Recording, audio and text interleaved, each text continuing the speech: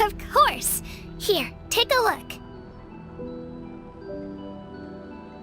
Whoa, that black stone looks so mysterious. It's like there's something shiny inside it. The Wayub decide who is deserving of inheriting an ancient name. Once a successor is selected, the name becomes theirs to bear, and their deeds are then preserved within it.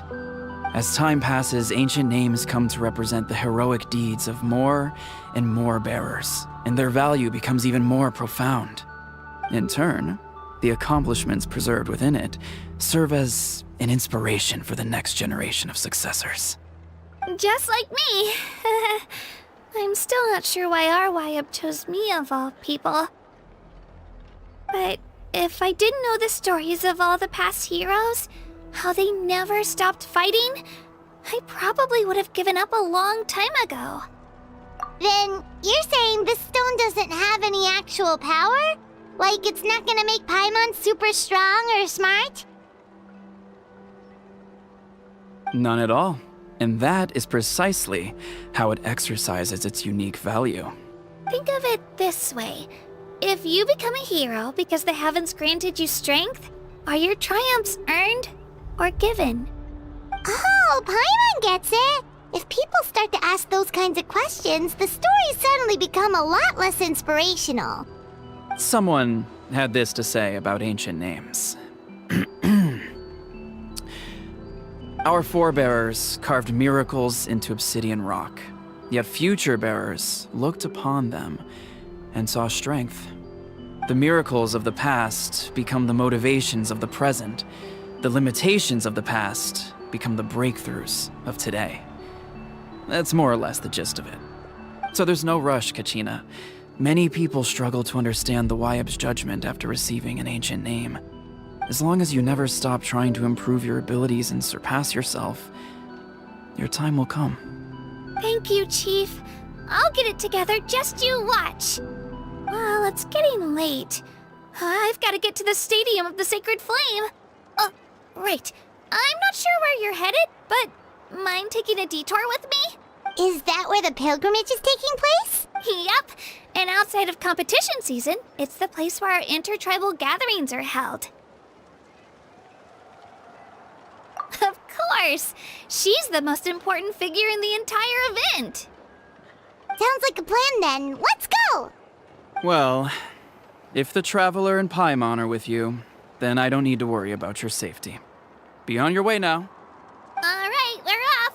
See you later, Chief!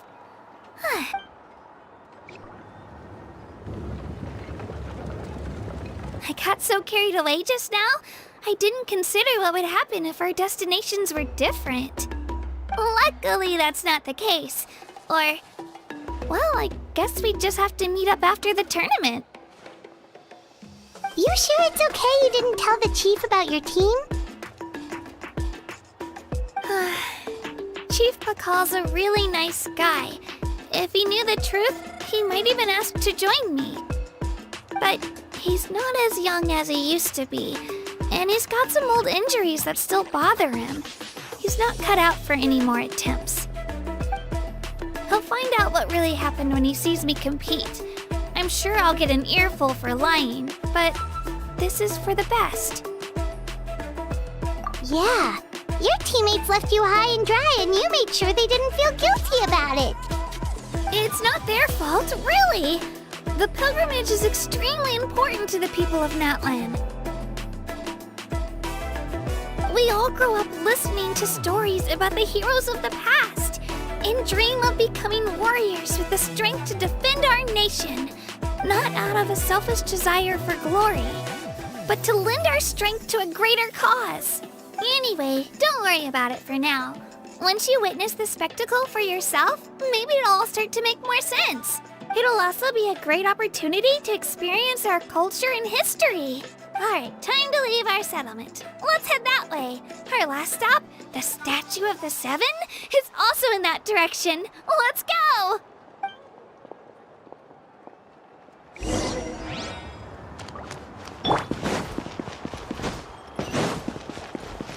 Keep up. Hold the line.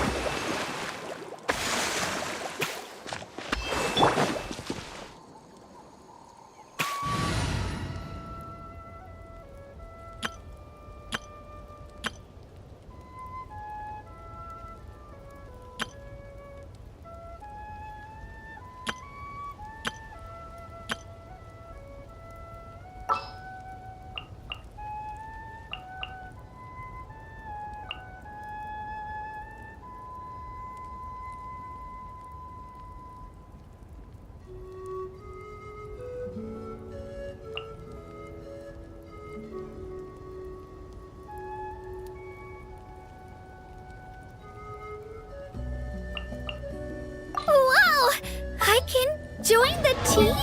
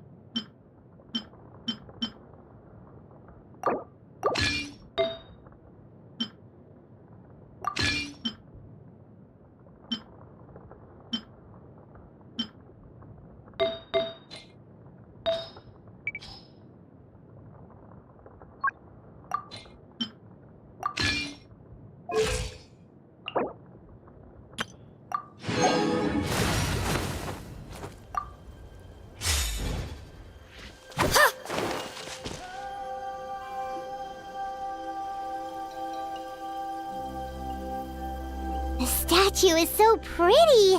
Is that what the Pyro Archon is like? You betcha. Beautiful, effortlessly confident, and absolutely awesome. It didn't work when you tried earlier either. Now we know that wasn't a fluke. What's going on here? Huh? You can get elemental power from the Statue of the Seven? This would have been such a good opportunity to show Kachina how impressive you are. It's so weird that it's not working. There must be something about Natlan. Aw, I would have liked to see that. Sorry, Kachina. We got your hopes up for nothing. No, it's all right. If anything, I'm even more curious now. Were you really able to gain elemental powers just by touching the Statue of the Seven? That's something only vision bearers can use. Could you show me? Only if you want to, I mean. No pressure. Take it away, Traveler.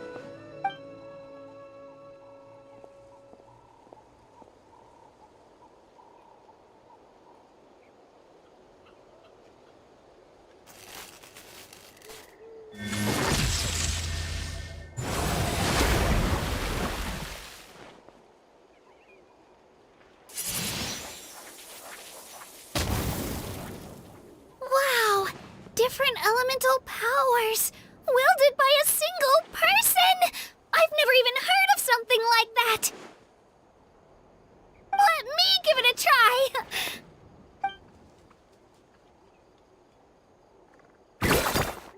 Nope.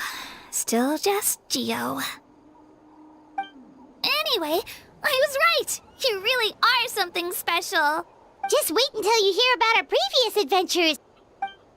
Whoa! What's that?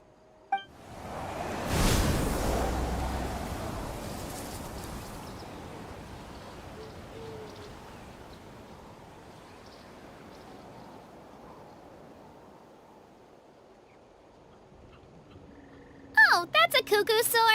They fly high and fast, and they're always full of energy. Paimon already made the connection, Traveler. You don't have to imitate her. Oh, before I forget, we've got a pretty long trek ahead of us, so here, take this. They look like shiny little gems, don't they? Don't be fooled, though. It's actually candy. My mom made them. I always bring a few when I know I'm gonna be out and about for a while. A little boost of sugar can really come in handy in a pinch.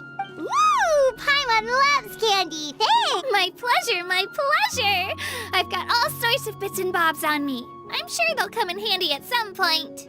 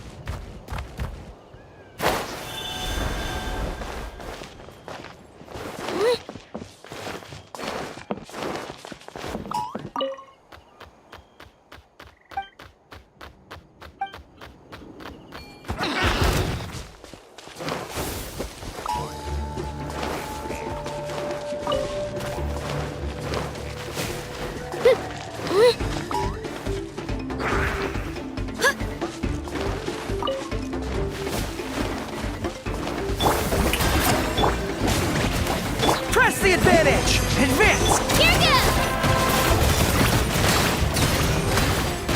Teamwork is dreamwork! Let's look! Time to shine! Yeah!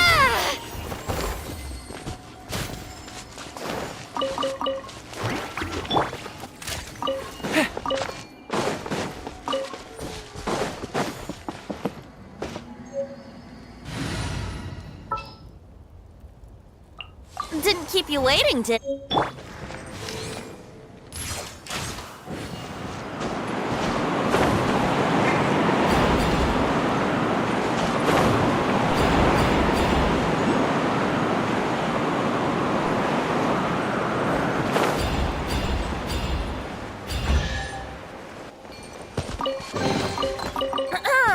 Have you heard the Ballad of the Treasure Chest?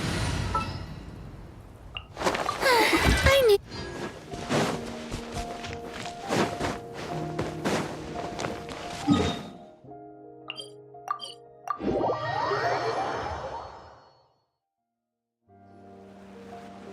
We've come a long way. How does a break sound? Great idea! All this sightseeing is making Paimon hungry. Oh, are you all out of candy? I've got some more if you want. I've also got bread, drinks, fried rice, roasted apples. Whoa, you're practically a walking cafeteria! I just like bringing a lot of stuff with me. As my mom always says, it pays to be prepared. They only come in handy every so often. But hey, better late than never, right? Huh? Is everything okay, Traveler? Seems like you've got something on your mind. Yeah, that was so weird. It has to mean something, don't you think? Actually, you know what? It could be because our Archon is different from the rest. Different how? Well, I heard that other nations' Archons live a long time and belong to a class of extremely powerful beings known as gods. And that's not the case in Natlan? Not at all. Every Pyro Archon in Natlan was an ordinary person before taking on the role. Huh? A human serving as an Archon? Is that even possible? You find it hard to believe too, huh? So that's not normal then? I guess I've just gotten used to how things are here in Natlan. Well, based on what we've seen, that's not usually how it works. It can't be that easy for a human to become an Archon, right? Pretty sure the Pyro Archon's the only one who can answer that. I do know this, though. Even after becoming the Pyro Archon, the person in the position still grows old and requires rest. The statue of the Seven may look a lot like our current Archon, but that has to be a coincidence. Countless people have held that title over the years. Oh, I should also mention, the pilgrimage is actually how we select the Pyro Archon. Anyone can claim the title, you just have to prove your strength. So the contest is all about how strong you are. That's right.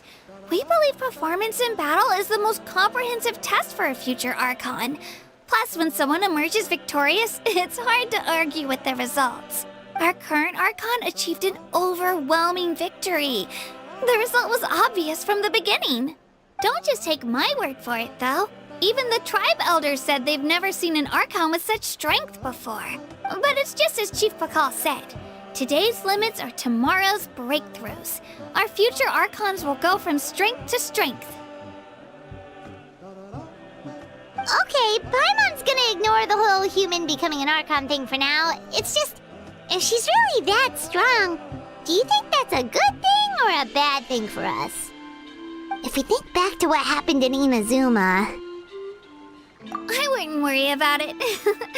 Our Archon's a wonderful person and very welcoming to guests. I think you'll get along great. Yeah, you're right. It's not like we're planning on causing trouble either. It'll all work out. You'll meet her soon enough. All right, Paimon's just about ready to... Huh? What's that? Oh, we call this a phlogiston chisleth. Good things happen if you infuse it with phlogiston. Sorry to disappoint, but only people from Natlan can use that power.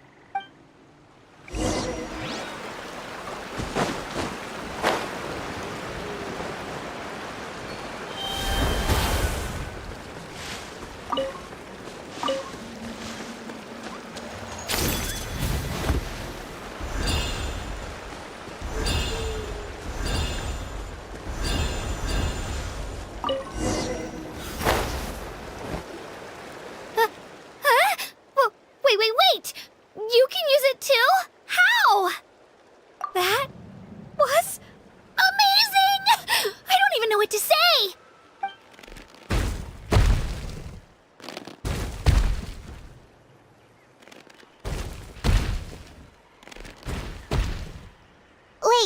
behind you! Something's coming!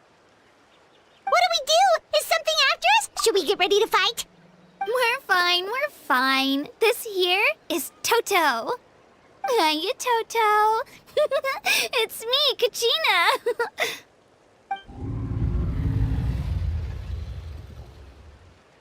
Well, aren't we looking lively today? Did the chisel floor you over here? Warm, isn't it? Oh, so it was just a friendly saurian. That's right. There's quite a few of them around here, and Toto's the friendliest and gentlest of the bunch. He's always hanging around these parts. I swear he does it just to show off to any outlanders that might come this way. Don't let his size fool you, though. He's just a big softie. What does the crouching mean? That's an invitation. He's offering us a ride. Paimon's not so sure about this. It's kind of scary, don't you think? He's huge! Oh, good point. You guys have fun with that then. Paimon will just float alongside.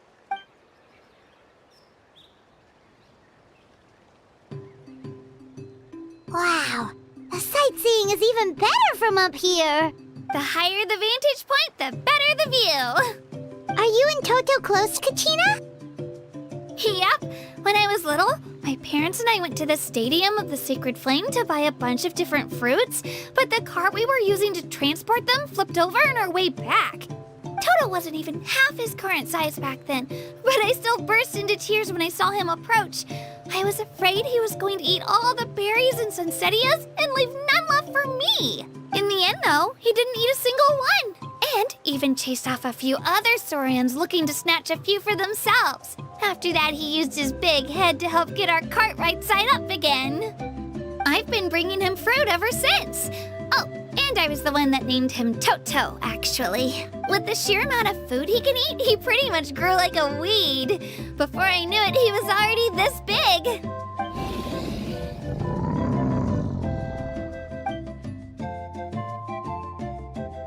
Oh, look over there! That's our destination! The Stadium of the Sacred Flame. You can let us off here, Toto. Thanks for the lift.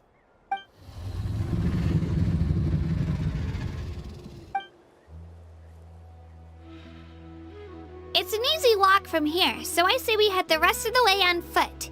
It'd be quite the trek for Toto otherwise. That's true, especially considering his size.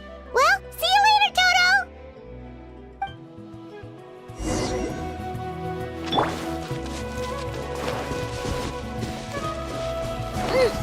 Spin to win!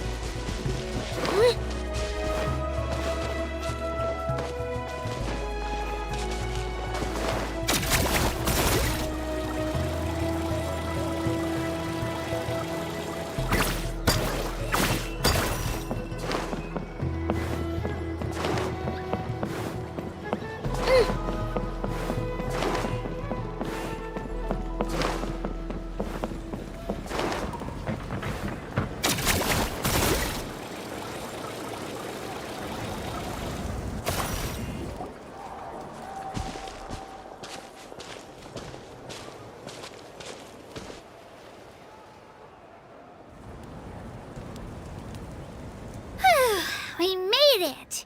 I'm supposed to meet some friends here, but... I don't see them anywhere. Maybe they're not here yet. Open your eyes, Slowpoke! Ugh, we've been here this entire time. I've already lost track of how long you've kept us waiting. Listen here, you. It's not just Kanish and Moalani's time you're wasting, but mine, too! Mine! What the heck? That's a strange-looking saurian. Or wait, is it even a Saurian? Take it down a notch, alright? You don't even know some of these people. Just because Kachina's too nice to get mad at you doesn't give you an excuse to be rude to her. And what are you gonna do about it? You think you're the boss of... Hey! Oh, what do you think you're doing? Alright, I've put him in a timeout for now. Sorry about that. Aw, you didn't have to do that. Hal just doesn't have much of a filter, that's all. I don't mind. He got what he deserved. Let's just hope the lesson sticks this time. Lilani, there you are. Looks like you made some new friends. And here I was worried you ran into trouble on your way here. Hello, Paimon's Paimon. Oh, and this is the Traveler. Honestly, you could at least introduce yourself a little, you know. I don't see your teammates with you, Kachina. Where are they? Oh, they went to join teams with a better chance at winning. So you're saying you've been ditched? Again.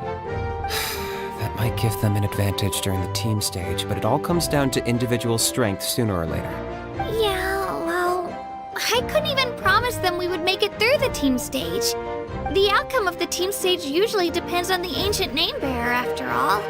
Hey now. There's not a single person here that can promise their team victory. You're putting too much pressure on yourself. Besides, you're not lacking in strength at all. You just need a bit more confidence. You were only 3 victories short of reaching the Night Warden Wars last time. Wait, so if the pilgrimage is like a national sporting competition, then what are the Night Warden Wars? The former is a battle of skill. The latter is a real war. A war against our eternal enemy, the Abyss. So they're here too. Whoa, wait a second. You're saying the prize for winning the pilgrimage is the chance to go to war? That's not too far off. That's why it's called the Night Warden Wars. The pilgrimage chooses the strongest warriors among the tribes, and those warriors fight to repel the Abyss in defense of our homeland. Their names and deeds are then recorded in epic tales passed down over time. That is the highest honor you can achieve in Natlan. Yes, but that's the nature of war. Danger comes with the territory. Resisting the Abyss is our duty. But we're not alone in this fight. We also have the blessing of our Archon, which allows for our safe return. It's something we call the Ode of Resurrection, which does exactly what it sounds like, basically. Resurrect people, you mean? Yep, so it's not so scary, really. Our Archon's blessing gives us the courage to keep moving forward. Let's go register. We don't have much time. Wait, what about you, Kachina? You're not really planning on competing solo, are you? We really wish we could help, but we're not from here, so it doesn't seem like we can take part. There's no threshold to the number of participants. With the sheer number of teams, it's practically guaranteed chaos. No matter how strong or experienced the warrior, victory is never assured. In a situation like that, it's always better to have someone to watch your back. Oh, how about this? When we register, why don't we ask if these two can have special permission to participate? Odds are the answer will be no, so if that doesn't work, well... I only have a few teammates this time. If someone else could take them, then... You're not asking me to lead your team, are you? Look at you, mind reader. So, what do you say? With how strong you are, it would practically be an upgrade for my teammates. Fine by me, but doesn't that leave you and Kachina as a team of 2? There's a world of difference between that and flying solo. Besides, we're a formidable duo. I bet our new friends here will agree that 2's always better than 1, right? Oh, you mean us? Haha, you're right. 2 is definitely better than 1. It's just like the old saying we have here in Natlan. No one fights alone. But what if I drag you down? Listen to yourself. You'd be hard-pressed to find someone in Natlan who can beat us when we're together. Hearing you say that does make me feel a little more confident. Still, teams rarely contain more than one ancient name bearer. People are definitely gonna think of us as cowards. The rules don't forbid it, so who cares what they think? It's not like they left us any other option. Well, I'll leave you to break the news to your soon-to-be former teammates. I'm not good at stuff like that. Oh, I know. They deserve to hear it from me anyway. Just give me a second, you guys. We can go sign up together once I'm done.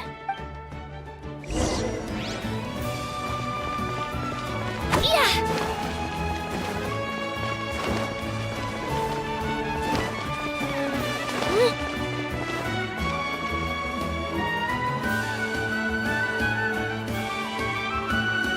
This is the place. Let's wait for Mualani here. Did you see the flags at the front gate when we entered? Oh, yeah.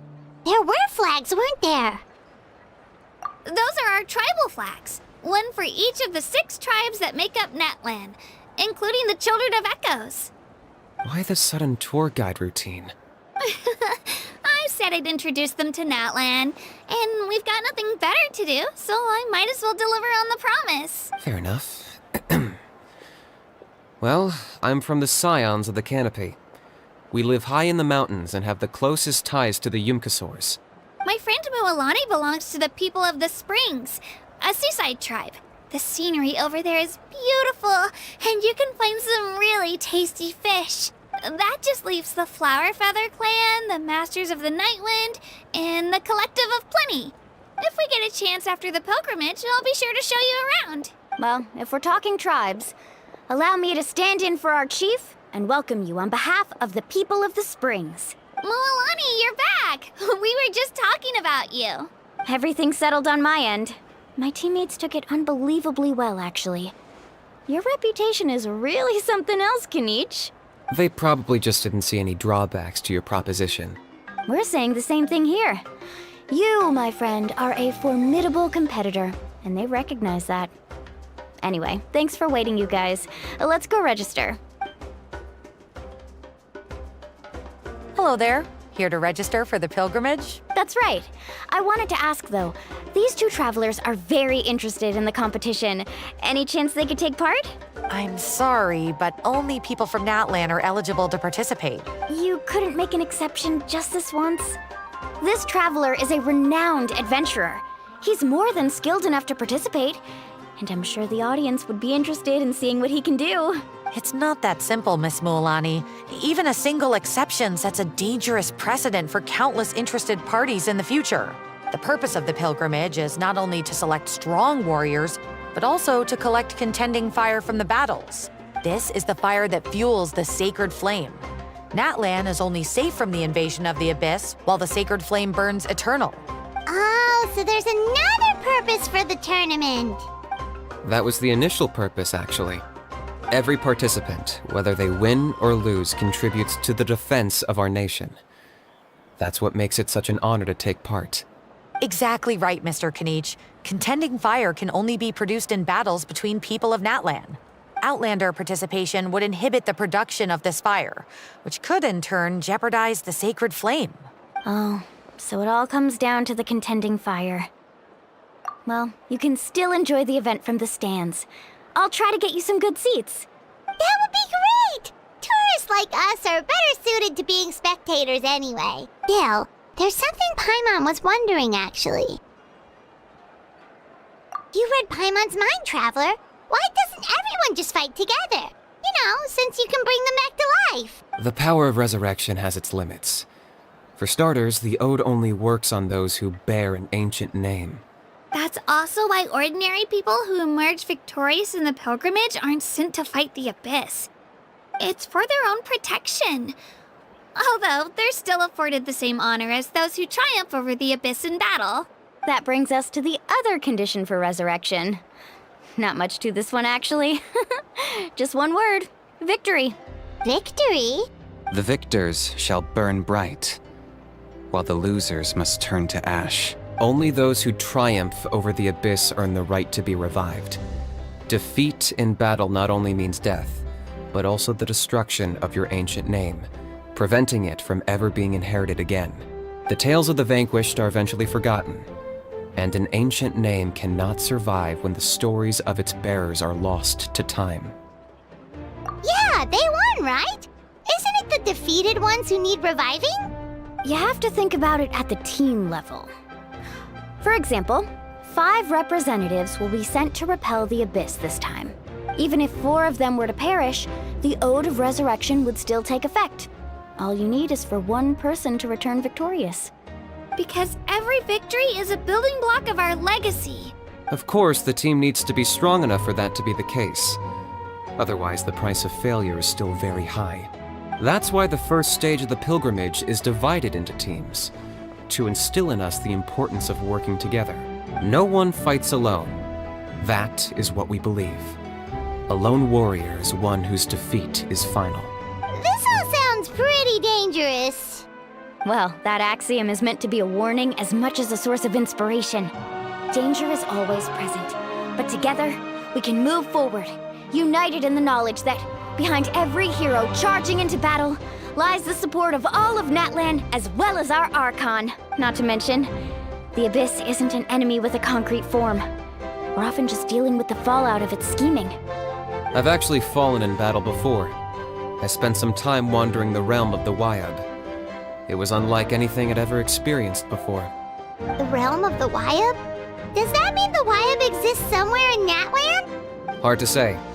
The realm's not somewhere you can access by ordinary means, and very few people are capable of establishing a mental connection with the Wyab. We call this realm the Night Kingdom, a mysterious liminal space between the body and mind, life and death. The fact that you were resurrected at all is the worst thing in the world. Then releasing you from your timeout has gotta come in at a close second. You would do well to speak with reverence of the almighty Dragon Lord Kahula-How! Lest you live to regret it. If you're done arguing, your registration is now complete. It all went fairly quickly, considering we all know each other. Now, I just need to register your team members according to their name cards, and you'll be all set. In the meantime, you can all go rest at the hotel. As usual, dinner and lodging for tonight are free. Nice. Oh yeah, I forgot to mention.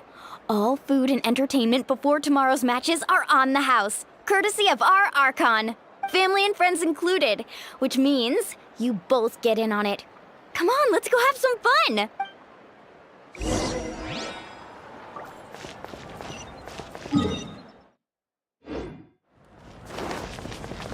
Let's go, Twirly!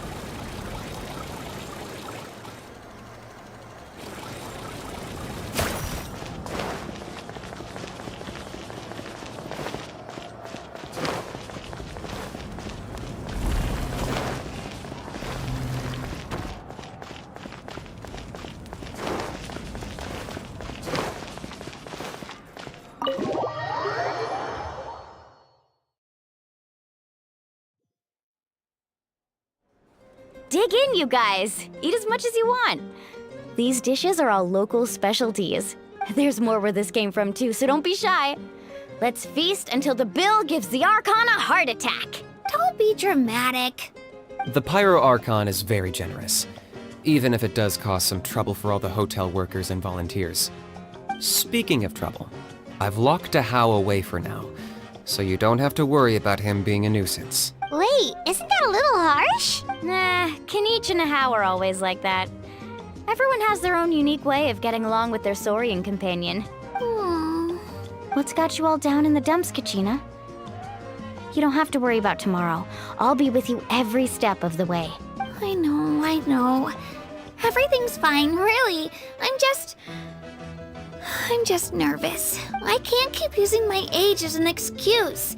I have to get stronger. I have to prove to people that I'm not trying to avoid the Night Warden Wars. You don't have to prove anything to anyone. You know your own heart. So stop beating yourself up over other people's opinions. If they don't think you deserve to bear your ancient name, they can take it up with the Wyab. Trust me, Kachina. The Wyab see something special in you. I just hope it's not the fact that I can take a few punches. Yeah, I'm on a 7 or 8 pilgrimage losing streak. My ranking has been improving little by little, but still no wins. To be honest, losing 7 or 8 times isn't even a lot.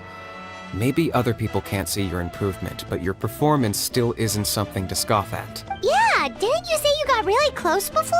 It's just... what if I don't even make it through the team stage this time?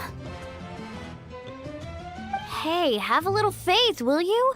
You've got me on your team. Stumble, and I'll be there to get you back on your feet. Run into someone you can't beat, and we'll face them together.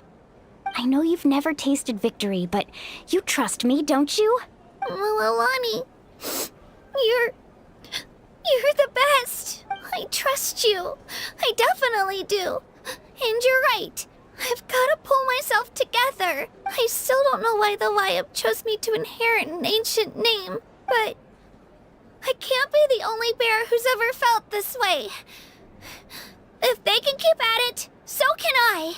Not to mention, the fact that your ancient name has survived until now means all your forebears managed to honor its meaning. Otherwise, it would be lost to us by now, shattered by defeat in battle. That's right! And you'll have us rooting for you too! No. It should be the other way around. I was clearly the one who asked to learn from you. But still. Thanks, you guys. Geez, now I'm crying again. Everyone has been so nice to me today. I'll win this time for sure. I won't let your support go to waste. Oh, right. I should eat something. My mom said I need to keep up my strength for tomorrow. Nice to see your game face back, Kachina. Thanks for encouraging her, you two. It's easy for people to only see how she has a lot to learn, so it isn't often that she meets people willing to treat her with patience. Don't you worry. We've seen how kind and hardworking she is. We can already tell she's a wonderful person. Take it easy. You're getting tears in your food. I'll pour you all some drinks. I brought some homemade fruit juice. Let me just go grab some cups. She even travels with homemade juice? Kachina's backpack is practically a bottomless pit. It's got everything. That's true, but she definitely only offered us some so she could go find somewhere to cry for a little while. Seems like you two really look out for her. She's like a little sister to me, you know? She's already so talented. She just needs that one decisive win to convince her of it. And I have a feeling this is the one. This could be the win that finally gives her that confidence. Why are you so sure? Is that what happened to you? Oh, no. I was just born confident. Mulani's being modest. She's already a 3-time veteran of the Night Warden Wars. Came out on top each time. And she's never had to be resurrected. Wow, that's amazing! Nah, it's no big deal. The opponents I had to face were pretty tame, that's all. Ooh, no wait, that makes it sound too unimpressive. Either way, the challenges haven't been that difficult so far. But I'd love to fight alongside Kachina and experience the glory of victory together. The flowers, the applause. Paimon gets it! That's how Paimon and the Traveler are too. Hey, a little more confidence, please! Paimon's always there to cheer you on! Drinks are here. Better try them while they're still fresh. Feeling better now, Kachina? Me? I'm totally fine. Really, I promise. That was just nerves earlier. I'm gonna get some meat in my system, then head out to get some exercise. Want to be nice and loose for the tournament tomorrow. I'll come with you. Just don't go overboard, okay? The last thing we need is for someone to oversleep. We've got an early day tomorrow. If only we had a friend who never oversleeps. All right, fine. I'll make sure you guys are up on time. Attaboy. I knew you'd catch on. So full. I'm so sleepy. We should get a good night's sleep before the competition tomorrow. I'm still a little worried about Kachina, though. Maybe we can help her out with her training. She did say she wanted to learn from us. Not that Paimon's gonna be doing much of the teaching.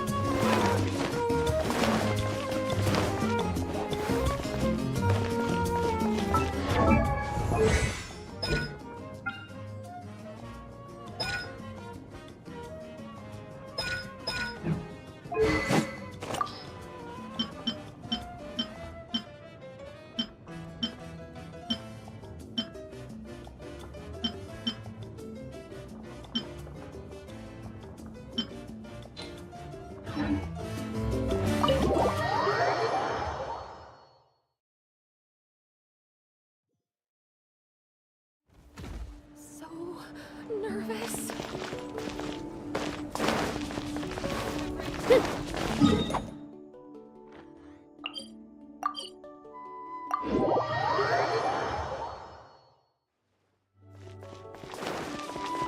Spin to win!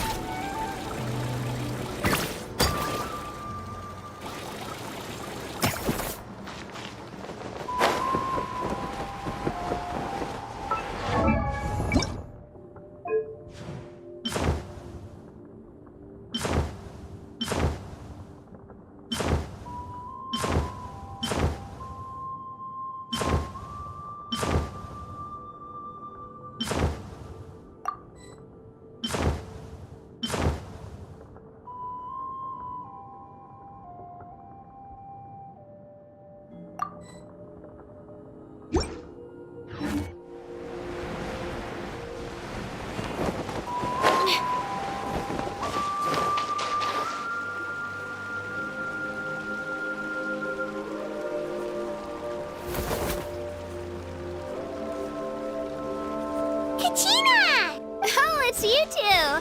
I just finished training with Mililani. What's up? Well, you worked so hard to introduce us to Natlan, we wanted to return the favor. Wow, you guys are exactly like Kachina described. No wonder she's already your biggest fan. Guess I should make myself scarce, though.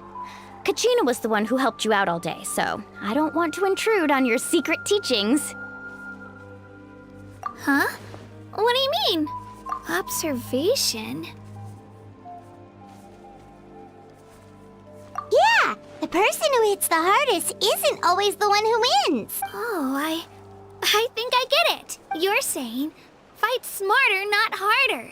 Having the strength to win is just as important as knowing the right strategy. Atta girl, Kachina! Exploit your opponent's weaknesses while maximizing your own strengths, and you're sure to find opportunities to turn the tides in your favor. You're right. I just need to focus. When I get nervous, I forget to assess the situation and end up rushing in without a plan. Mind sticking around a little longer, Mililani? I want to try out some new moves. Sure. Thanks for taking the time to teach me, you two. I won't let you down. Just give it your best shot.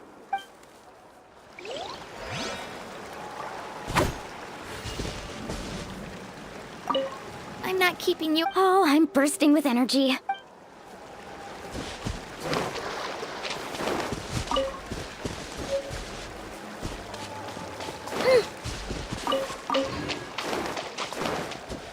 Let's go, Twirly!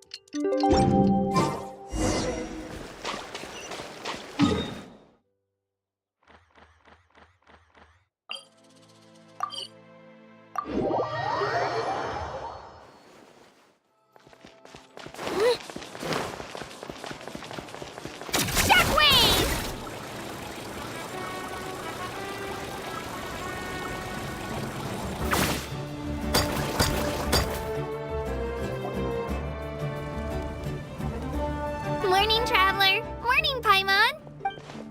Looks like everyone's here right on time. Good to see that no one overslept. Says the one who only made it because I was there to get you! How? Not so loud. You're gonna give me a headache. Well, if you don't do well today, we know who to blame now, don't we? See how your friends talk to me, Kanich?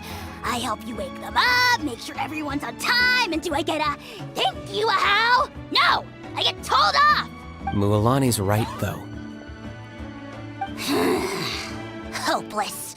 Every last one of you. All right, moving on. How did you sleep last night, Kachina?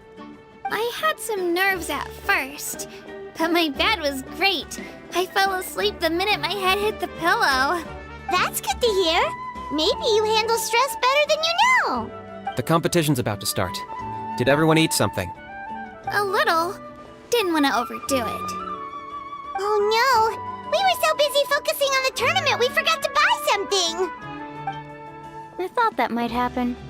Here, I brought you some. No thanks necessary. I'll treat you to something even better once... Attention everyone! The tournament is about to begin. All contestants proceed to the venue. I repeat, all contestants proceed to the venue. Well, I'd say more, but that's our cue. The opening ceremony is what kicks everything off. You should be able to see Kachina and me from the stands. We're counting on you to cheer us on. Don't you worry! Paimon's gonna cheer so loud, you'll hear it across the stadium! Thanks, you two. I'll be sure to keep an ear out. Well, we should get going. See you later. Okay, bye-bye!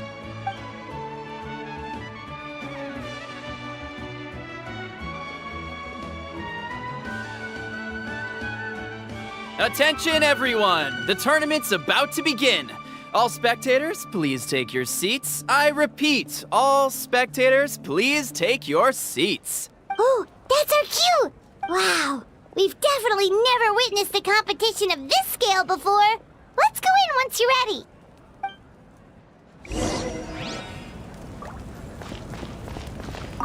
Entering the Stadium of the Sacred Flame, you won't be able to leave the arena once the tournament begins.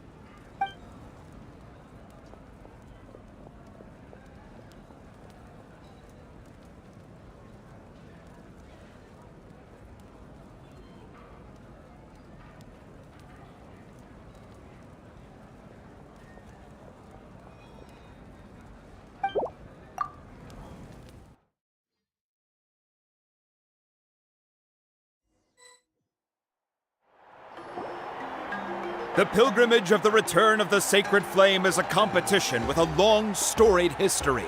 Countless hopefuls have gathered here today, each vying for the same prize, the right to serve their homeland in the Night Warden Wars. Before we begin, allow me to remind everyone of the rules. Today's tournament begins with the team stage, before advancing into individual competition. Each team will board a hot air balloon, which will land at a random location. Contestants must search for fire towers within the contest grounds, accumulate contending fire through combat, and bring a sufficient amount back to the stadium. Defeat in combat, departure from the contest grounds, and running out of time all lead to elimination. Only the strongest teams will be able to withstand the onslaught of battle and return to the arena, blazing fire in hand. Only those who emerge triumphant in the team stage earn the right to take part in the individual battles. The outcome of these one-on-one matches not only affects the contestants' individual scores, but also determines their next opponent. After many rounds of battle, the contestants with the top 5 rankings will get the chance to take part in the Night Warden Wars. Now, let us welcome our Archon as she delivers the opening address.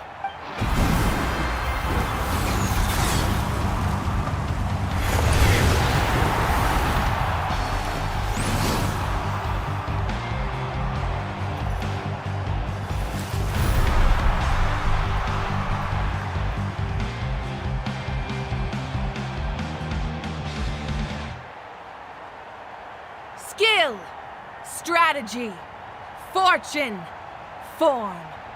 Many factors influence strength, but victory never lies. The pilgrimage is not merely a trial to determine the strongest among us, but also a stage upon which to showcase your individual growth. Today marks the beginning of yet another legendary saga, one written in the triumphs of the victors. So, without further ado, let the games begin! So that's the Pyro Archon? Is it just Paimon, or does she seem kind of intimidating? Kachina said she was friendly and welcoming, but, how did she come to that conclusion?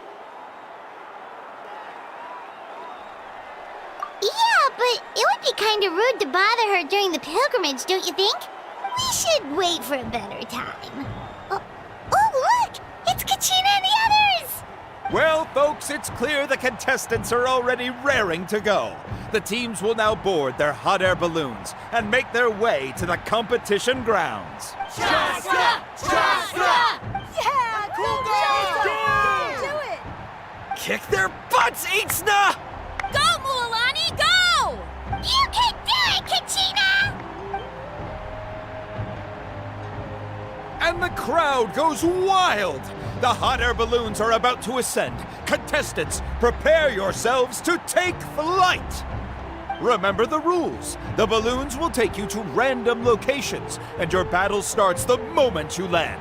Best your competition, collect sacred fire, and bring it back to the stadium. Good luck, everyone!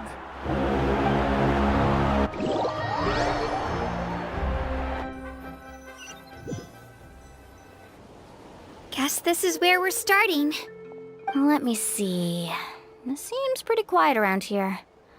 Looks like we get to ease ourselves into combat today. Let's head that way. We don't need to worry about avoiding other teams. Anyone that crosses our path can kiss their chances goodbye. Okay, I'll follow your lead. Just remember, don't hesitate. The team matches are all about keeping the energy up. So let's do it! And with that, the pilgrimage is now underway. Time for the contestants to... Oh, a fire tower! And an unoccupied one from the looks of it. Be on the lookout for an ambush. Careful, we've got company! All right, let's finish this back. Looks like we've got ourselves an easy start! Perfect timing. We've got to fight to generate contending fire in the first place. So let's go. Winner takes all, loser gets lost. That was quick. Right here.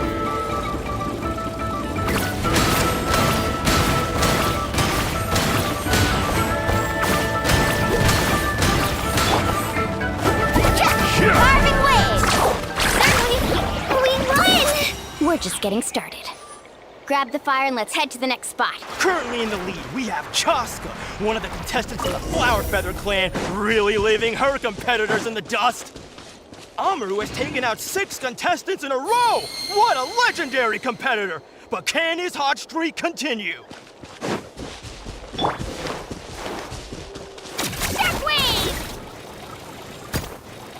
Oh, well, aren't you two an interesting duo? How did these monsters make it onto the grounds? It's part of the tournament. It can't handle a few monsters. How are you supposed to repel the abyss?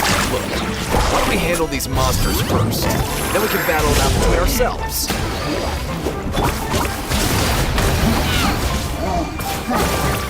Huh. Your skills aren't half bad. But I think I've got a good grasp of what you can do.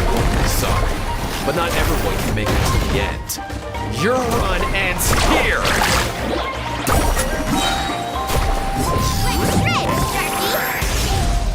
Nicely done, Kachina!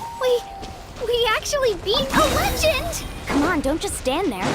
Let's grab the fire and go. We have a new team pulling ahead. Mualani and Kachina have already eliminated several favorites for the win. I knew someone would show up. Hand over the sacred fire and no one gets hurt. Let's finish this next time. Would you look at this? 2 favorites for the win. Itzna and Unkunga have run into each other. Looks like it's gonna be an early goodbye for one of these formidable competitors.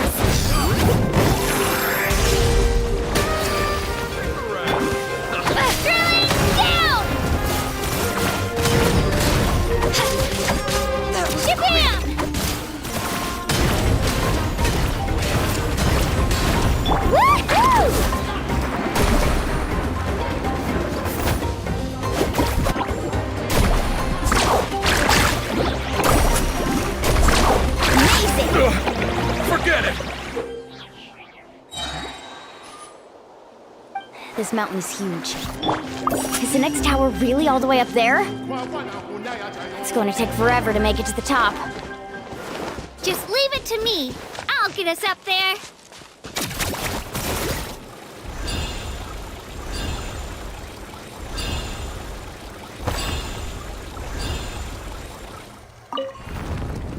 We made it! Great work, Kachina! Glad I could help. Come on! An empty fire. We're too late. And another competitor crosses the finish line. Beyond Sun from the Collective of Plenty, certainly living up to some lofty expectations. Kachina, is that you? I'm sorry about this, but since we ran into each other, I can't just let you pass. If you want glory, you'll have to go through me!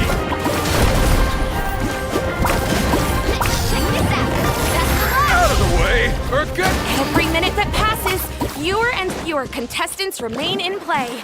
The remaining competitors need to hurry if they want to make it out of this stage. Hold it right there. That fire is mine. In your dreams, I think someone needs a reality check, and I'm more than happy to oblige. They're going at it. Well.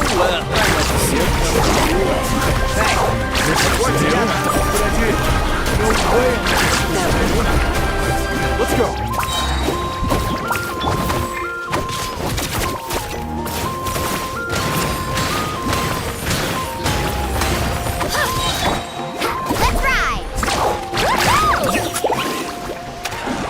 We've collected enough sacred fire. Still doing all right, Kachina?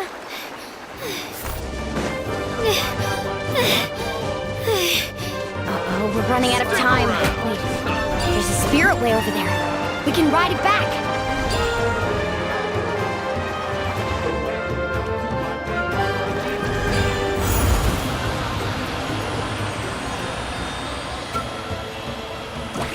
Oh, we really lucked out. Just grab onto me, Kachina. I'm not sure if you remember, but people from my tribe can ride spiritways over great distances. It's all smooth sailing from here. Thanks, Milani. Hey, what are you thanking me for? We won as a team. There's no way I could have taken on that many people without you. Have a little faith in yourself. You're already a great warrior.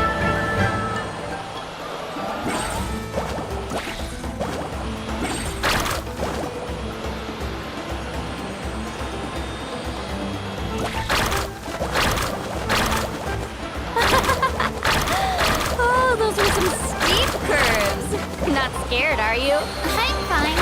I don't scare easily. Not after that last ride you took me on. Oh, yeah. Back when we first met, right? I accidentally knocked over your piece of cake, then offered to take you spiritway surfing to make up for it. Actually, I was feeling pretty down that day. My training didn't go well, and... Anyway, you really cheered me up. Milani, I really want to win this time. I want to win this pilgrimage and become a true warrior! That's what I like to hear. But if your team has gathered enough fire, please proceed to...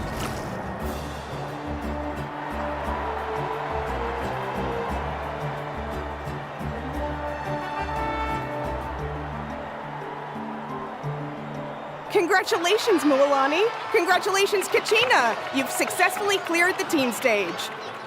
Amazing! Congratulations! Congratulations! Keep it up, Mulani! Kachina! Mulani! Kachina! Milani! Woo! Kachina! Mualani! You two can take a short break while the team stage comes to a close. We'll draw names to determine the individual matchups in a moment. After that, we'll proceed to the next stage of the competition. I wish you both the best. You two are assigned to different lounge areas. If you'll follow me, please, Kachina. Solo battle's next. And I was 3 wins short last time. I've got to do better. Just calm down, Kachina. You're in good form. You can do this. Hold it right there. This is the contestants' lounge. Unauthorized access is prohibited. We're contestants too. Let us through. According to my list, you're not among the individual match contenders, nor are you related to any of the remaining candidates. Well, we'd still be candidates if it was just based on strength. We only lost because 2 other contestants snuck up on us like cowards. If you could just go contact the referee, we'll wait right here for you to... Wait, you two are... Well, look who we have here. Remember us? Your little trick got us disqualified. Since we've crossed paths again, let's settle this once and for all. We'll see who truly deserves to advance to the next stage. Fight us! Right now? Don't mind him, Kachina. Tournament rules place you under no obligation to honor that request. A loss is a loss, and that's final. You! Don't just stand there! Get security over here now! Forget the rules. Isn't the pilgrimage about picking the strongest warriors? She just happened to catch us off guard. It was all luck. Exactly. Now's our chance to duke it out fair and square. Kachina! Who are you? Traveler! Paimon! What are you doing here? We just came to have a chat, and then all of a sudden these guys were threatening you! You're not bullying Kachina on our watch! Thanks, you guys. I don't know your names, but if you really want to face me, I'll allow it. It has to wait until after the tournament, though. I need to focus on the upcoming matches. I don't want to let my parents down, or any of the friends who helped me get this far. That's enough, you two. Being caught off guard is not an excuse. You think you can cry foul play when you face the abyss? If this behavior persists, you may find yourselves barred from future competition. Whatever. Let's go.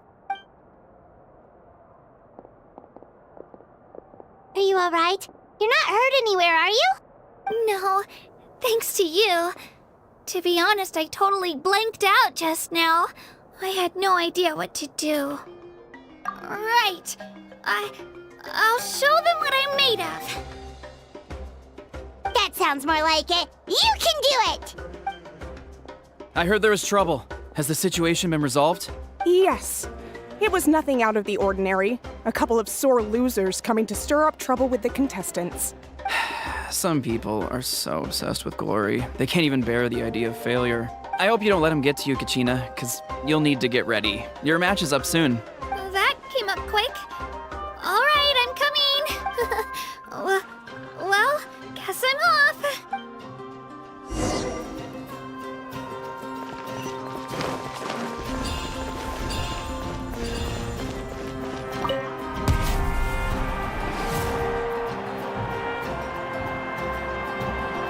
You must be Kachina. You know, people told me I got lucky in the draw, but I beg to differ. There are no coincidences in the arena. If you're standing here, it means you're strong, no matter what anyone says. So, I'm looking forward to seeing what you're made of. The team stage ended before I had my fill of battle. I hope you don't disappoint. Well, anything you want to say in return? I won't lose to you. Not when so many people are supporting me and cheering for me. And I really want to earn a spot in the Night Warden Wars. All right, our contestants have each said their piece. To your places, everyone. And begin!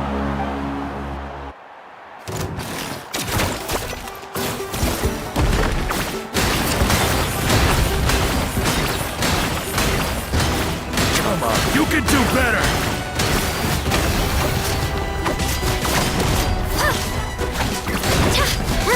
That's more like it. Again!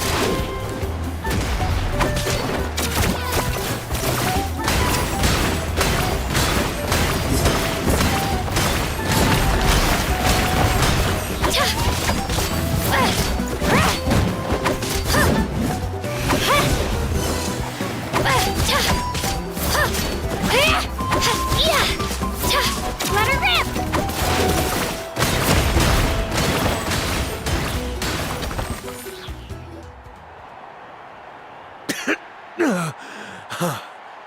I actually lost. Knew I had an eye for the good ones. Guess that means I was right about you all along. Congratulations to Kachina for taking the win. Let's give her a round of applause, everyone. Now, diving into the other matchups. That's one down! Woohoo!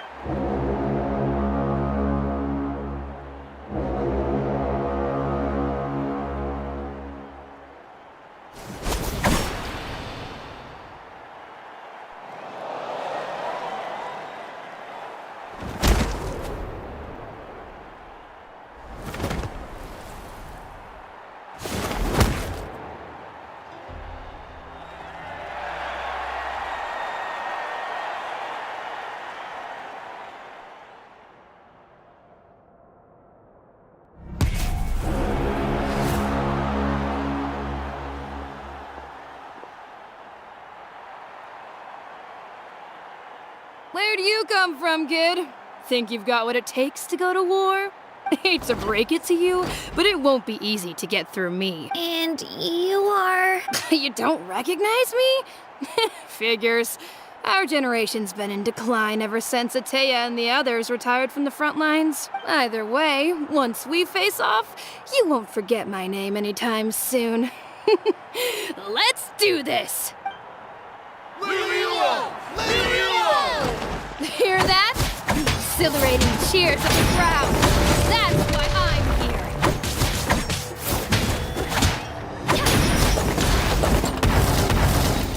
Shabam! Mr. Trooper!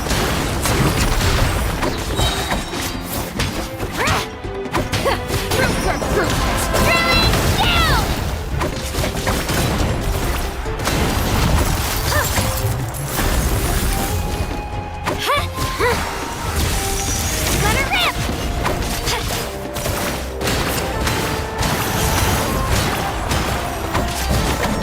Looks like it's time to get serious!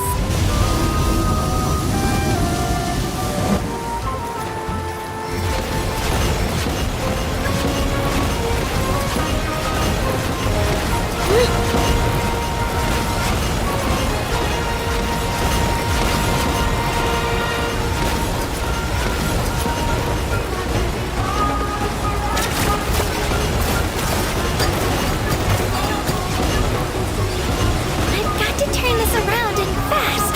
Wait, maybe I can try climbing that stone pillar. I should be able to catch her that way.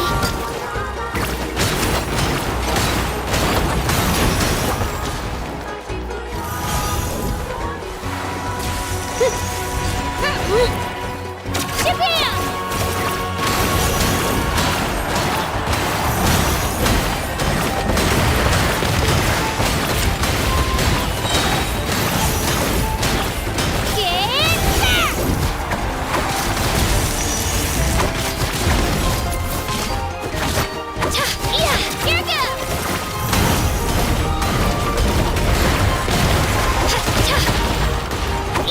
Try this on for size!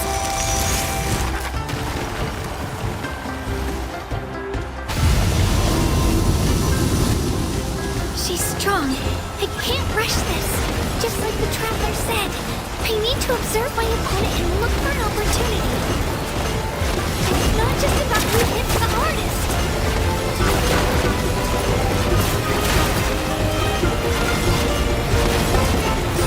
Come on, Kachina, you can do it!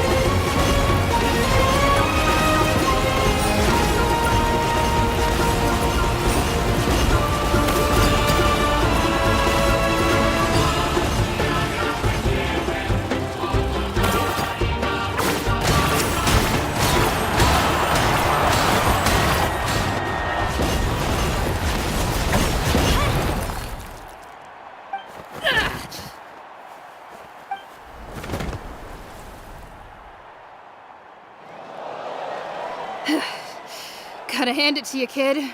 You really impressed me. I take back what I said before our match. You've got what it takes, Kachina. Youngsters like you, you'll forge your own miracles. And it's Kachina for the win! We'll now head into a short break as our contestants prepare for the final round of competition.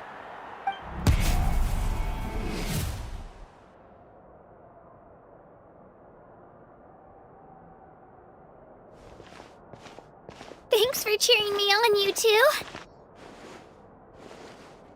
You were great out there! You faced a lot of impressive competitors, but they never stood a chance. I don't think I did too shabby either. I've never gotten this many points before. You ready for the last round, Kachina? Milani! I got permission to come see you before the last round starts. Based on your score, it looks like you'll make it to the Night Warden Wars if you win your next match. But, your final opponent...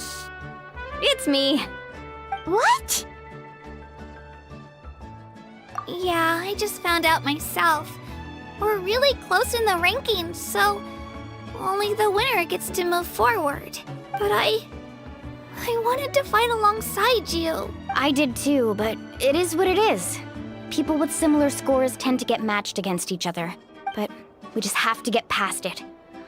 War is cruel, and the Abyss certainly isn't going to go easy on us. Only Natlan's strongest deserve to stand against them. So, I'm going to give this battle my all, Kachina. And I hope you do the same. To hand victory to your opponent is to take pity on them. But no one's asking for pity here, yeah? So, you ready? I'll do my best! Atta girl. So, if one of you has to lose, who should we cheer for then? You mean one of us is destined to win? It's something worth celebrating either way. I'll be happy no matter who wins. And I know you feel the same way, Kachina. So, don't overthink it. Let's just have ourselves a good match. Traveler, Paimon, I'll see you after the match. Kachina, I'll see you on the field.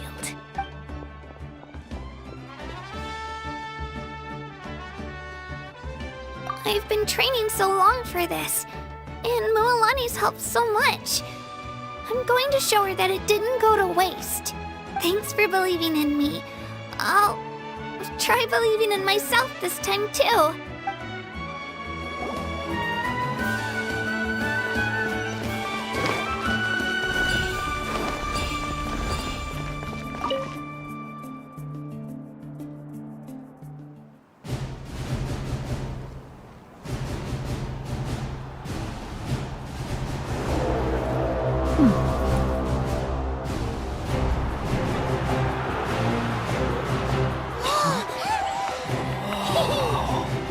We've arrived at the final phase. The winner of this match will take the final spot among the victors.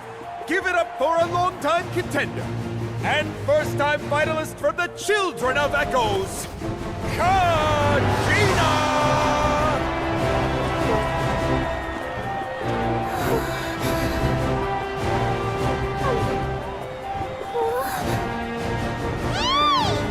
You get this, Kachina!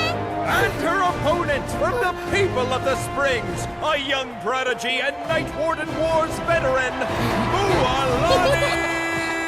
This face-off between old friends promises to be an explosive showdown. May the best warrior win! You've come so far. Still nervous? Why does it have to be you? Still, I'm glad in a way. Even if I lose, I won't have any regrets. Come on! Kachina, this is no time to be modest. I know you want this more than me. And it's about time you start sounding like it, okay? I want to win. Mualani, this one's mine!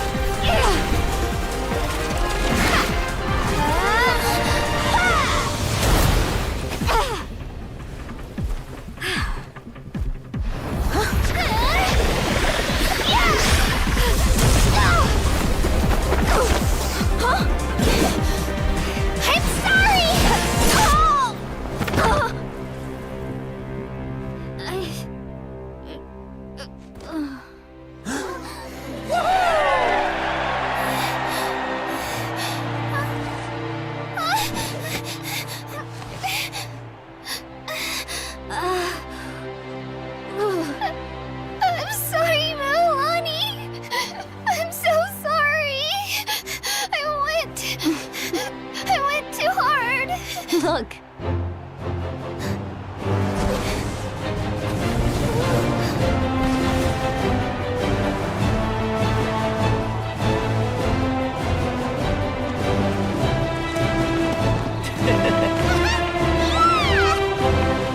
The winner is, from the Children of Echoes, Kachina!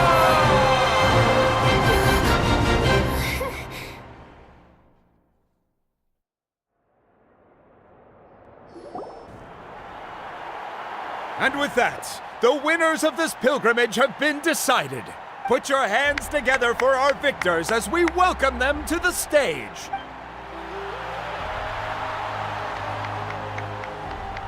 With her 6th consecutive win, Cheska of the Flower Feather Clan. She managed to turn the tides all by herself. Ian-san of the Collective of Plenty. With an explosive comeback 10 years in the making, Kaiulani of the People of the Springs. A seasoned and renowned warrior, Kibungu of the Scions of the Canopy. Last but not least, finally living up to her true potential, Kachina of the Children of Echoes. Over here, Kachina! I made it. Feels like a dream. This is no dream. Your strength is what got you here. We'll be going to war together. It's an honor to fight alongside you, Kachina. No matter how many pilgrimages I witness, I'm always overwhelmed with pride in this moment. Pride for you, my brave warriors. You give me faith that our innumerable sacrifices are not in vain, that the future of Natlan shall burn with the brilliance of a blazing fire. Brave warriors, the following is an order, and also a personal request. Go forth and crush the abyss! Seize victory and glory for Natlan! As you command. As you command.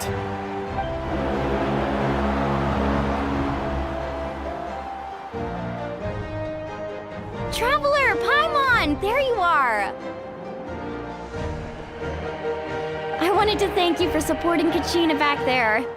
She really has grown into a formidable competitor. She deserved that win. Not that it feels good to lose, but I'm happy for her. It's definitely bittersweet, though. Hey, wanna go for a walk? Kachina and the others will be busy fighting the Abyss, so why don't I show you around Natlan for a while? Sure. What do you say, Traveler? Something on your mind? Listen, I'd be lying if I said I wasn't worried. But she's got experienced, powerful companions to take the lead. I'm sure they'll be fine. Glory always comes with a risk. If victory was assured, no one would take pride in it. She's not one to fall so easily. She bears the ancient name Uthabiti, after all. We just need to hold the fort while they're gone. Come to think of it, you've never visited my tribe, have you? Come on, I'll take you. The people of the Springs live alongside the Kaholasaurus. Our tribe is an ideal spot for some R&R. I'll take you to all the best spots. You'll love it. Looks like you beat me to it. Kinich? I was planning on inviting you to visit the Scions of the Canopy. Most of the adventurers that belong to the guild come from my tribe, so I figured you might be interested. Hey, first come, first served. You snooze, you lose, Kinich. Yeah, you were first. Still, Traveler, Paimon, feel free to stop by if you ever have time. You're always welcome. Yeah, thanks for inviting us.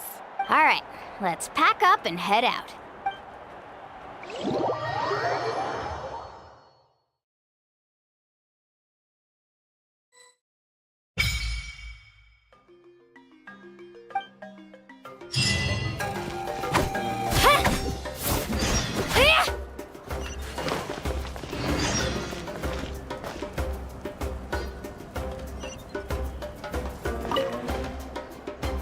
What are your plans, Kinich? I've got to deliver some ceremonial artifacts back to my tribe.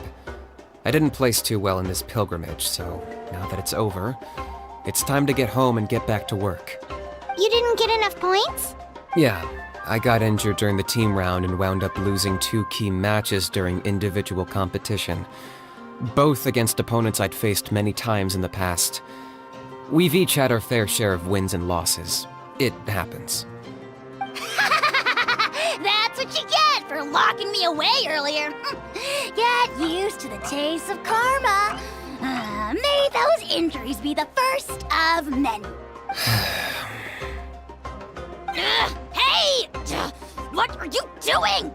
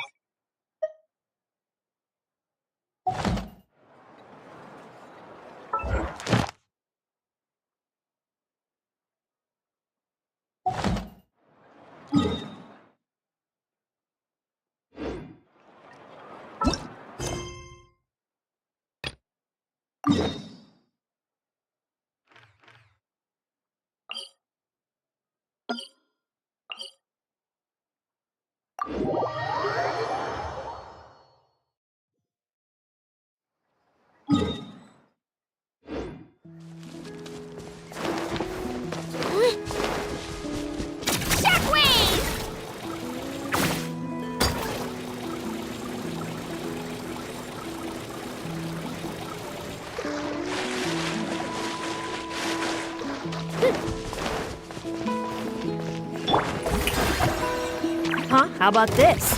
Take a seat. Watch this! Have some fun, shall we? Right here! Forget it!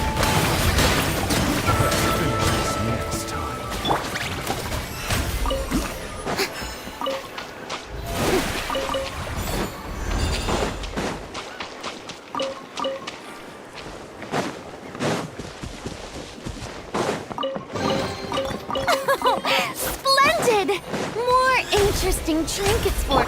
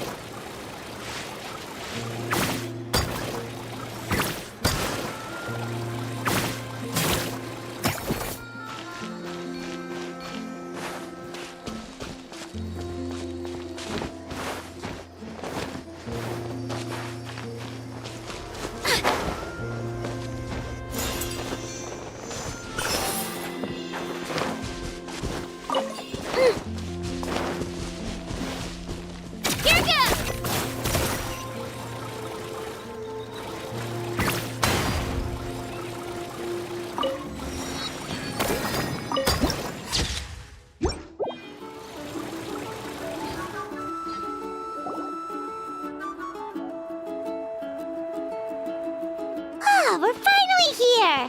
So this is your home, Mualani? Paimon can't wait to have a look around.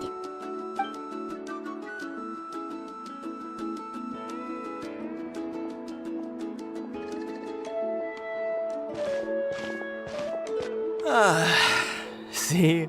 What did I tell you? A dip in the hot springs after a battle is just the best. Fetch me a bottle of wine, would you, dear? Just one? Let's get another. It's still early in the day, isn't it? Want to go to Golden Dusk later? Now this is a vacation. Absolutely amazing. Wow, it's so lively around here. Is there some kind of holiday going on? We try to treat every day like a holiday around here. We believe every day is worth celebrating. Now, let me show you around. Where to start? Shochiqui Cattle Records, Kalamchi Plaza. Oh, there's so many options, but I recommend starting with the real highlight around here. The hot springs, of course. Natural hot springs have tons of health benefits. Go for a nice long soak and you're guaranteed a good night's sleep. Wait, you want us to bathe? Here? Oh, don't be shy. Come on, I'll take you to get changed. Mualani! Huh? Oh, Auntie Atea! Please, I've told you that just Atea is fine. Do I look that old to you? Were you taking these two to the hot springs? That's right. Oh, let me introduce you.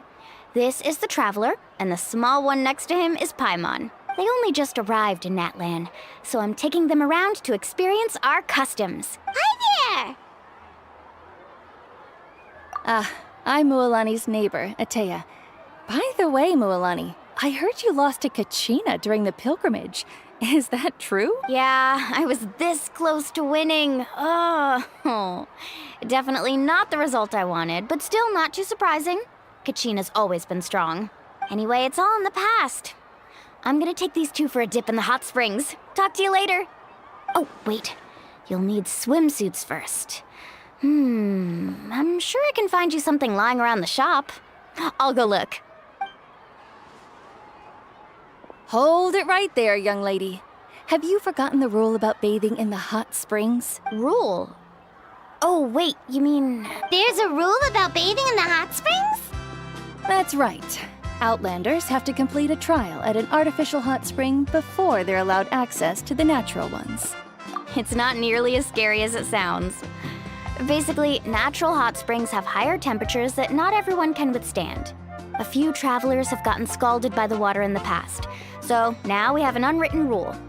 All Outlanders need to adapt to the lower temperature artificial springs first. But seriously, Auntie Atea, do we have to be so strict? These two are formidable adventurers. I know they can handle it. Famous last words. The hot springs are not to be underestimated. You can never be too careful. Besides, the environment's been unstable lately. Could be a sign that the abyss is about to attack. Oh, that sounds dangerous. You know, Paimon's really not all that formidable, so careful is good. Exactly. There will be no excessive risk-taking on my watch. Mualani, take them to the artificial spring first. Okay. That's more like it. And don't try anything funny. I'm heading to the artificial spring in a bit, and if I don't see you there, your days of copping free meals at my place are done. Relax. Oh, by the way, Atea, how have you been feeling lately? Much better. How else would I have the energy to keep an eye on all you rascals? Hey! You over there! How many times have I told you no roughhousing near the hot springs? Oh, shoot! That weird lady's back again! Run! Stop right there! You need a stern talking to! She sure has a lot of energy. She's a legend in our tribe. Everyone knows her. Back before I inherited my ancient name, she was one of Natlan's most renowned warriors, famous for her love of hot springs. In fact, she often threw parties at the hot springs. She referred to anyone who came to these parties as her hot spring buddies. The attendees were all respected warriors like Liliuo, Kaiulani, Vichama, and the Archon. If Paimon lived here, she would take advantage of the hot springs too. It's just... during battle, she was impaled in the abdomen by an abyssal monster. The doctors managed to save her life, but they made it clear that she could never bathe in the hot springs again. Abyssal power still exists within her body. Immersing herself in hot water would accelerate the corrosion of her internal organs and the progression of her illness. Oh, no wonder she has so many scars. Paimon had no idea she was so seriously injured. That's normal. She never talks about her injury. She's worked tirelessly over the years to dig up artificial springs so that more and more people can experience our tribe's natural wonders, even though she can't enjoy them herself. I really respect her for that. Anyway, let's head to the artificial springs. If Auntie Atea gets there before us, we're gonna be in some real hot water.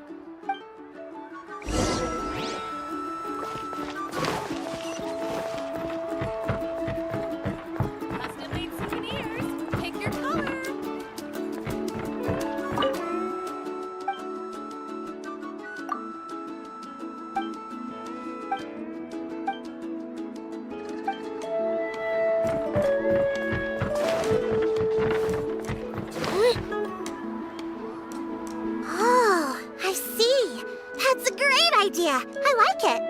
See, I told you the chief would agree. Well, let's get moving then. We can't let a word of this slip to anyone else. Hey, Amina, Hikaru, Marukao. You three seem particularly cheerful today. What's the occasion? Oh, Mulani, you're back. Who are these two? This is the Traveler and Paimon, two very important guests. I wanted to take them to the natural hot springs, but Auntie Atea caught us, so we had to come here first. Oh, what a coincidence! We were just talking about her. We think Auntie Atea's illness has taken a turn for the better. Really? How can you tell? Okay, so while you've been busy with the pilgrimage, we noticed that she's been visiting the hot springs alone at night. Specifically, the hot springs in the cave to the north of our settlement. I'm sure you know the one. Apparently, she used to go there a lot before they became abandoned for some reason. She could never come into contact with hot water before, and now she's visiting the hot springs every night.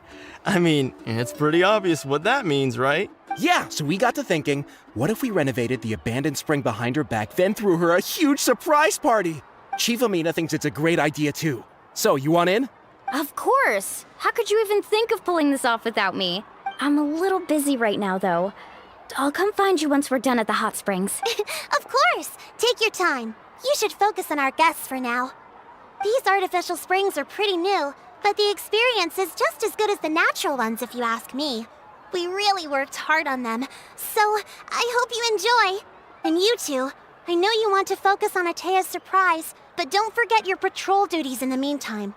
The Abyss could attack at any moment, so we need to stay vigilant. You got it, Chief. We'll keep an eye out. You can count on us. All right, we're off then. See you at the abandoned spring, Mualani.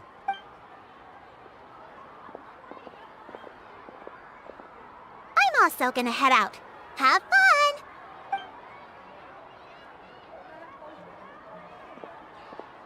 Finally, it's hot spring time!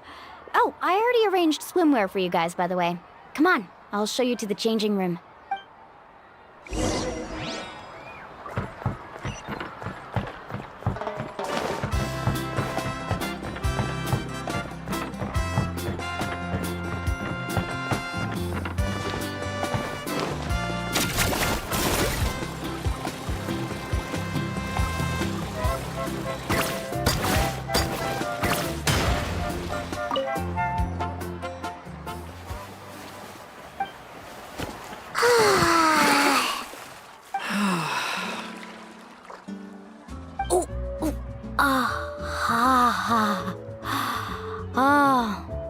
So, what do you think?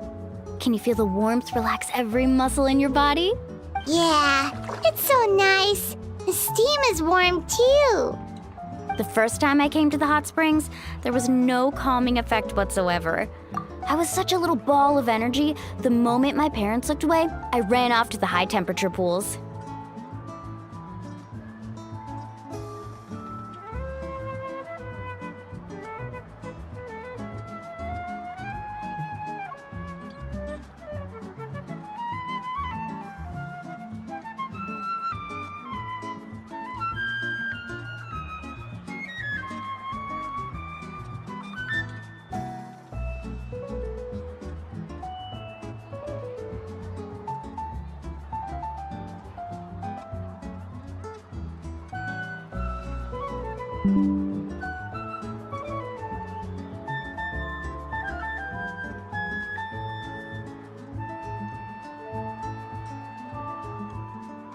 It was actually pretty funny looking back on it.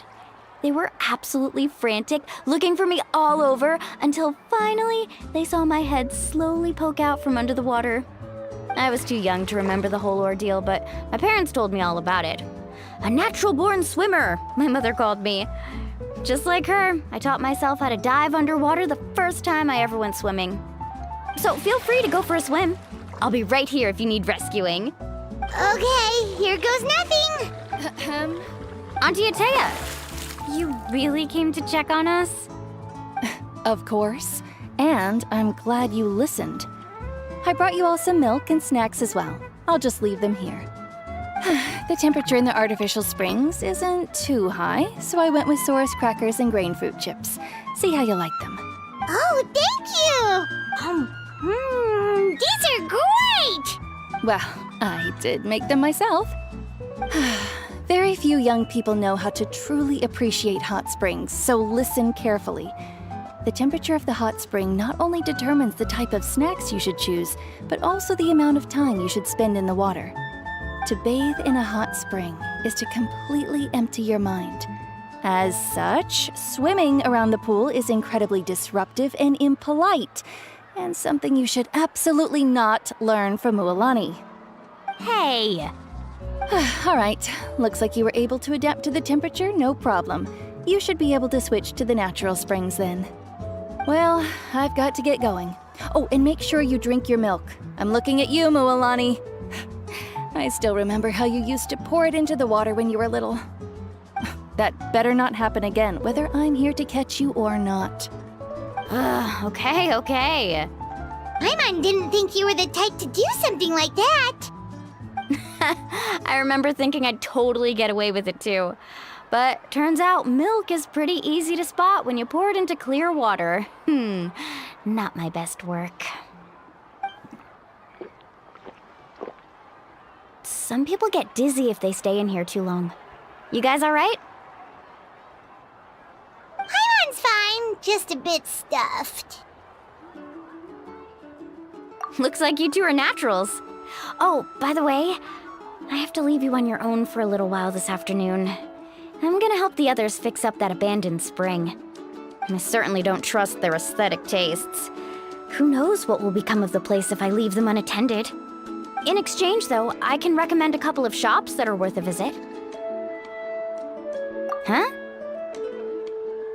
Yeah, she brought us snacks and taught us about the hot springs. We want to do our part too. Friends are supposed to help each other out. We'd feel bad otherwise. Well then, the more the merrier. All right, we should get going. Let's organize the best hot spring gathering Natlan's ever seen.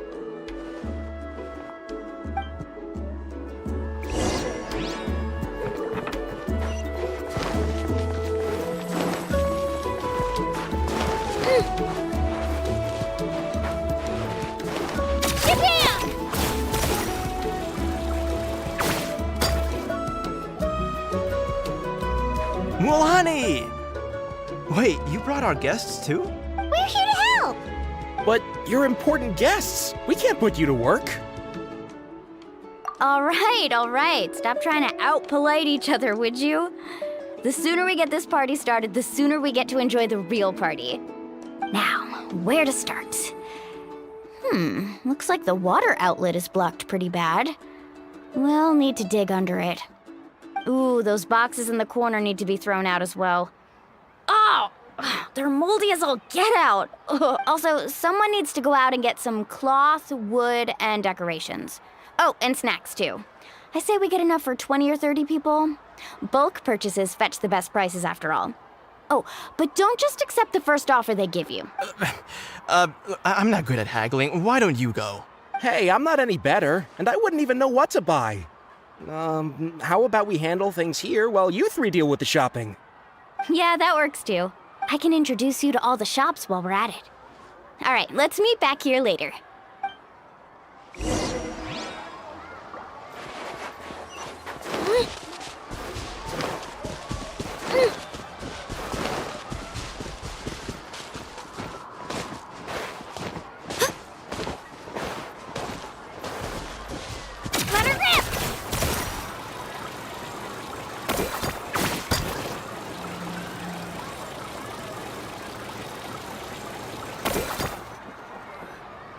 Hey there, Yellowfast. Hope business has been going well. Well, if it isn't Mualani, back from the pilgrimage? That's right. Didn't make the cut this year, though. Well, it wouldn't be a competition if everyone got to win. So what'll it be today? Here, it's all on the list. Quite a sizable order, as you can see. So, can we expect a discount? Wow, that is a large order. What's it all for? A party? That's right. Keep this between us for now, but we're throwing a hot spring party for Auntie Atea. Wait, you're saying she can go in the hot springs again? That's great news! How about this? You can have the decorations on the house, and I'll give you 20% off the cloth and wood. Come on, I know you can sweeten the deal. That pile of wood's been sitting there since I left for the pilgrimage. At this rate, you need to get rid of it or it's gonna go moldy. All right, all right. Such a handful. Just give me a moment while I pack all this up for you. Wow, that was amazing, Mualani! All in a day's work. By the way, Yellowfath, are these 2 stones for sale? Interested? They won't come cheap. I'm not planning to haggle this time, I promise. Package them separately, would you? Nope. Kachina likes shiny little trinkets, so whenever I come across something like that, I always buy it for her. I'll hold on to them for now. It'll be a nice little surprise for her when she returns victorious from battle. I'm sure she'll like it. All right, that should be everything. If you could just double check, make sure nothing's missing. Let me see. Huh? What's this crate of juice doing here? That's on the house. 7 years ago, when the Abyss attacked our tribe, Atea saved my brother's life. She never asked for anything in return, but I could never forget what she did for my family that day. So, send her my regards, would you? And have fun! Oh, we will. It's gonna be a party to remember. Thanks a lot, Yellowfath. Well, that's our shopping done. Let's head back.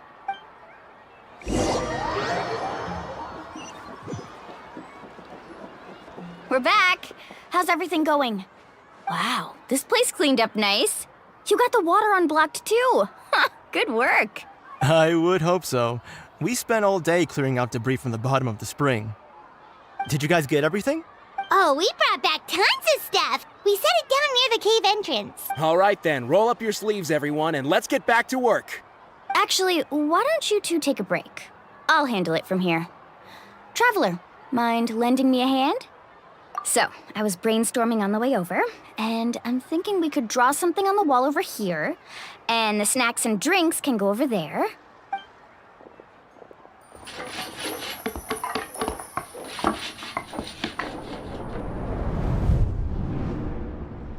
So, what do you think?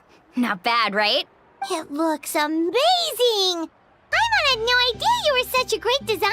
Well, I'm usually the one in charge of the family store, so I'm pretty good at things like renovation and organization. Not to mention, this was totally a group effort. Still, I didn't expect it to take quite this long. Guess it's too late to invite Auntie Atea over, huh? Yeah, tonight's definitely not gonna work.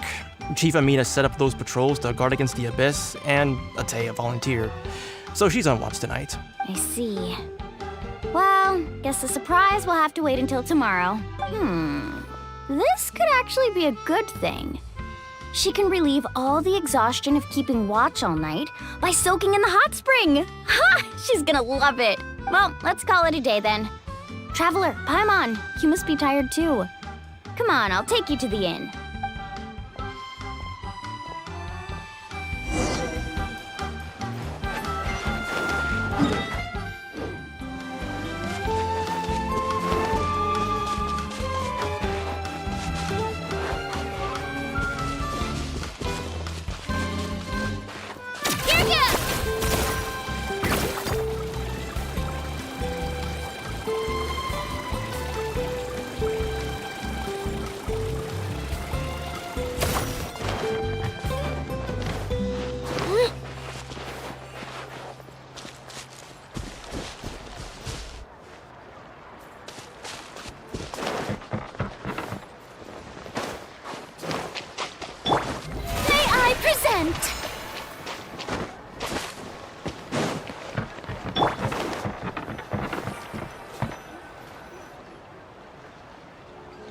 All right, this is it.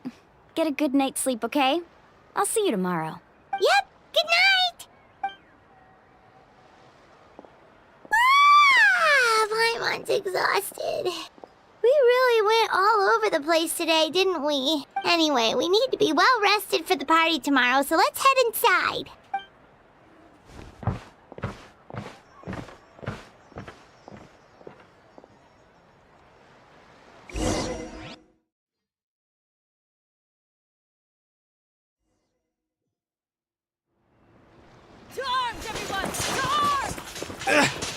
Why now?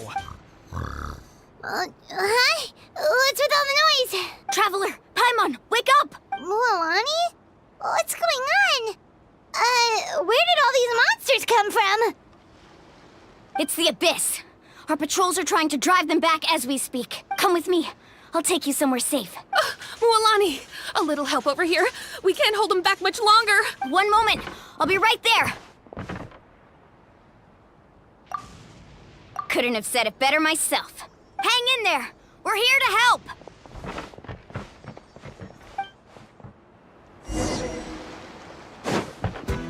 Need a surfboard? Let's light it up! Everybody step! Yoo-hoo! Let the world come alive! Time rises! Surf's up! Oh, have they been contaminated by the Abyss? No, they are the Abyss. Destroy them!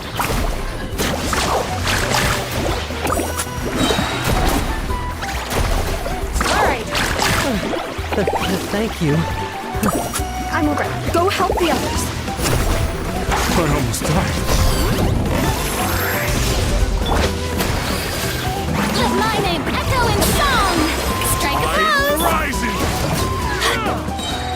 I'm going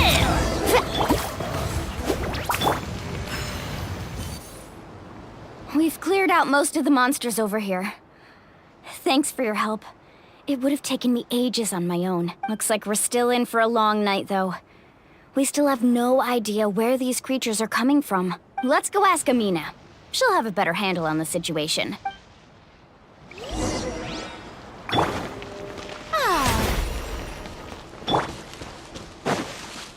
Faster!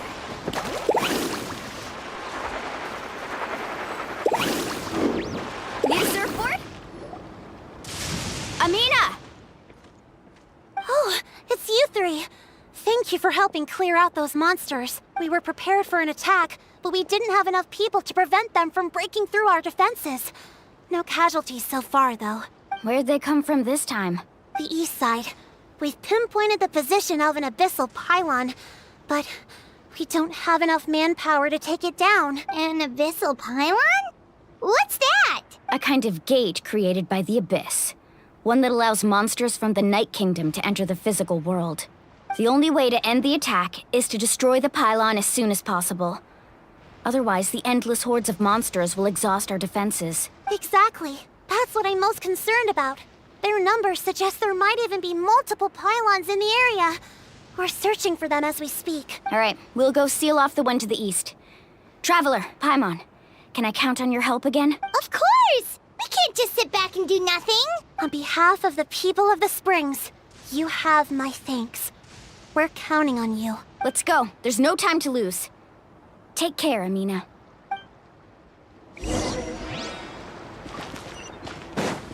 Let's ride!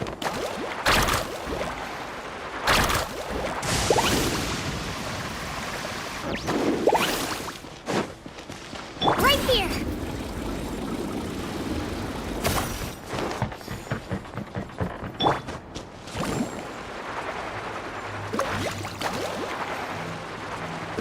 Mualani, is that the pylon?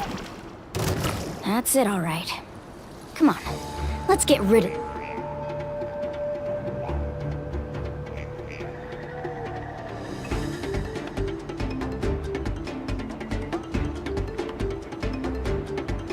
This thing.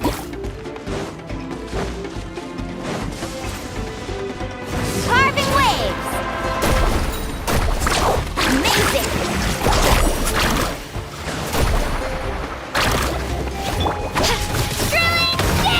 Rally! Charge!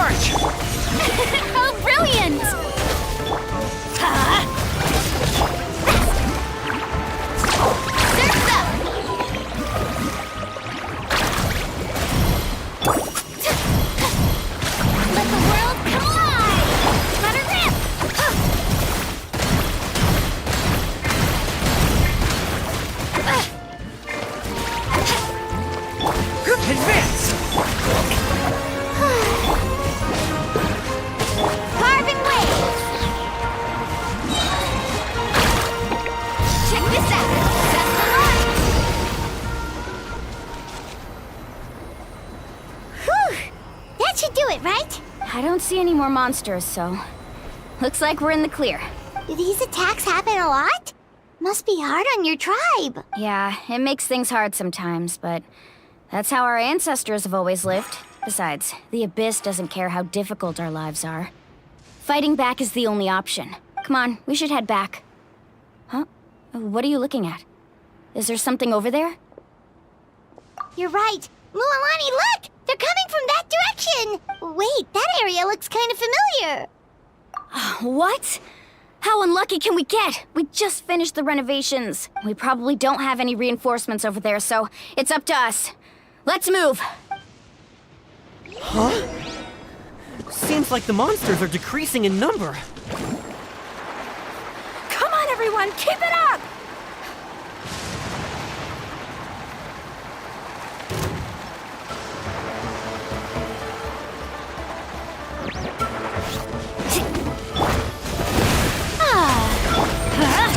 Teamwork is dreamwork! Let's ride! Woohoo! Amazing! Off we go!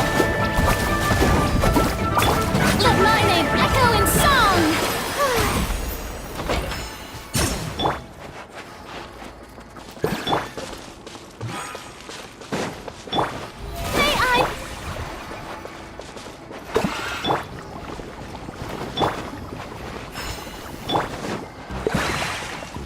Need a surfboard? Carving waves!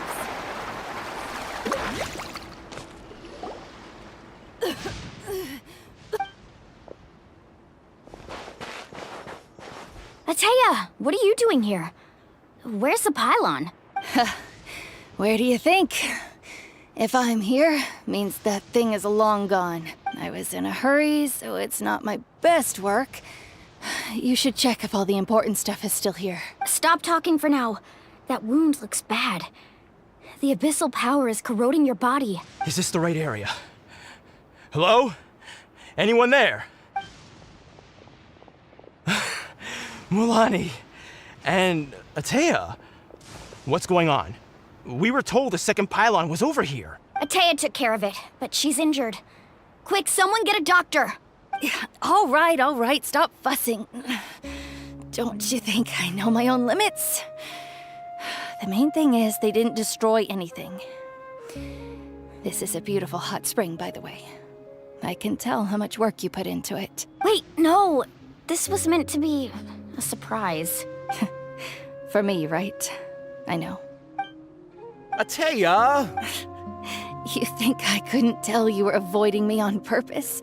Not one of you stopped to say hello today. It couldn't be more obvious that you were hiding something. And you, Mualani, were you the one that brought the snacks? How many times have I told you, you have to choose them based on the temperature of the water? Oh, forget about that. The doctor's almost here, and you're gonna get all better. Then we can have a meal together, and I'll help you make whatever you want, okay? You just have to hold on.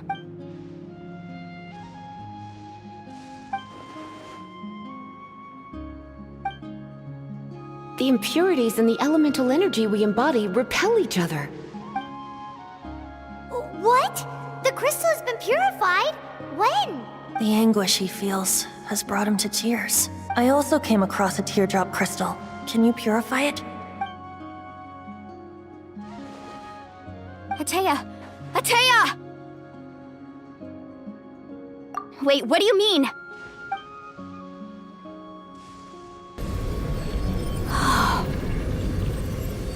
What is this? Some sort of purification? The abyssal power, it's being cleansed away! How can that be? I never knew that was even possible. Ateya!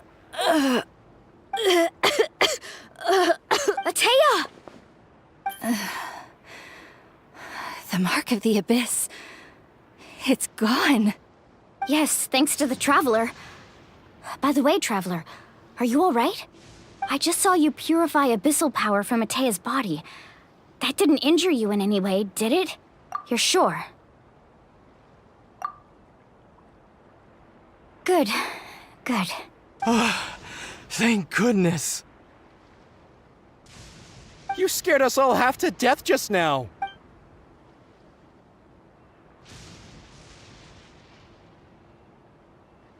All right, everyone, head back and get some rest. We'll meet here tomorrow. We'll celebrate Atea's recovery and our triumph over the Abyss.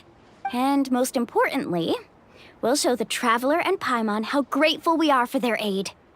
Let's make it an occasion to remember. Dismissed! Got it! Got any other secret powers I should know about? But seriously, you really came through for us tonight, so thank you. Paimon almost forgot you had that ability. You used it back in Mondstadt to cleanse Dvalin's tears, didn't you? That was some quick thinking, Traveler. Huh? You look like something's bothering you. What's wrong?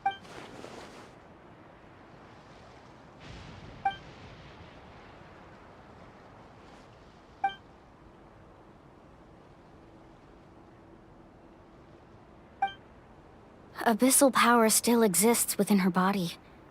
Immersing herself in hot water would accelerate the corrosion of her internal organs and the progression of her illness. We think Auntie Atea's illness has taken a turn for the better.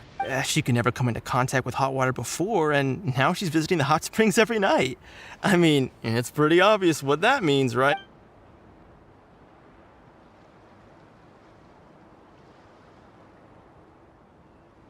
Hello? Traveler?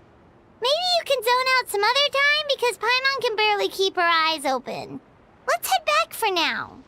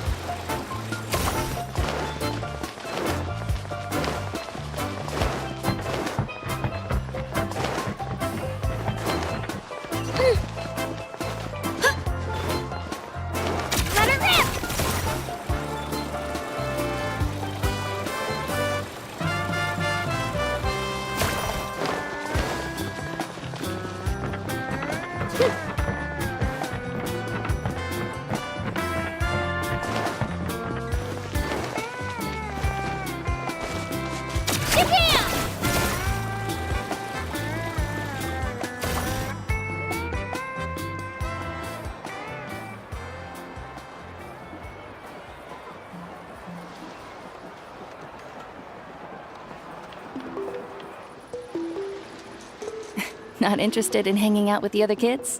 Snacks not to your taste? Hot spring temperature too high? None of the above, huh? I heard you were the one who cleansed the abyssal power yesterday. You sensed it, didn't you? I was hoping to keep it a secret for a few more days. Didn't want to ruin the celebrations and all, but looks like it was no use. Hey, kid! Who, me? Yes, you. Come on. Let's go for a walk. Hey, where are you going? Did something happen? Just going to get some air. It's too noisy in here. You have fun. We'll be right back. Oh, and there are extra snacks in that box over there. They need replenishing. Baked them all fresh this morning. All right. Sounds great.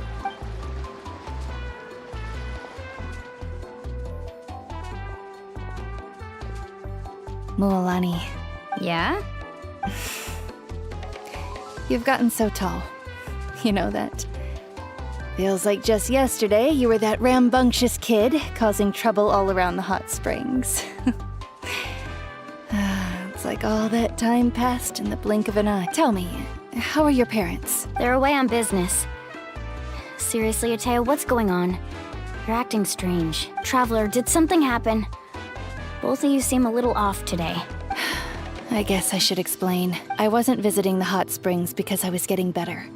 And that pylon yesterday, I didn't go face it by myself because I was reckless or too anxious to wait for reinforcements. It's because my body isn't going to last much longer. Your friend saved my life in that cave.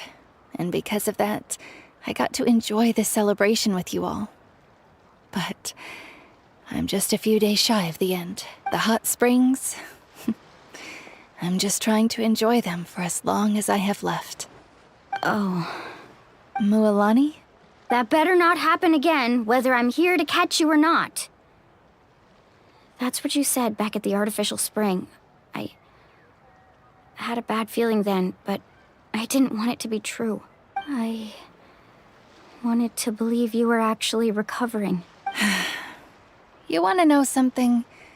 Recovery, death, to me, the two aren't all that different. Both are worth celebrating. You've never been resurrected, so you might not understand. But Death and I, we're old pals by now. There's nothing sad about being reunited with an old friend. I lived with regret for a long time.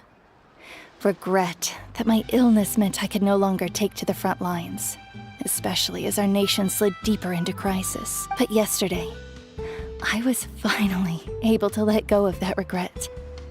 Not only because I found the strength to fight the abyss, even at the end of my life, but because I got to see you in action, Mualani. Seeing you out there, it made me realize that I don't need to worry about our tribe or our nation's future. You have the capacity to bring us all together. Even if I was never injured, old age would still take me one day. But I've done what I needed to do. The future is in your hands now. Just remember, whether in life or death, I am always with you. I understand. Seems like you've given this a lot of thought, Atea. Thank you for telling me all this. I'll do everything in my power to protect our tribe, our nation, and live up to the example you set for me. Good. Oh, and if any of you have the chance to meet with the Archon, could you give this to her for me? A talisman I've carried with me my whole life. It may seem strange to say while I'm still alive, but just think of it as a relic I'm leaving for her. It's brought me good fortune in battle. Even after I became too sick to fight, I never took it off. Just tell her it embodies fond memories and my strength of will. She'll know what I'm trying to say. Don't worry. We'll make sure she gets it. All right. That's all I wanted to say. Let's head back to the party. No use spending what little time I have left being sad.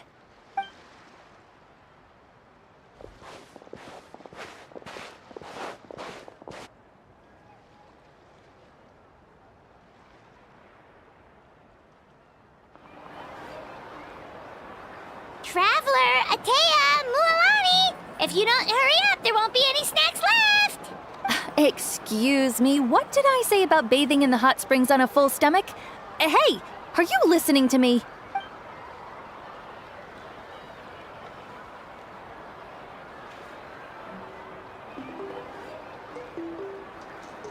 Life is a journey in which there's no turning back.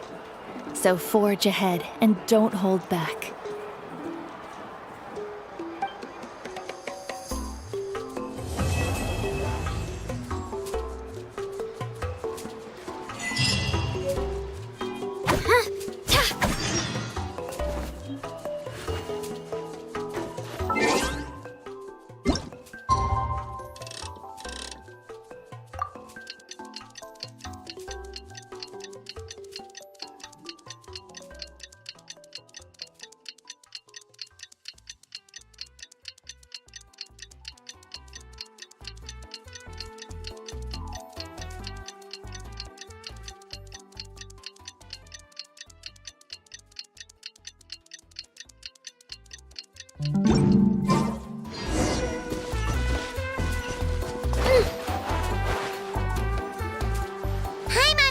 like a whole new Paimon after those 2 days in the hot springs.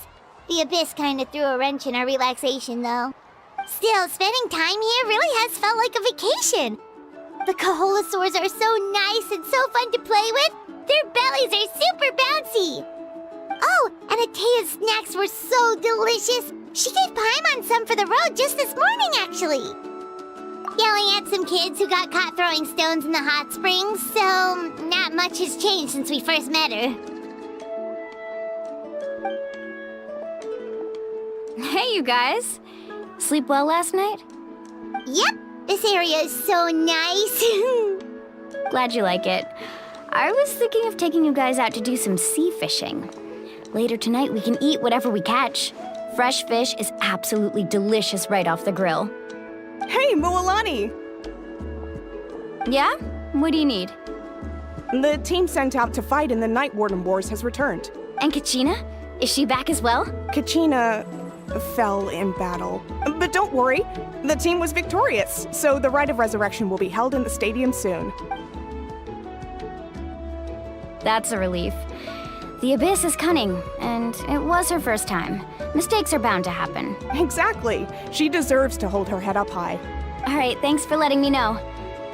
We'll head out in a bit. Jeez, she sounded a little anxious there. Had me thinking it was bad news for a moment.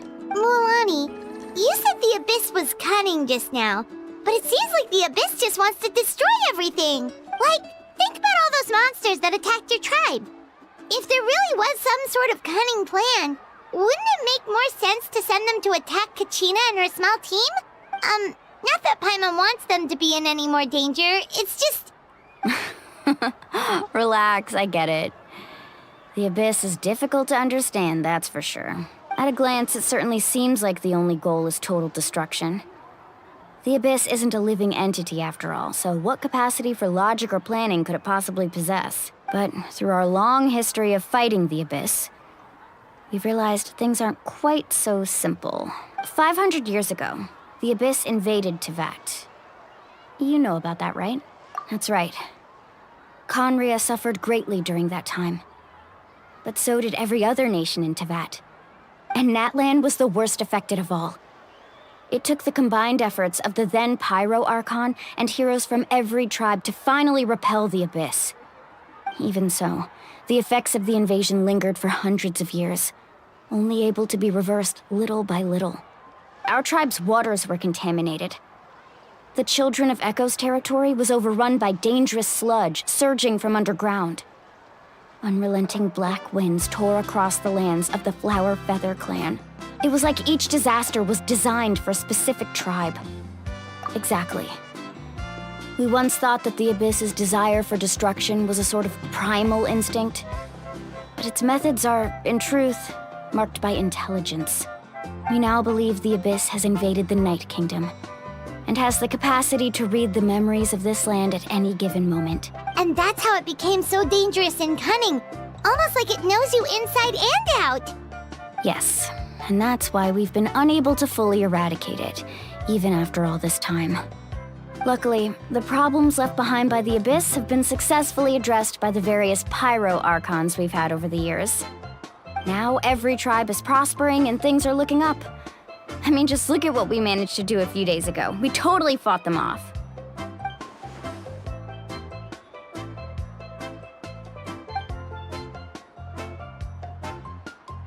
You must have had to sacrifice a lot to get to this point.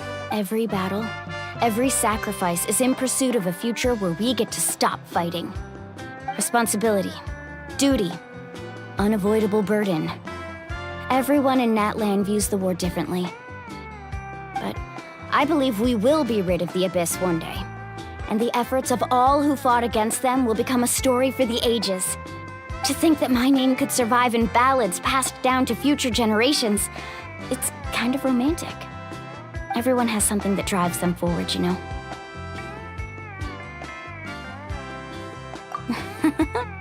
Be my guest. Heroes are always welcome in Natlan. Anyway, let's head to the stadium. Our fishing trip can wait until Kachina's back with us. The sea's not going anywhere.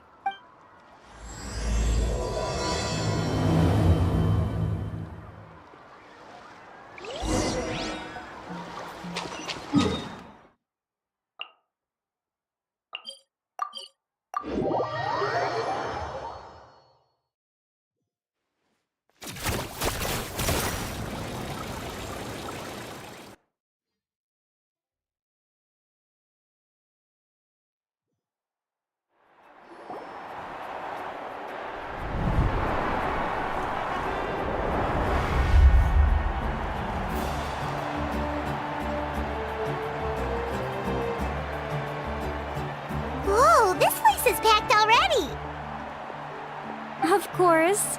No one's gonna miss out on the chance to welcome our heroes back from battle. It's their moment of glory. Kachina's gonna be so flustered. She's never had this many eyes on her before.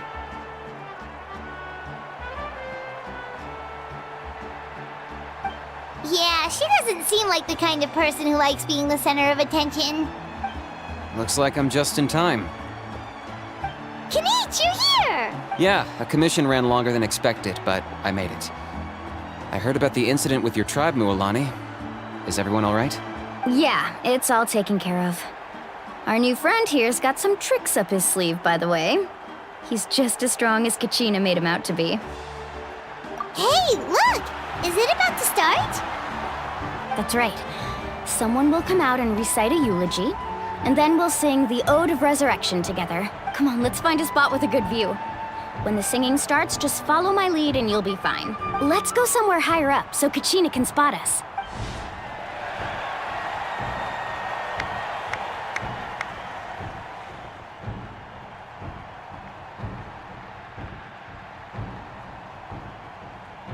Warriors of Natlan, heed the call of life. We are the inheritors of memory and legend. Those who grew alongside sun and wind. Those who forged our own destiny and future. That is Natlan's fire, the lifeblood of our nation.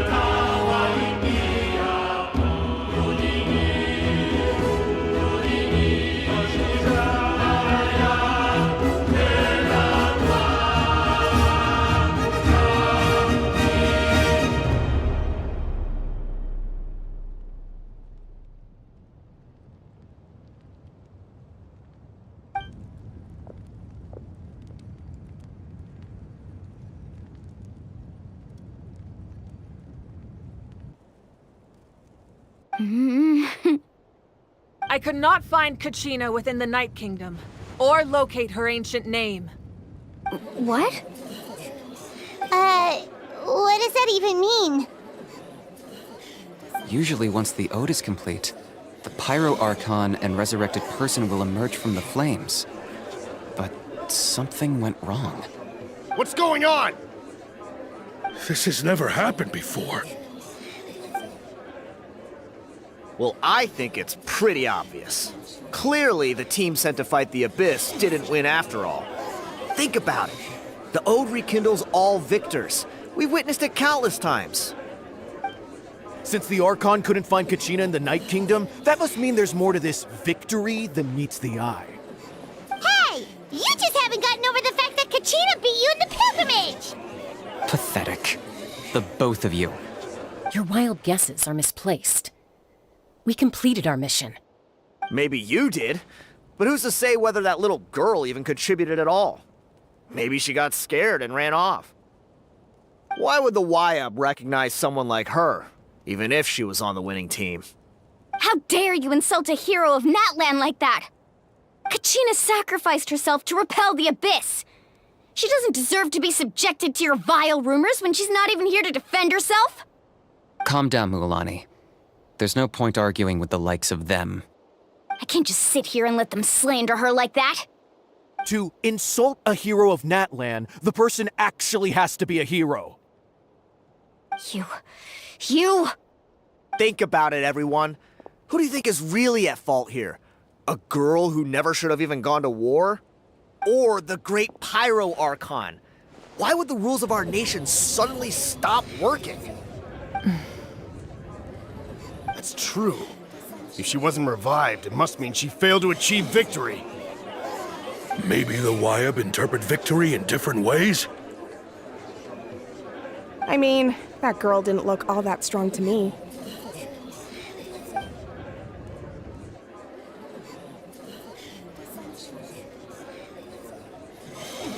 Kachina wouldn't have run! That's not like her at all! No! She's been waiting for this moment for too long. No matter how daunting the situation, no matter how scared she might feel, she's always the first person to stand up and face it head on. We don't even know what happened. So don't you dare try to use this as an excuse to vent your anger or slander her reputation. Fine. We'll find out what happens soon enough. Then, we'll see who truly deserves glory. That's enough. There is no doubt about today's victory, or Kachina's part in it. She is a hero worthy of our admiration and celebration. However, the failure of today's ceremony is undeniable. Kachina has not been rekindled, and I offer you all my deepest apologies as I continue to investigate this matter. To prevent further casualties, I have decided to suspend the pilgrimage until this matter is resolved. What? No one is all-knowing. No one is infallible, not even myself. But doubt is a means by which we seek the truth, not a weapon we wield against others. I didn't mean it that way, Archon. I just... If there are things you wish to clarify, then ask me directly. Doubt my answer if you wish, but now's your chance. You have concerns? State them. No, of course not. Even though I have said nothing to change your mind, then it would seem the truth never mattered to you at all. That guy doesn't even have the courage to answer the Pyro Archon's question. So much for all that glory talk earlier. I have a question, Archon. My friend Kachina. Do you have any idea where she is? It's extremely important to me. I know you said you were investigating the situation, but I'm sorry, that's not enough. I've already shared everything I know. If you want to learn the truth and rescue your friend sooner, you should join the investigation. So, what do you say? Of course I'll join. In that case, come see me in the speaker's chamber. We should join them. Oh, and if it's not too much trouble, could you drop by as well, Traveler? I'd like to have a chat. Rest assured, everyone, I'll keep the tribal chiefs informed on the progress of the investigation. Once again, I apologize for the outcome of this ceremony. If there are no further questions, let's part for now. Did she just ask us to come along? I believe she did. Let's go. I'd like to know what's going on myself.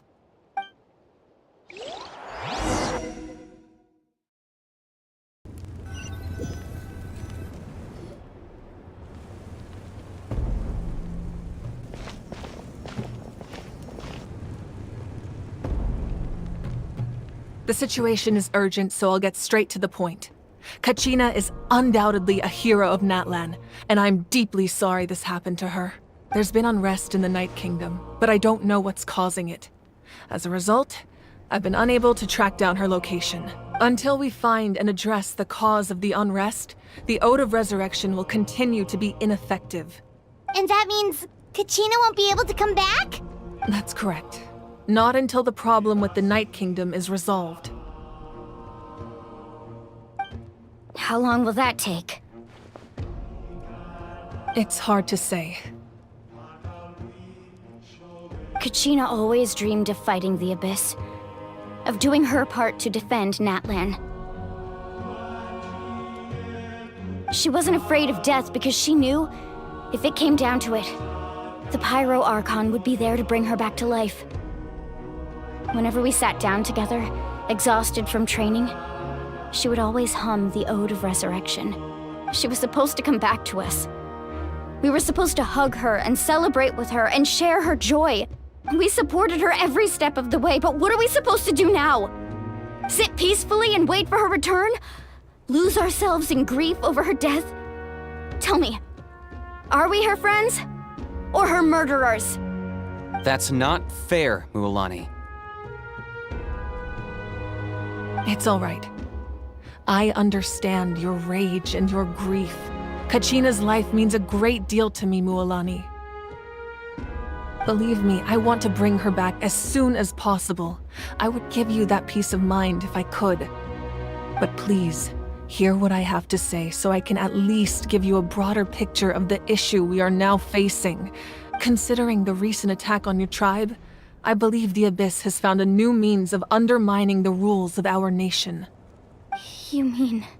The Sacred Flame. The foundation of our resistance against the Abyss. If we continue to hold the pilgrimage and send teams to fight the Abyss, there will likely be more casualties. But if we stop altogether, the Sacred Flame will only grow weaker. The Abyss will scale up their attacks, and the tragedy we saw with the people of the Springs will only be the first of many. If we compare the two choices, the former seems to be the lesser of two evils. Sorry, I know that may sound harsh, but I bear the name Malipo. Weighing the costs is my duty. The raw truth can be cruel. But we need to understand it if we want to approach this rationally. But what would you say, Mualani? This is personal for you. And unlike Kenichi, I dare say it's not a simple case of weighing up which course of action is less painful, is it? No. I can't choose between them, and I don't want to. Saying that one is preferable over the other is disrespectful to the people who suffered. You're saying it doesn't matter whether I suspend the pilgrimage. The consequences will be equally painful. Yes. What happened to Kachina breaks my heart. But I couldn't bring myself to sacrifice other people for her sake. And that is the crux of the problem. It's not simply a matter of choosing the lesser of two evils. Either way, there will be people who suffer. And the end result will be the same. Belief in the pilgrimage will waver. Once doubt has crept in, the people will no longer unite in battle against the Abyss. And that is exactly what the Abyss wants. Their ultimate goal isn't to break the rules that make the Ode of Resurrection work. It's to destroy the people's faith in them. To prevent what happened to Kachina from happening to anyone else, we need to suspend the pilgrimage. So that is my current plan. And in the meantime, I've made efforts to strengthen each tribe's defenses. Then, we have to find another way of strengthening the Sacred Flame to keep the Abyss at bay. This won't be easy. I'll need time to figure out the best approach.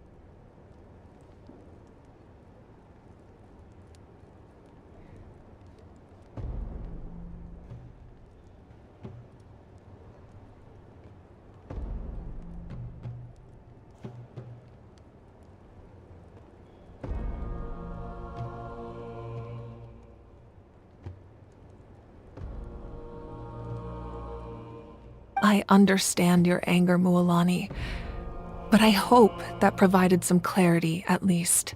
Wow. Paimon thought things were gonna get heated for a second, but the Pyro Archon took the time to explain everything so patiently. I owe you an apology, Archon. I let myself get carried away earlier, and I'm sorry. You're right. We need to focus on finding solutions. We could always hold the pilgrimage without sending a team to fight in the Night Warden Wars. That way, we would still be able to fuel the sacred flame. I've considered that, but the two events have nearly always been linked. Without the chance to fight the Abyss, pilgrimage rankings lose their prestige, and competitor numbers will drop. With fewer participants, the amount of contending fire produced will decrease, and the vicious cycle will continue indefinitely. So, essentially, the Abyss is taking Kachina hostage. You've learned about the concept of ley lines during your travels, yes? The Night Kingdom is something similar. Staying there for a short period of time shouldn't have an effect on the person. But with the Abyss in the picture, it's a different story. Your sense of self will be devoured, until eventually you become one with the sea of souls. Imagine pouring a cup of water into a rushing river. You can try to scoop up another cup, but there's no chance it will be the same water you had before. I won't sugarcoat it. That is the danger Kachina is currently facing. Just like you said, Archon. Both of these problems need to be addressed. You can focus all your efforts on dealing with the Sacred Flame. I will go search for Kachina. The Abyss poses the same threat to you as it does to her. It is very possible you will not return. Knowing that, do you still choose to go? Kachina's waiting for us to rescue her. That's all that matters. I failed to protect her during our campaign, but I can make it up to her now. I choose to go as well. Traveler? What do you think? Understood. Then I'll support you in any way I can. The Masters of the Nightwind have a technique that can extract an ancient name from the ley lines. If we can find Kachina's ancient name, I can use the link between them to pinpoint her position within the Night Kingdom. Then comes the hard part. You need to visit the Night Kingdom in person and rescue her. But isn't the Night Kingdom a land of souls? Can we even go there? Under normal circumstances, only the consciousness can enter. But there is a way to go there in person. However, know that the Night Kingdom will attempt to repel you, and the Abyss certainly won't leave you be. That's fine by me. Same here. Fighting the Abyss is nothing new for me. So, Paimon's the only one who's scared? Well, if you're going, Traveler, Paimon's going too. Citlali of the Masters of the Nightwind once created an artifact that can be used to communicate with the Wyab. We call it the Spirit Speaker Stone. It was originally used as a ceremonial artifact wielded by the tribal chiefs. But that spiritual quality also means it can be used to search for an ancient name. That was the artifact I delivered to the Scions of the Canopy a few days ago. Didn't think I'd be hearing about it again so soon. Thank you so much for your help, everyone. Your thanks are unnecessary.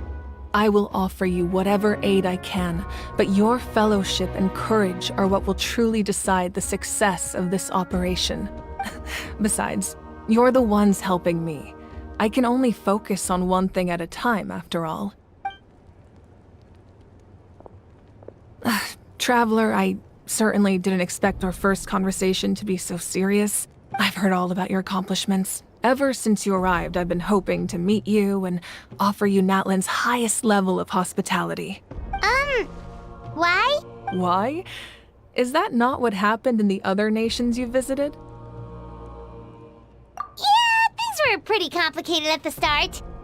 And, in the middle. But our reputation's solid nowadays. That's more like it. After all, I've heard you're someone who transcends fate. Perhaps even more than you can imagine. But we can talk about that some other time. Ideally, this would be the perfect night for a drink and some musical ambiance. But there are important things to be done. Oh, I almost forgot. Atea was wounded in the fight against the Abyss.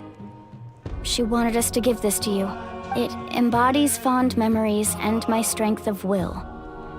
That's what she asked us to tell you. She said you'd know what that means. I didn't think this day would come so soon.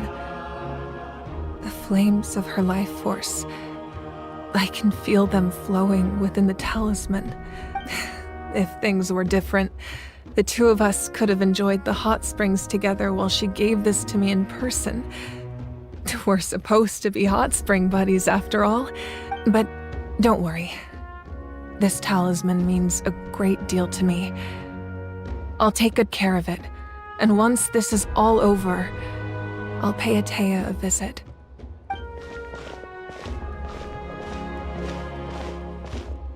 You said you didn't want to jeopardize the production of Contending Fire.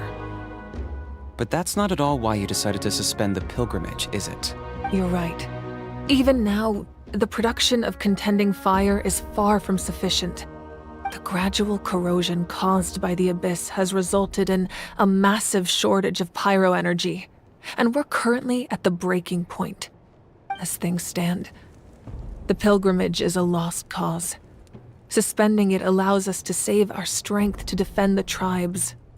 The Abyss has brought catastrophe to Natlan, and Kachina's disappearance in the Night Kingdom is a direct consequence of that. We can't let the general public know that. No. If the public learned that Natlan's destruction was close at hand, there would be immense panic. But if I said nothing at all, they would have continued to question the integrity of Natlan's heroes. Another simple choice. The latter was clearly the better solution. But you chose otherwise. I have never subscribed to the belief that the right choice is the one with the fewest sacrifices. Let's go. There's still a way for the sacred flame to last a little longer. You mean? Yes. Come with me.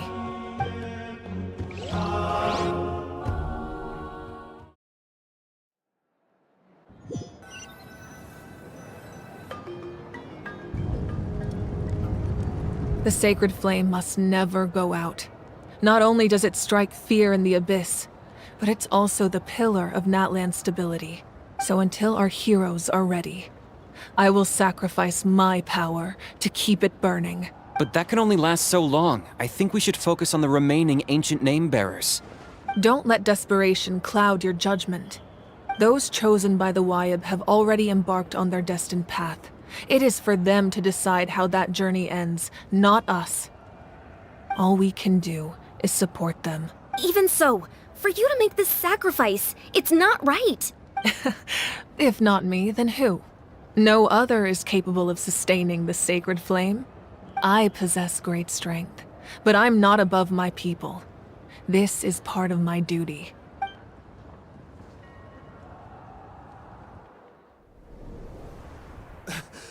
Archon, it's the Fatui!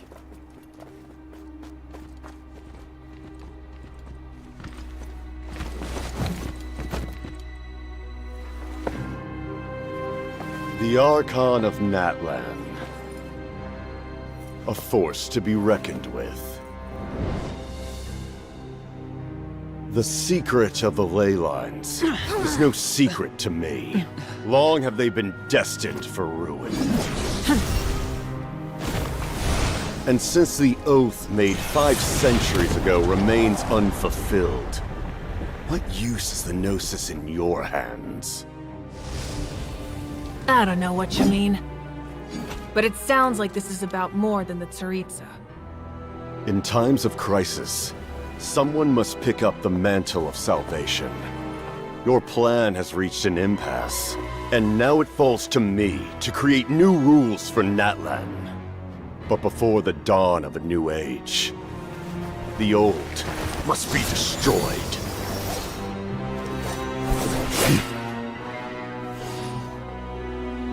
I assume that's the end of your speech?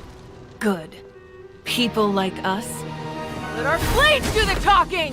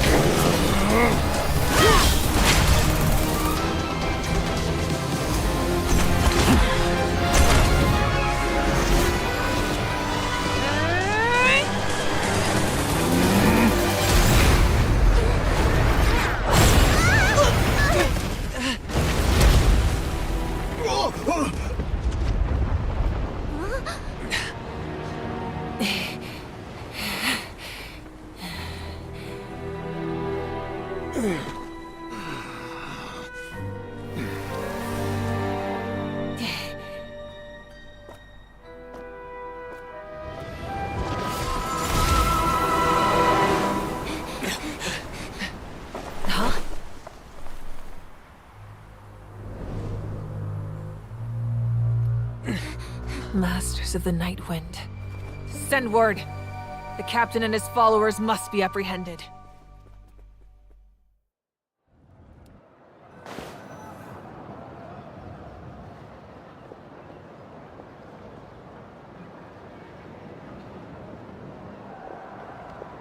Are you alright, Archon?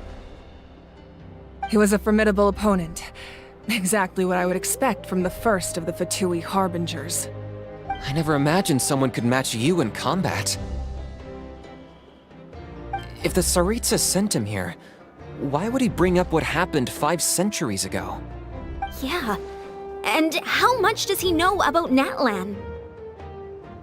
The Harbingers are all driven by their own personal goals. The only purpose that unites them is collecting the Gnosis.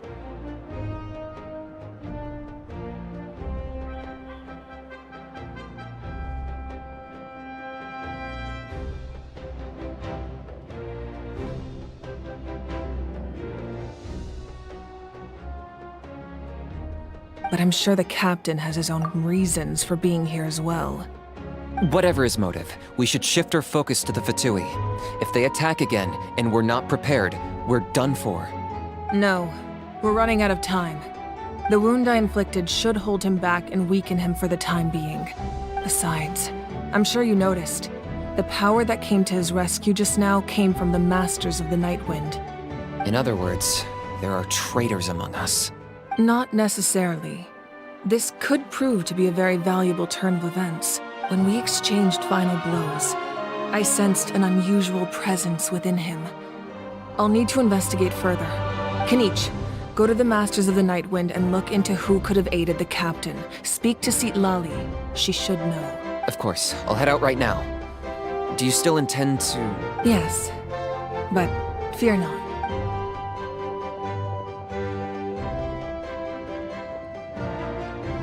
Natlan's strength has never rested solely in its Archon.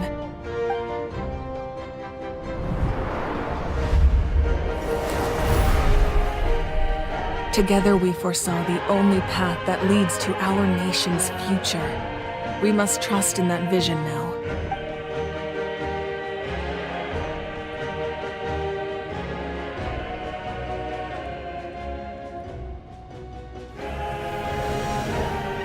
Is everything okay, Archon?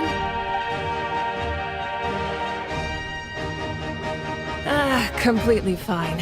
Just lamenting the fact that I never got a picture when I could still turn my hair into flames. Too late now. I just hope the others have a safe journey.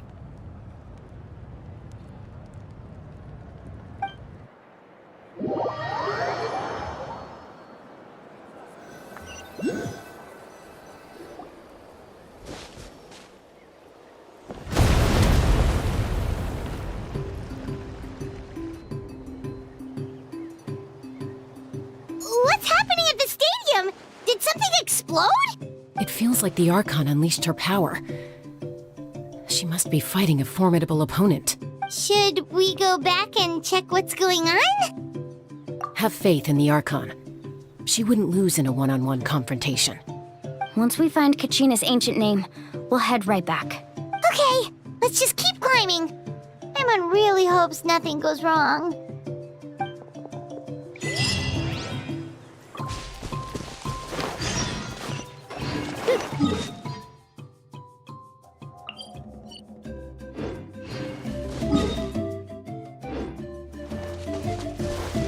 Let's go, Twirly!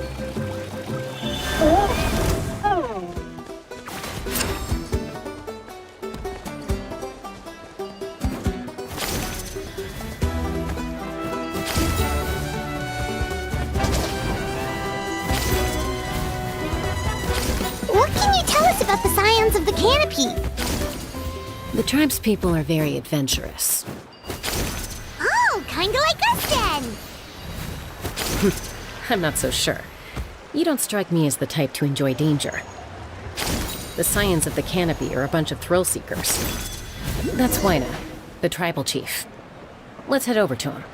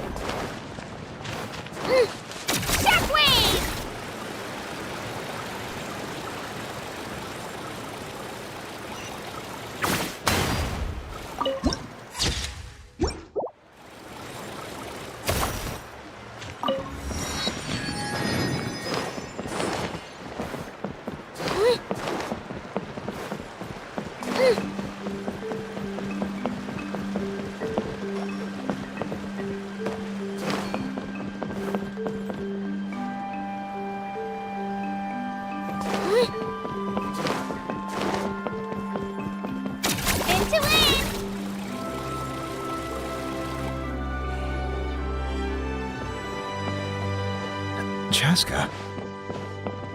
Nice to see you again, Wyna. I'm afraid we don't have time for pleasantries, so I'll get right to it. We're here for the Spirit Speaker Stone. Whoa, hold on a second. At least tell me why you need it first. My friend Kachina is trapped within the Night Kingdom. We need the stone to find her ancient name and rescue her. Rescue her? From the Night Kingdom? That's right. I'm sorry, but someone needs to tell you what you don't want to hear. Going there, a mature warrior would never make such a foolish decision. The nature of battle is unpredictable. You never know how it's going to end. Losing a friend is tragic, but when that happens, the best thing you can do is focus on how to prevent further casualties. I appreciate what you're trying to say, Chief Wyna. But if the price of maturity is abandoning a friend in need, I'll choose foolishness any day. If Kachina's still holding on, then so will I. I thought you might say that. Is something wrong, Wyna? This doesn't seem like you. Life isn't complete without taking risks. That's always been your mantra. It's nothing. The Night Kingdom is a dangerous place. Can't blame me for checking if you were up to the task. If you're that determined, far be it from me to stop you. Here's the stone. Keep it safe, okay? It's not like we have a spare. Thank you. Huh. Seems like you two go way back. But aren't you from the Flower Feather Clan, Chaska? Oh, Chaska's a peacekeeper, so she's famous throughout the tribes. She's always the one people call to resolve conflicts, so we slowly got to know each other that way. Her younger sister Quichi's always hanging around our tribe, too. She's helped us out a lot in the past. Oh, you have a younger sister? Yes, I'll introduce you to her sometime. But let's get back to business. Wyna, how do we use the stone? As you probably know, your intended destination is completely different from the real world. The Night Kingdom is like a river flowing with concepts, and the ancient name you seek is like a tiny fish swimming downstream. In that sense, the stone is like a fishing boat drifting down the river, but the boat alone isn't enough. You need a fisherman experienced enough to steer it in the right direction. We couldn't do that ourselves? With a little practice, I'm sure you could. You have the strength and the talent. If you want to make sure this works, though, I could recommend someone to you. Who? Vichama, a legendary warrior and scout from our tribe. He's got a keen eye and a well-honed intuition. Even his ancient name means to seek. If you're fishing for a name, you're gonna want him on the boat. Vichama? Why does that name sound familiar? He's one of Auntie Atea's hot spring buddies. I've heard stories about him. Where can we find him? Ever since Malco passed, he spends most of his time gazing out at the scenery from the cliff tops. Follow the path that way, and I'm sure you'll find him. Thank you. We'll go look for him there. Good luck. I hope everything goes well.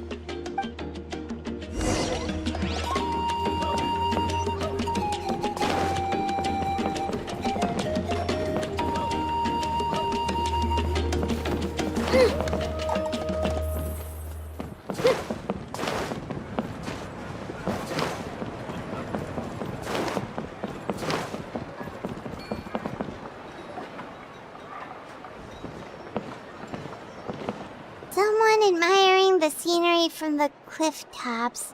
Ah! That must be him! Hello there! Are you Vichama? That's me. Did you need something?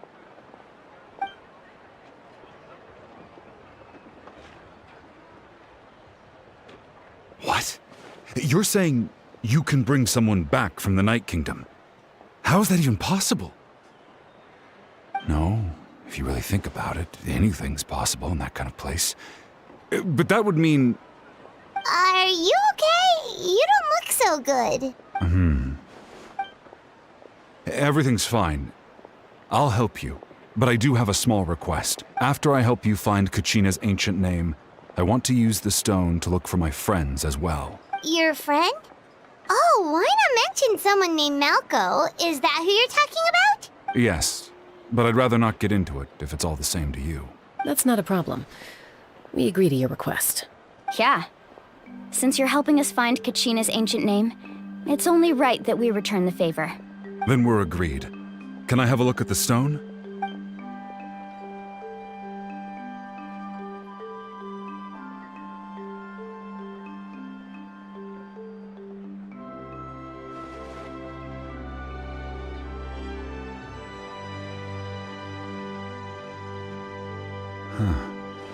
I see. From what I can tell, it functions almost like an abyssal pylon. Both connect the Night Kingdom to the living world. Once the connection is established, the abyss will come surging through the opening like a predator honing in on the scent of blood. So we have to be sure not to use it in a tribal settlement. Wow, you got all that just from looking at it? I just picked up on the basics, really. I still have no idea why it works. You said someone named Sitlali invented this. They must be a genius. I'll go find an open area and start setting things up. In the meantime, I need you to get 2 things for me. We'll go right away. What do you need? First, I'll need some hook ropes. Pretty much every store around here carries them, so no need to go anywhere special. Oh, and I need to build a net out of them, so make sure you get a good amount. Wait, are you saying you're going to use a real net to catch Kachina's ancient name? How does that work when one's tangible and one's not? By creating something tangible in our world, like a net, we can create a connection to a corresponding concept in the Night Kingdom. Basically, I'm going to use the concept of a net to catch something equally intangible, an ancient name. Oh, I see. What about the second thing you needed? Right. I need 2 chunks of obsidian. Once we bring the ancient names into our world, we'll need a place to store them. Normally, you can only get obsidian from the Children of Echoes, but I heard there's a traveling merchant from that tribe around here somewhere, so maybe you can try your luck there. Gotcha! Alright, let's split up. See that clearing? Let's meet over there when you're done. Oh, and you can send someone with me if you want. In case you're worried I might take the stone for myself. What do you think, Chaska? There's no need. Lena spoke highly of you. That means you're trustworthy. I appreciate it, even though that doesn't mean much to me anymore. Anyway, it'll take some time to set everything up, so no need to rush. I'll see you in a bit.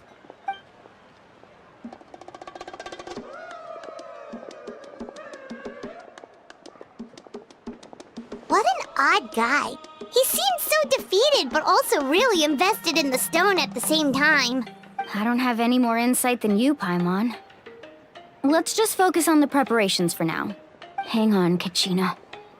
We're coming for you.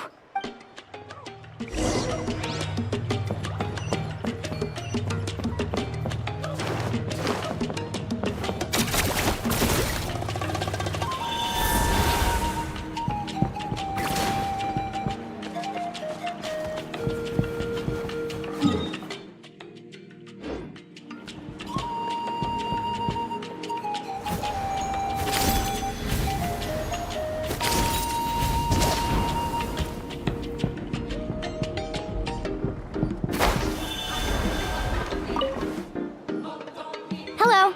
Do you have any hook ropes for sale? Hook ropes? As in rock climbing equipment? Yes. How much for your whole stock? Oh, the whole thing? Let me see.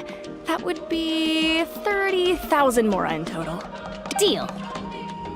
Wait, really? What, you want me to drive down the price?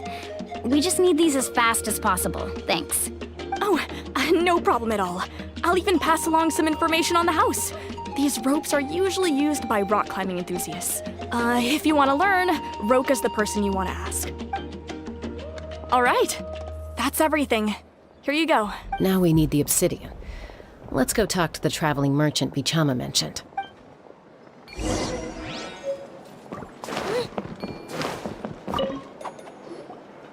Excuse me, do you sell obsidian? Why, yes.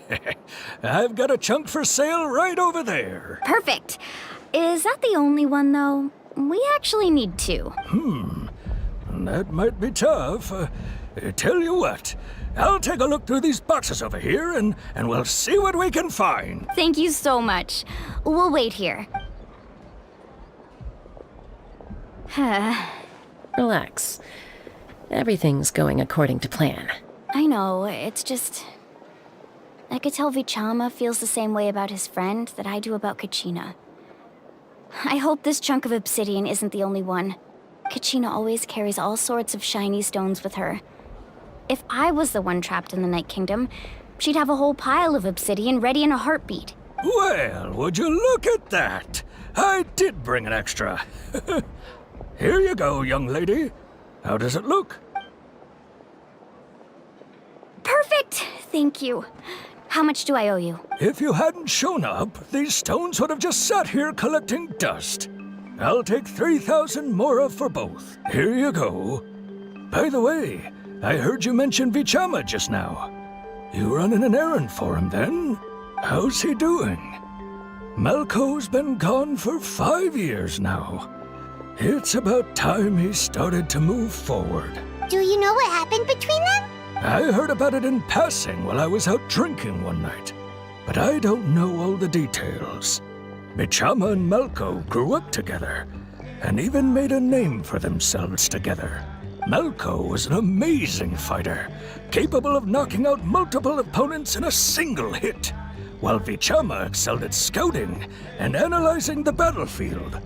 The two made an excellent team, and managed to beat back the Abyss several times. 5 years ago, they both emerged triumphant in the pilgrimage, and were placed on the same team to fight the Abyss. But on the eve of battle, the Abyss launched an attack on their tribe, and Vichama suffered an injury to his leg while attempting to rescue someone. Then what happened? The team agreed that he couldn't fight the Abyss in his condition. Vichama didn't argue. He knew going to the front lines with an injured leg would make him a burden in battle. So they raised the issue with the Pyro Archon, and she agreed to let him stay behind. It's just... Malco and the others ended up facing hordes of abyssal monsters in numbers that far exceeded anyone's expectations. The team made an error in judgment, and they fell to the onslaught. Vichama went into a deep depression after that. He blames himself for everything. Oh, you're not wrong. But it's possible he chooses to blame himself. Not because he did something wrong, but because he wasn't able to do anything at all. I've tried convincing him to move forward, to stop dwelling on the past. But the shadow of Malco's death hangs over him still. The Abyss has caused so much suffering, and some wounds never heal.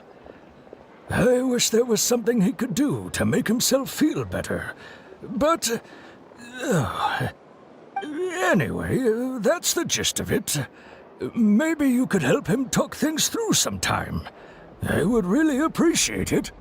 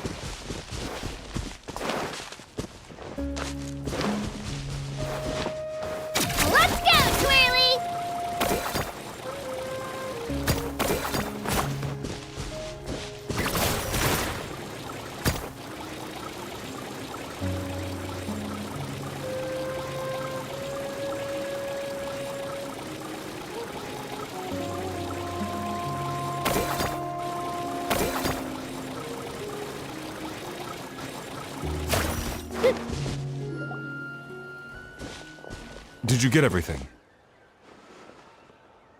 Yep, it's all here. When do we start? I've made all the necessary adjustments, so we're good to go. As agreed, I'll help you find Kachina's ancient name, and then you return the favor. Go ahead.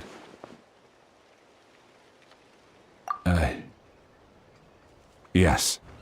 After Malko fell, I scoured the battlefield to see what happened. It turned out he wasn't bested by some impossibly powerful foe. He was dragged to his grave by the sheer number of enemies. If I had been there, I would have been able to sense the danger. I could have warned them not to advance. I've always blamed myself for what happened. But when you told me about Kachina, I realized there's a chance Malko might also be alive, fighting for survival in the Night Kingdom. But that happened several years ago, right? The Pyro Archon said all life within the Night Kingdom eventually becomes one with the Sea of Souls. There might not be much hope, but I still have to try. Malko and I promised each other, even if we never managed to root out the Abyss for good, we would fight together until the end. All right, let's get to it. I'll start searching for the conceptualized version of Kachina's ancient name. If you see any fragments scattered around the area, please collect them.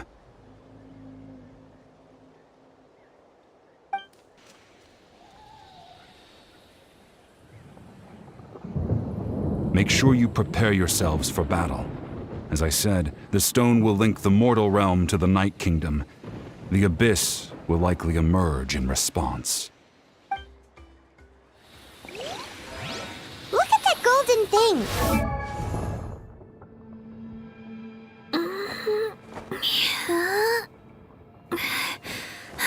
It must be one of those fragments Vichama mentioned. Let's get closer!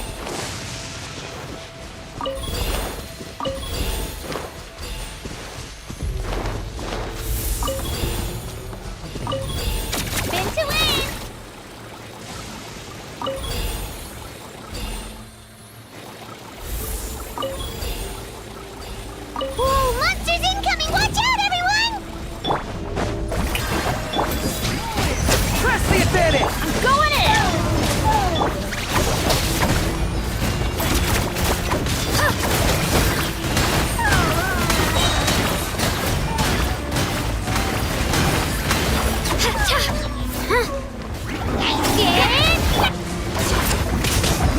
Charge!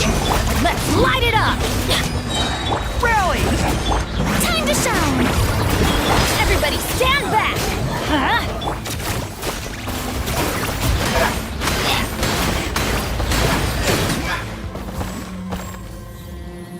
How much longer, Vichama? Not long! We're getting close!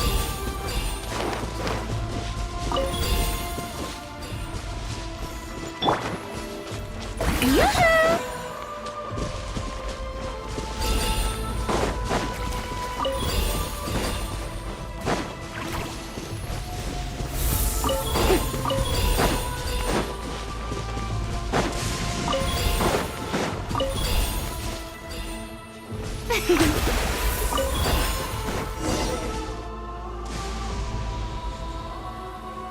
Vichama!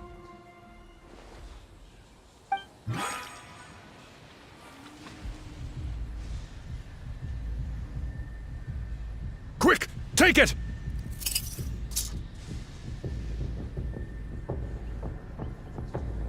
I found Kachina's ancient name. Hang in there, Malko. Just a little longer. Something's not right. The power of the Abyss is getting stronger. The Abyss is corroding his body! Vichama, you can't keep going, you'll die! I should have died 5 years ago. I just need a little more time. Please, I'm almost there. Thank you.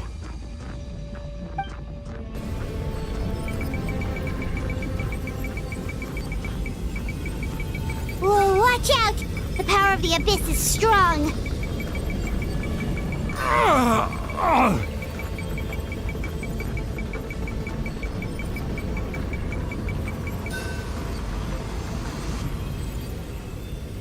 This power. Hanging in there? Malco. No! Why can't I find him? Why? We can't wait any longer. Pull him away from the stone, Mualani. I already tried, but the power of the Abyss has him in a chokehold. It's like he's tied to the stone with an invisible rope. In that case, we have no choice. I'm sorry, Seed Molly. Get back! Chaska, wait!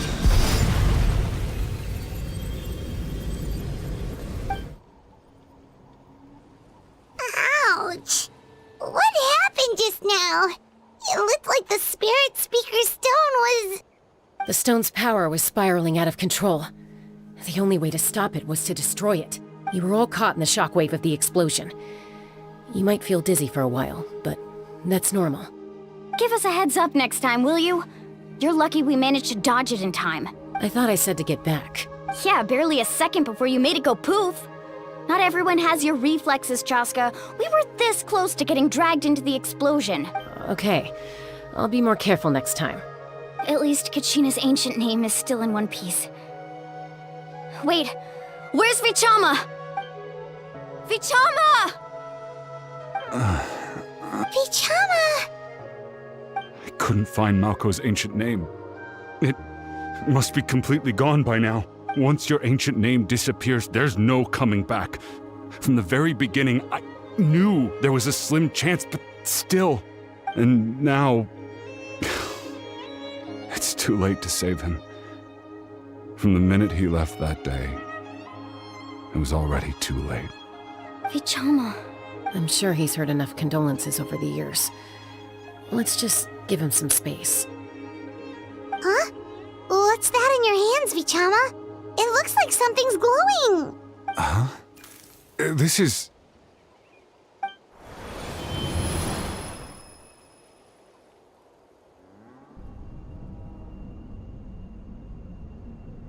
Hey, Malco.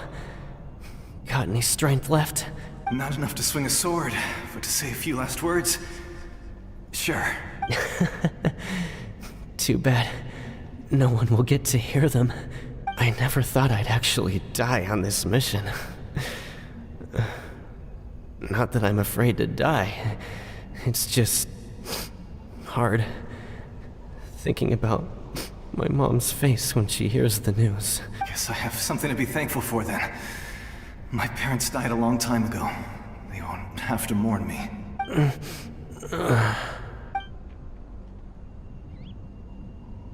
Pisak!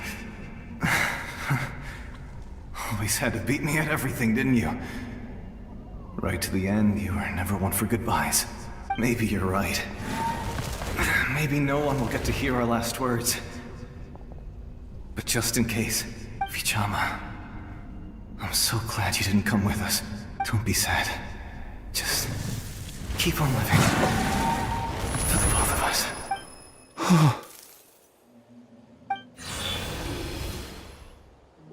Was that a memory? Seems like we were able to salvage something after all. Of course. Seeing him, hearing his voice again, it makes me unbelievably happy. But it also brings with it an even deeper pain. A deeper pain? Why? Malco was always the type to put on a brave face. But in that memory just now, his hands were shaking, and his smile was forced. For all these years, I regretted not being able to fight alongside him to the end. And now I know, at the end of his life, he was thinking the same thing. Vichama. I'm fine. Actually, I heard Chief Wyna wasn't really on board with your plan to go to the Night Kingdom. When you asked for my help, I hesitated too. I knew helping you find your friend's ancient name meant leading you one step closer to danger. But I also understood why you had to try. Everyone has regrets in life, but not everyone gets the chance to make up for them. Once allowed to fester, guilt strips us of our most valuable qualities as warriors. In that sense, we might as well choose the braver path from the very beginning. If I could do it all over again, I would have followed Malco to the front lines no matter what. Even with an injured leg, there were still things I could have done. That way, even if the outcome stayed the same, I still would have fought alongside him to the end. There are critical junctures in life, and if you don't seize the chance to act, there's no going back. That's something I had to learn in hindsight. But you're still at the crossroads of your journey, so I hope you can walk away without regrets. Thank you, Vichama. I feel even more determined now. Kachina will come back to us. I'll make sure of it. I promised I would find her, and I intend to keep that promise. That's good to hear. Strange. My body, it's... Once abyssal corrosion enters the body, a portion will fuse itself to your internal organs. Even though the Traveler possesses powers of purification, the corrosion can never be fully eradicated. Thanks to him, though, you were only briefly exposed. Slowing your breathing and controlling your emotions should help you keep the symptoms in check.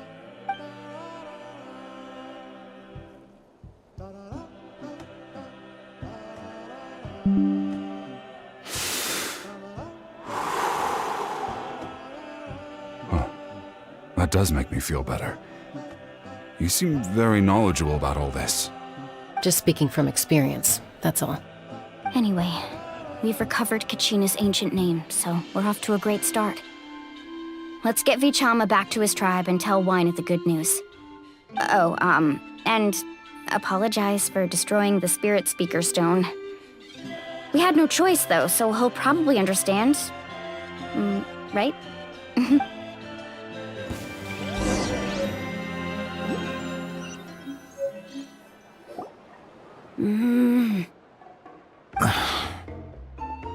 Koichi, are you really gonna just stand there like that? I don't know what you want from me.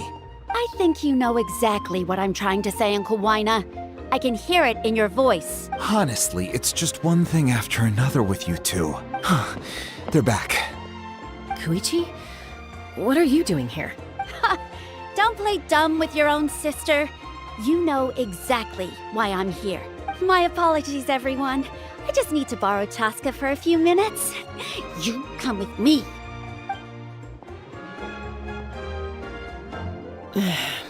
I'll be just a moment. Who was that? Koichi, Chaska's younger sister. Although the two aren't actually related by blood, it's kind of a long story. It's not really my story to tell, but I guess it's not a secret. You see, Chaska was actually raised by cuckoo sores. She was afflicted with a rare disease when she was a child, and abandoned in the wild as a result. The Abyss found her out there, all on her own, and tried to devour her. But in the end, all that did was trigger her will to live. That strength of will pushed her to survive. But it also planted a seed of conflict within her. Eventually, she was adopted by the cuckoo sores. Wherever they went, she followed, getting into fights right and left. For some reason, Paimon can totally imagine that. Well, when Chaska finally returned to human society, it was Koichi's parents who adopted her. At the time, Chaska still had a habit of getting into fights, so Koichi was always taking her around, apologizing to everyone. Ah, I remember those days. One of those fights was definitely with me. But, you know, kids. You're fighting one minute and your friend's the next. Eventually, she found a way to rein in that desire to fight. And now she's who people call to resolve conflicts. She's known as the Peacemaker. It sounds like she still argues with Koichi, though. Don't siblings usually stop fighting when they get older? That's partly my fault. Koichi asked me to stop Chaska from doing anything dangerous, but you probably know by now, once Chaska makes up her mind, there's no changing it. Oh, I get it. No wonder you tried to talk us out of going to the Night Kingdom. Chaska even said that wasn't like you. I'm all for your adventure. You need to take risks when you're young, because by the time you're my age, you couldn't attempt something like that even if you wanted to. Better try now than live with regrets later. That's what I say. Still, I can understand where Koichi's coming from. In the end, nobody wants to sit back and let a loved one put their life on the line.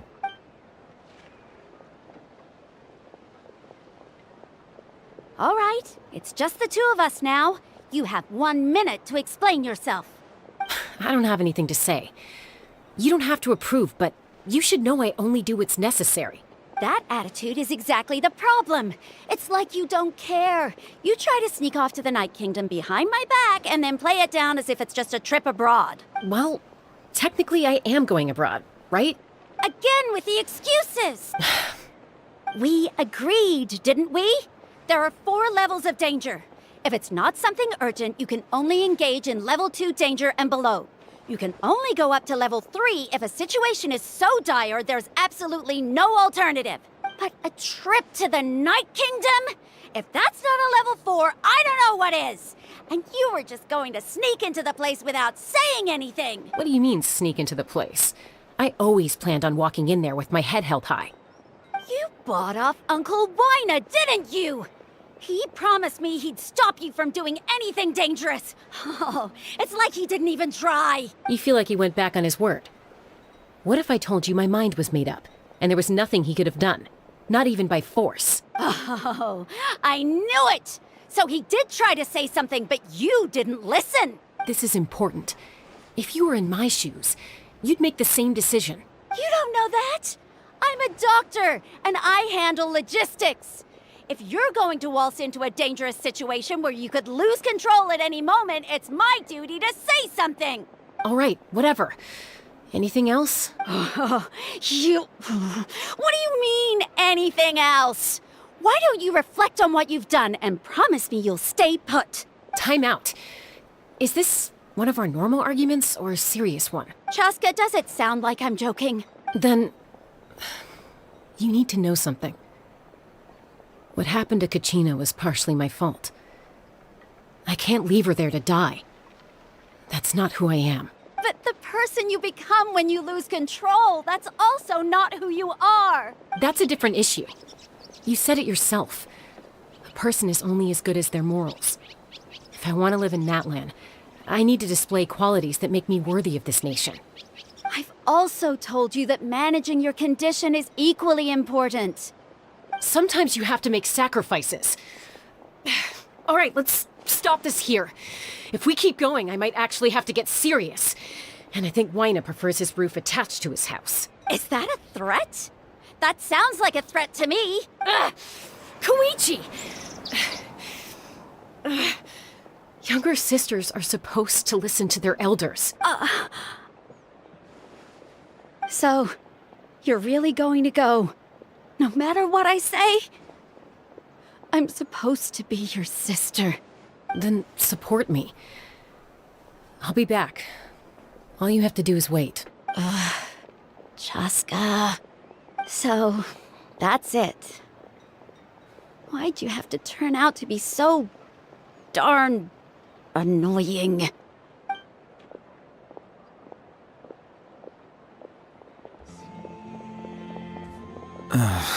You two are something else. Something you wanted to say? I know you aren't related by blood, but you two sure are similar. Really? You know, I said that very thing to Koichi not too long ago, and she reacted the exact same way, down to the very tone of voice. It's not my place to get involved, but I will say this. Try to spend a little more time with your sister. You're tough kids. That doesn't mean you have to go it alone. Thank you. Anytime. All right. If you're done with the Spirit Speaker Stone, you might as well hand it over. According to Kinich, it's an important ceremonial artifact, so it'd be safer to keep it with me. About that. If only Tone-Deaf Bard was here, he could have repaired it just like the Holy Liar. It might be in a few more pieces than you remember. Huh?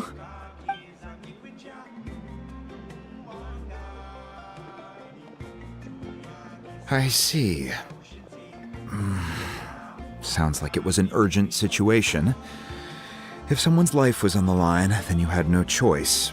Still, Citlali's going to be a nightmare to deal with now that you've broken her stuff. I'll explain everything to her later. Stay safe out there in the Night Kingdom, okay? I'll wait here for your safe return.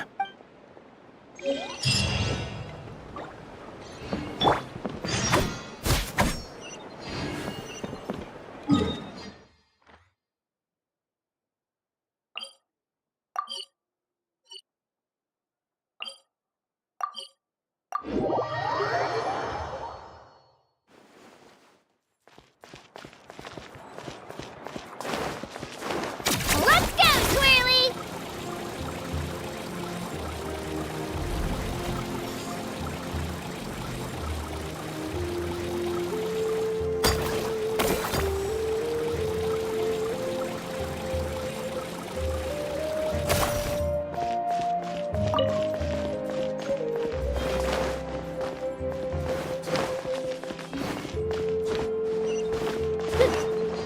Spin to win!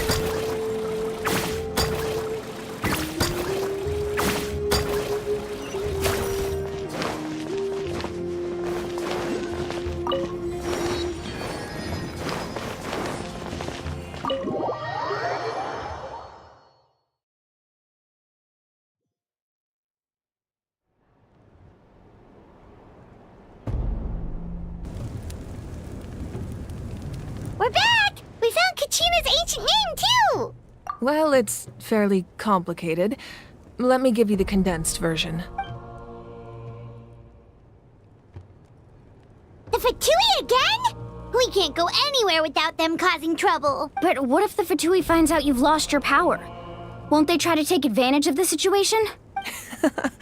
That's why it has to be our little secret. No one else can know, or we're asking for trouble.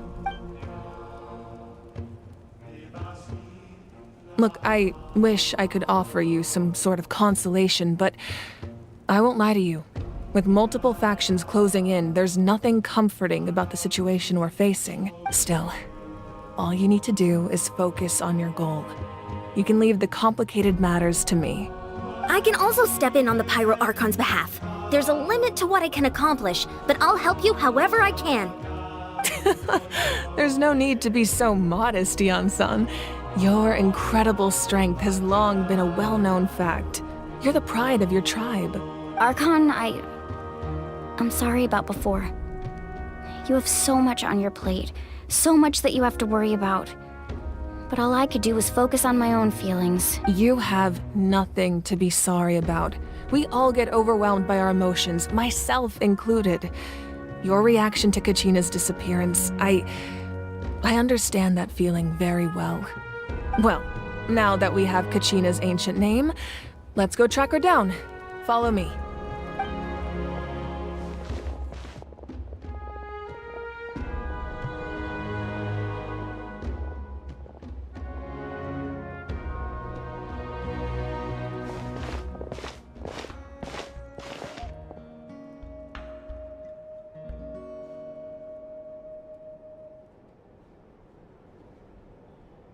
What is this place?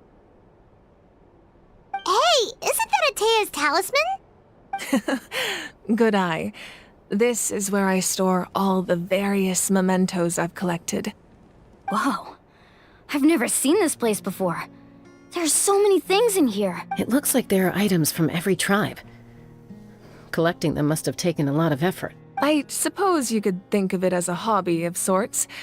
In Natlan, everyone grows up listening to the stories of heroes, and physical items do a far better job of preserving those stories than our own memory. Now, I still have some preparations to make for the ceremony, so feel free to take a look around in the meantime. If you're curious about an item, I'm more than willing to tell you about its origins. All right, we'll have a look.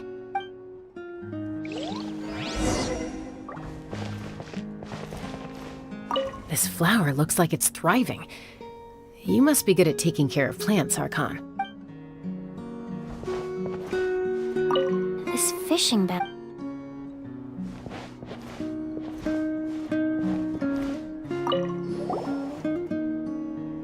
there's a fishing rod here. It must have belonged to the people of the springs. That's right.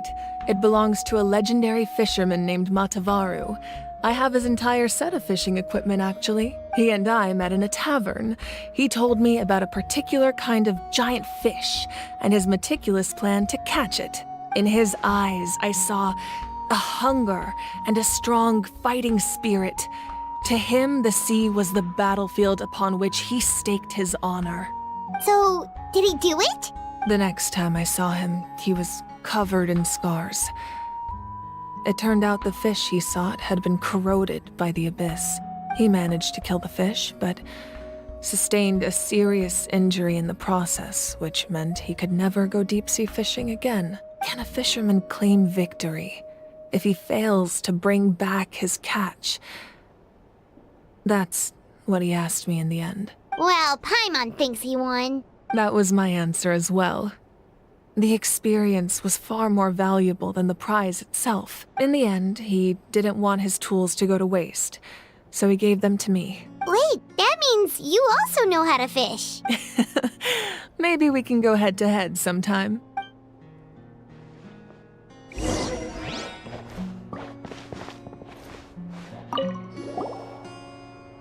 This is Atea's talisman. I'm sure you're familiar with this one already. Atea was rarely ever without it. The talisman brought her a lot of luck in battle.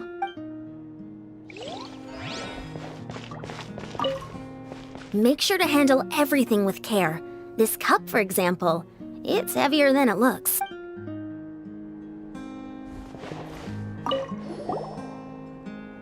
Whoa, that belt is bigger than Paimon's head!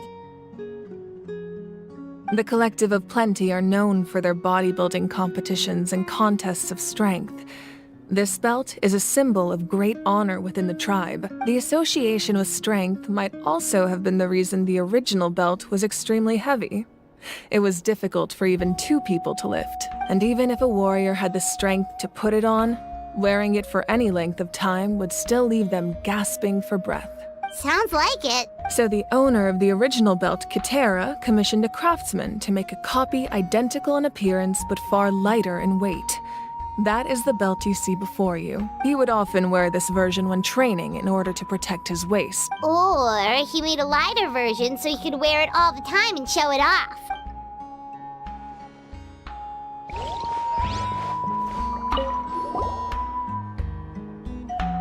There are so many jars and potions around here. Do they have anything to do with alchemy? No, those belong to the Masters of the Nightwind. They're ceremonial tools used to amplify the ability to communicate with the Night Kingdom and the Wayab. Yamaya is an expert in this field, and she taught me a lot. Even though she appears stoic and serious, she actually has a keen sense of humor. The tools you see here are quite traditional. Her students found them outdated, so she passed them on to me. The contents of the jars aren't all that special. Oh, except the big jar in the middle. That's what she really wanted to give me. Ooh, must be something really cool. What's inside? Grape juice. Huh? It's quite tasty, although probably expired by now.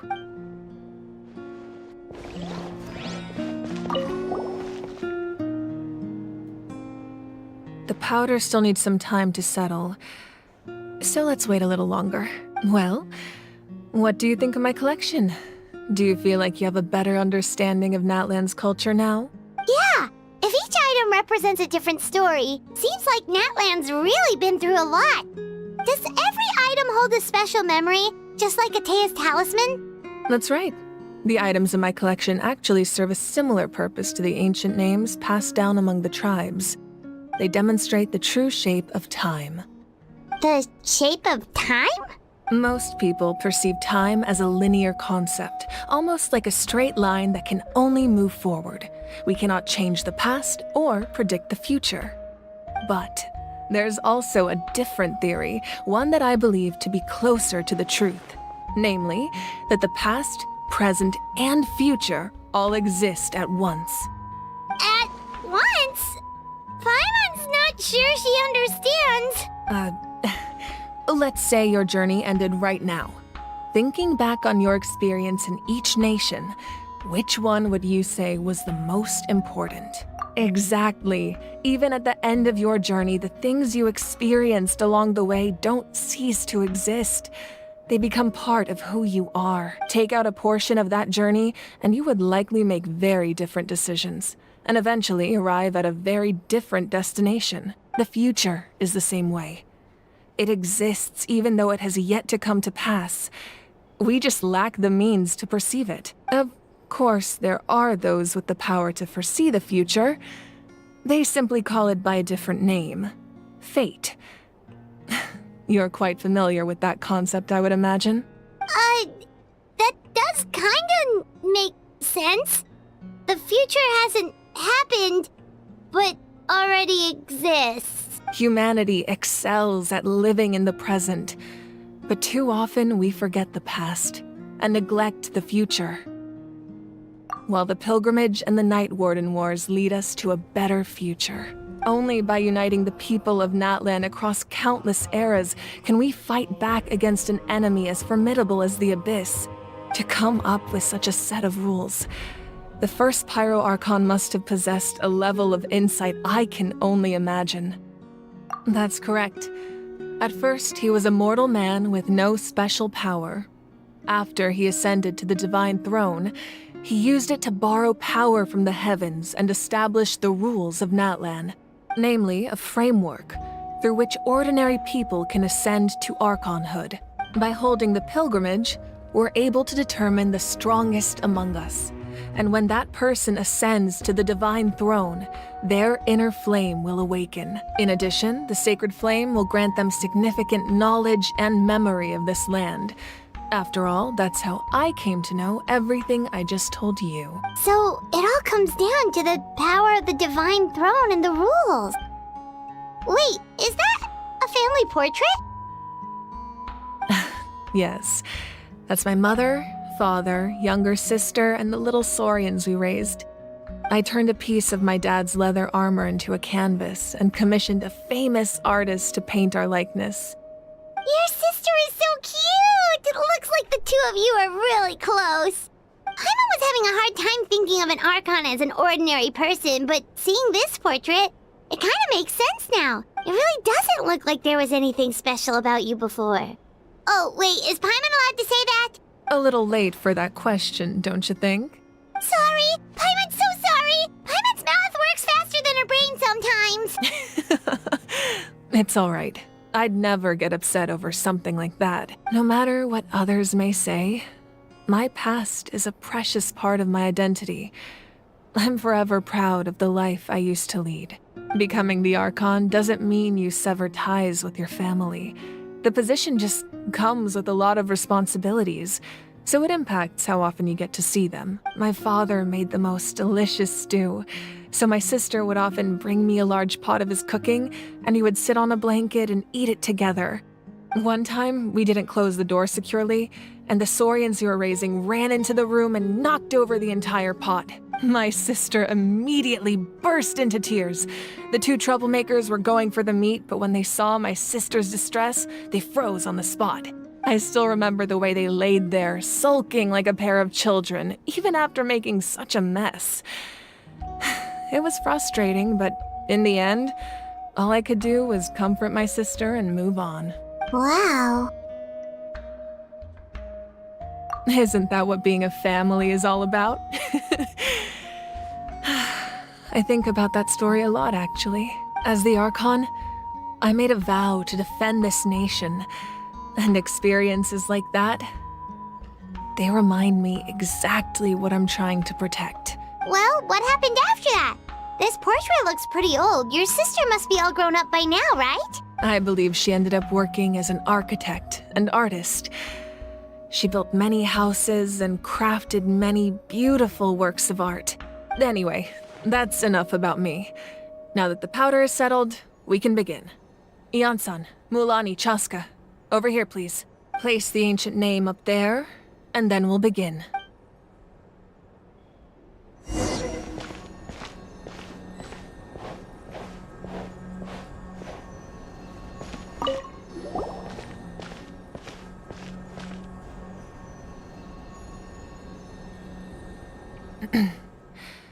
Surely as the echoes of life resound through heaven and earth, so too shall our stories remain eternal.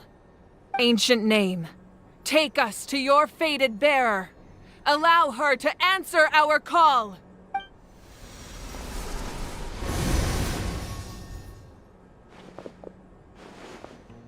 Am I hallucinating again?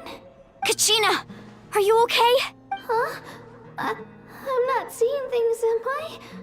Is the Abyss playing tricks on me again? It's okay, Kachina. It's just us. We're trying to find a way to bring you back. Everyone, you have to listen to me.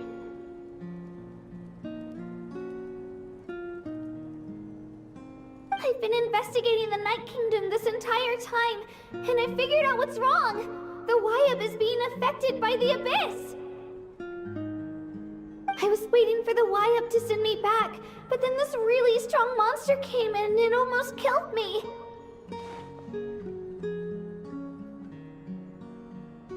The Wyab saved me, even though its power is weakening, so I've been hiding from the monsters while trying to find a way to help.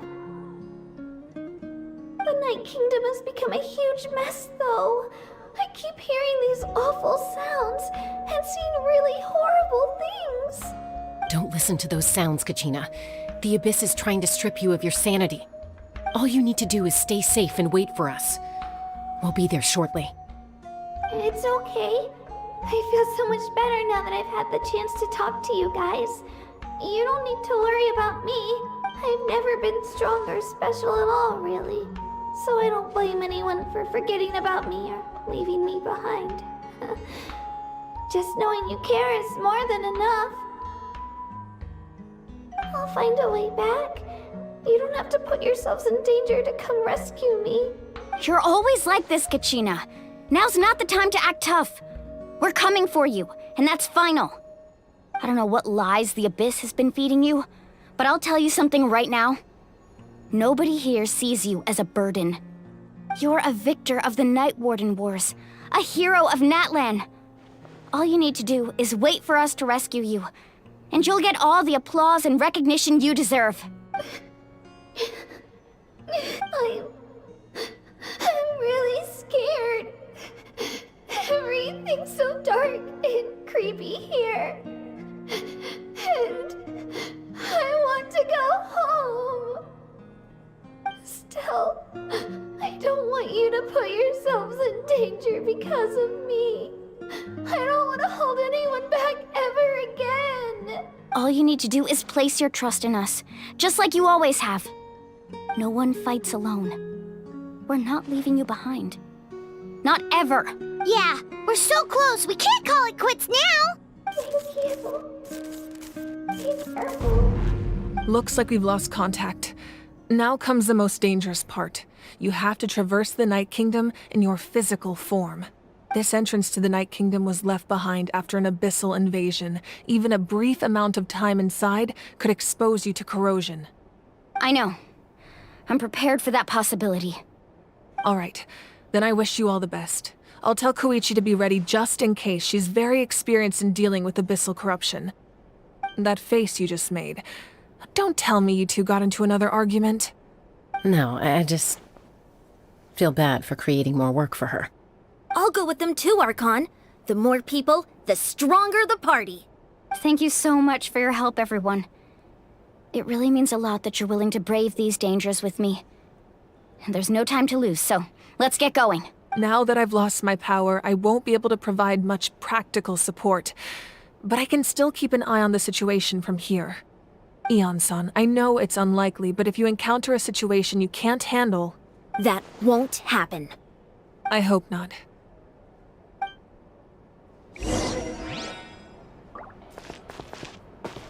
Yeah! Be careful out there. I'll observe...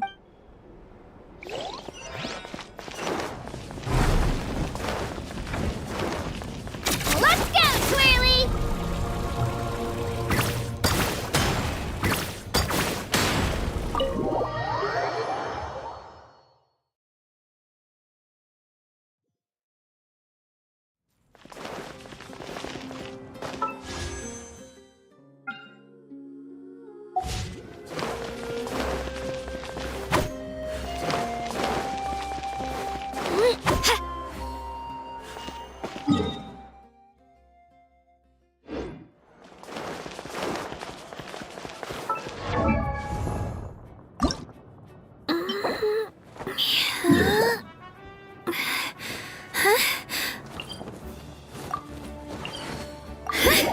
Spin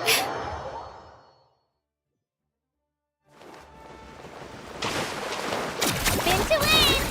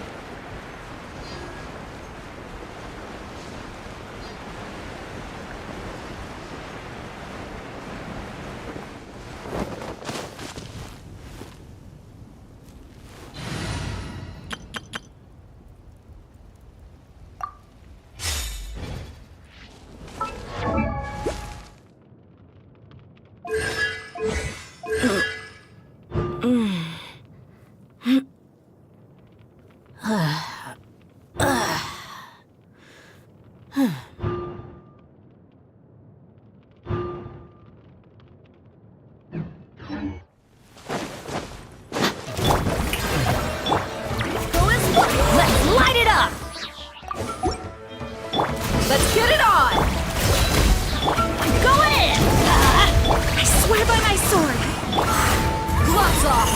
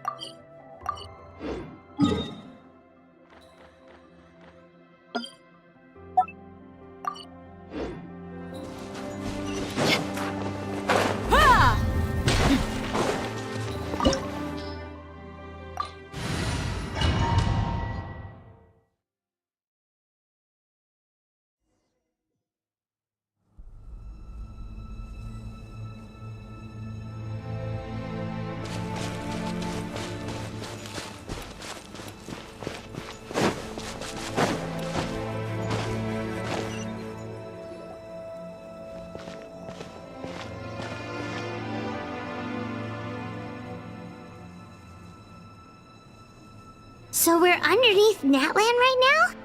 It looks nothing like Paimon was imagining. That's because in the distant past, Natlan was home to an incredibly advanced civilization ruled by dragons. Humans only established their own society after the fall of the dragons. So these are Saurian ruins? Wait, you mean like the elemental sovereigns? They had their own advanced civilization? Yes, a really long time ago. Very few records have survived until now, so no one really knows what the devices here are for. These ruins have been abandoned for a long time, but with the recent increase in Abyss activity, the installations around here have somehow been activated again. So what you're saying is, we're not in for an easy trip to the Night Kingdom. No. It's going to be obstacle after obstacle from here on out.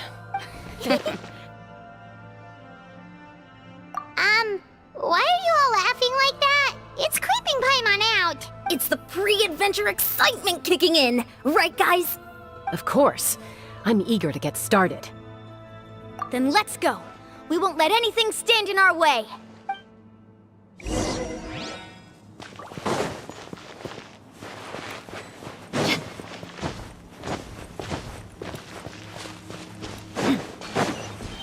Seems like the road ends here. How should we get across? As a professional trainer, I think you could stand to build up your endurance, Paimon. Professional trainer? Paimon thought you were a warrior from the Collective of Planning. Well, that goes without saying. But I actually work as a sports coach. I provide professional guidance for many of Natlan's popular sports. And I don't just mean physical training. I design nutrition plans as well. So basically no sugar, no soft drinks, no grilled meat. Yeah, we'll be here all day if you list them out one by one. It's much faster to just focus on what's good for you. Those guys look familiar. We've fought them before. Let's go. Show no mercy.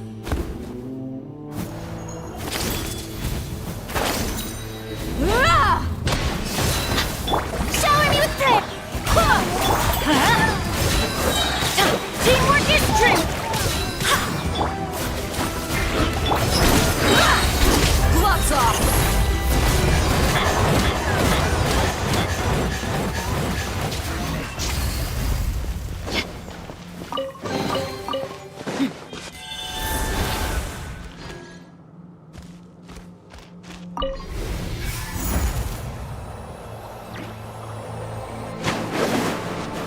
Whoa, the place we need to go seems really high up.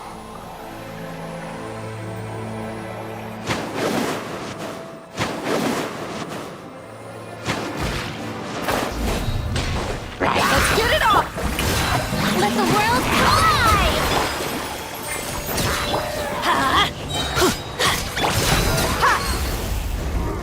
Everybody stand back! I swear by my sword! You asked for it!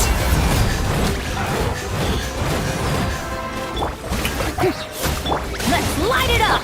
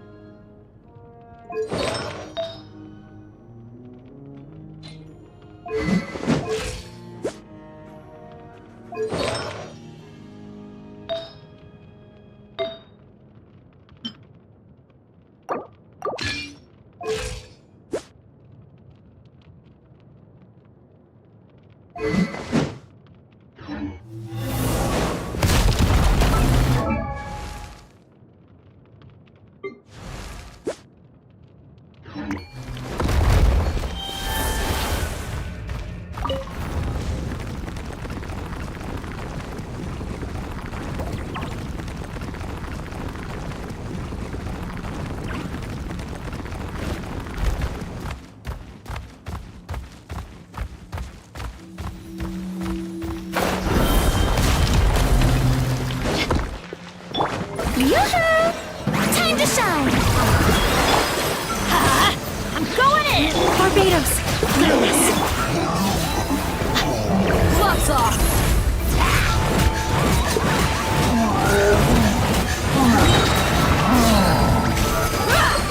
Let's light it up!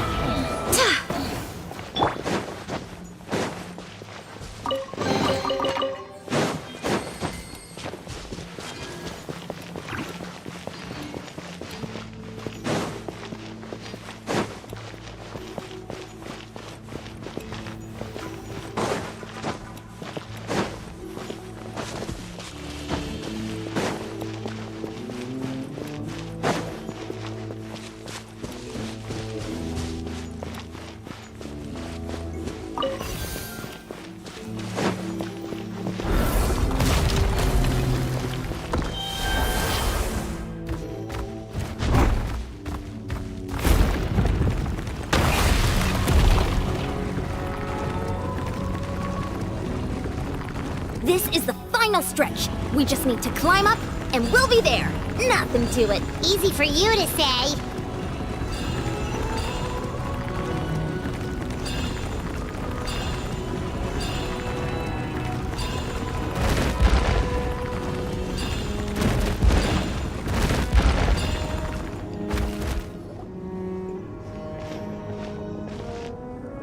This must be the entrance the Pyro Archon told us about. The one ripped open by the Abyss. Yes. There's something in the depths of this place that feels familiar, yet also foreign. We actually have to go in there? Okay, Paimon just needs to psych herself up. Don't push her through before she's ready.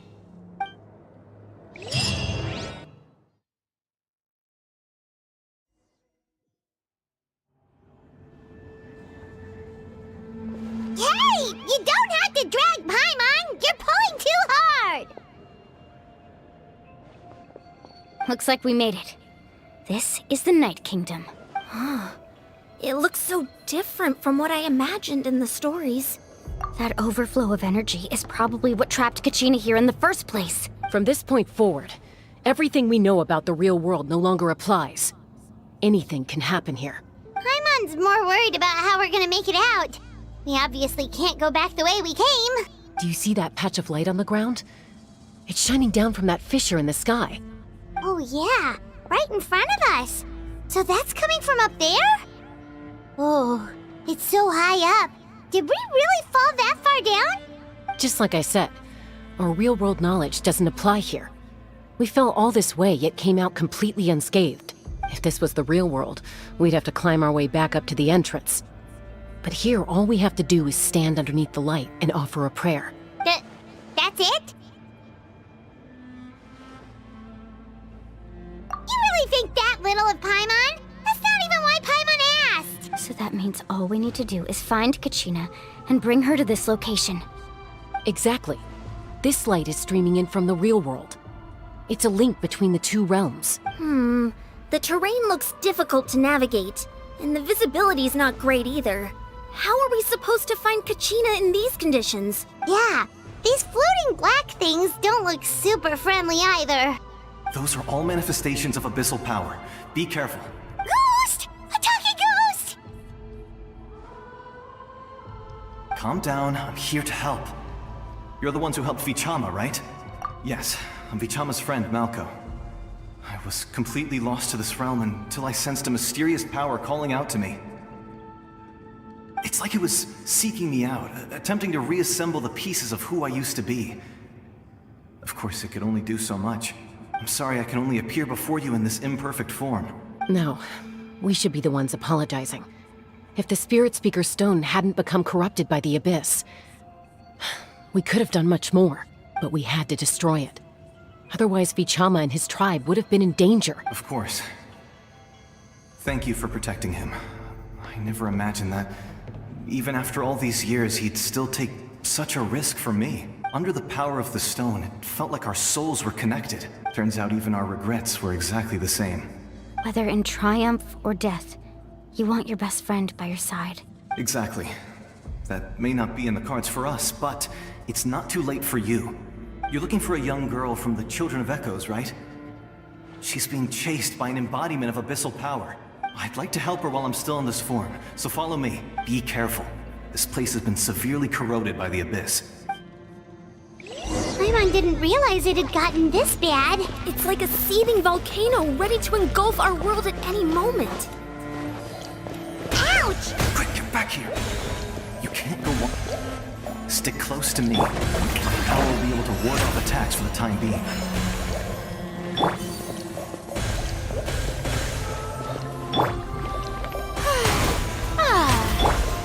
We won't be able to keep this up. Let's try another route. This way.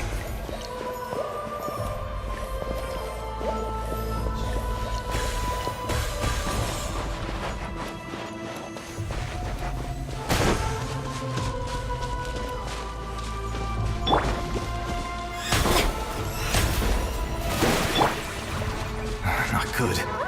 More monsters. We shouldn't waste our time on them. Everybody stand! I swear by my sword! They're dead meat!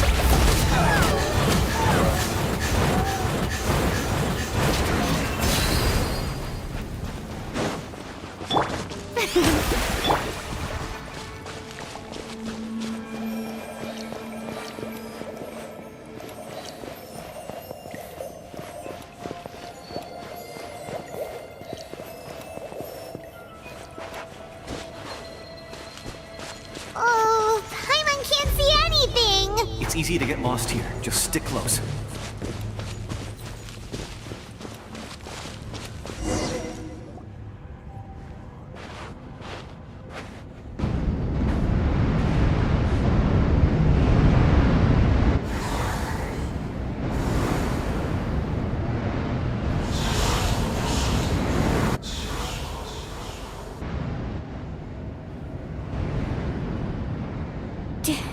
Did you hear that? What? Never mind. It was probably just my imagination. Don't scare Paimon like that! I heard it too. It was a voice from the abyss. What did it say? Doesn't matter. It certainly doesn't harbor good intentions.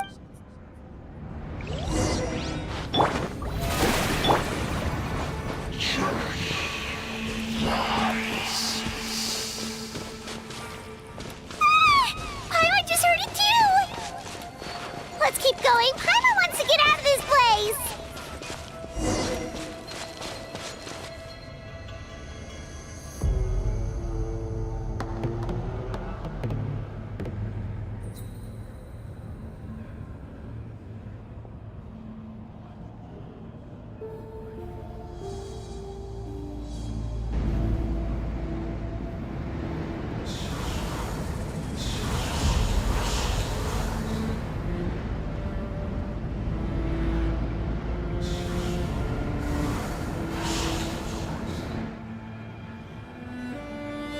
We're here, Kachina! Oh, honey? You made it! Looks like our reunion will have to wait until we take care of these monsters. Good idea. Let's go!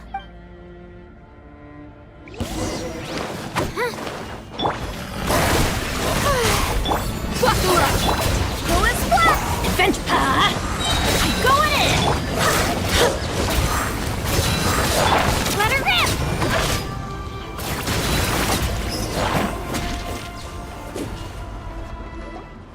You're here! You're finally here! Thank you so much! That monster can appear from anywhere! It almost caught me a bunch of times. The YF's power helped keep me hidden, so I just tried to stay out of sight until you got here. Had a girl. You did so well. And most importantly, you weren't hurt. Should we start heading back then? Actually, I have a request. Will you come visit the YF with me? I can't exactly put it into words, but something's wrong with the Ode of Resurrection. And I know it has something to do with the contamination from the Abyss. That was the Pyro Archon's theory as well. Everything we've seen here certainly seems to back it up. In the Night Kingdom, there are 6 main totem poles representing the Wyab of each tribe. You can think of them like the body of each Wyab. Additional totem poles, like the ones around here, serve as proxies to which the Wyab can extend their consciousness. There are countless proxies scattered around the Night Kingdom. Through them, the Wyab can extend their consciousness over the entire realm and track down souls no matter where they roam. But if a proxy were to become severely contaminated, then a soul could become lost within the Night Kingdom. Judging by the current situation, I don't think we're dealing with just one contaminated proxy. Even if we could drive back the abyssal power from one of them, that probably wouldn't even put a dent in the problem. Still, we can't just leave the Wyab to suffer. It's protected me this whole time. I agree. We might even manage to draw out the monster that's been hunting Kachina. Getting rid of the monster might slow down the deterioration of the Night Kingdom. Kachina? What's wrong? Nothing. Just a headache. And that voice again, telling me to abandon the Wyab and leave this place. Maybe we really should leave. Kachina's already been here for too long. No, I'm fine. I don't plan on listening to that nonsense. I can hold on. Just up ahead. I'll lead the way. Besides, I can still fight, so please, help me out a little longer. Listen to me, Kachina. We'll come with you, but that's because we want to help the Wyab. Not because we have something to prove. You don't have anything to prove either. It's okay if you reach your limit. We'll be there for you. All right. The sooner we get this done, the better. We've already come all this way, so we might as well try to get to the bottom of this. Let's go. This way. I'll stay here and try to stall the Abyss monster. All by yourself? That's too dangerous. It's all right. I may not be as strong as that monster, but I'm definitely more familiar with the area. Besides, I don't have much time left. If you're anything like my friend, I'm sure you're not particularly fond of goodbyes. So go. Achieve your goal, and return to the world where you belong. Thank you for everything. You're a true hero. Thank you. No one fights alone.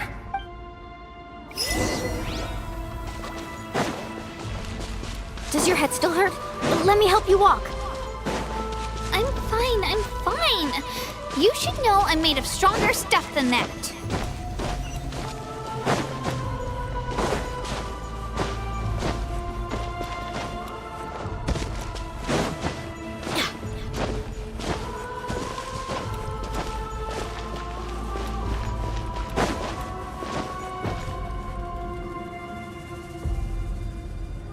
Wyab! I'm back! My friends and I are here to heal you. Wyab, can you hear me? Wyab? So we were right. The contamination is already too severe. It's preventing the Wyab from answering our calls. All right, get ready, everyone. Time to purge the abyssal energy from this place. Careful. We've got company. Already? You really think that puny soul could slow me down? Courage in the face of futility is pure folly. He tried to get in my way, so I disposed of him. You killed Malcolm? He would have dispersed with or without me. Rather than worrying about him, I would urge you to focus on yourself. You may have defeated others of my kind in the past, but underestimate me now, and it will be to your peril. No, the power of the Abyss is intoxicating. The destruction it seeks captivates like a masterful work of art. I strive only for the opportunity to see it up close. I thought this naive little girl was an exception, but it turns out humanity is full of lambs willing to offer themselves up to the slaughter. That is the tragedy of your short lives. You understand nothing of all-encompassing power. Ancient names, pride, friendship, all empty ideas invented to give you a false sense of self-worth. They possess no power at all. The Pyro Archon created those grandiose ideals out of pure selfishness. Anything to avoid sharing power. Anything to avoid handing over the primordial gift to ordinary people like you. Don't believe me? Then ask yourself, why is the Pyro Archon strong beyond measure, while you, Kachina, remain so pathetically weak? Kachina, give me your hand.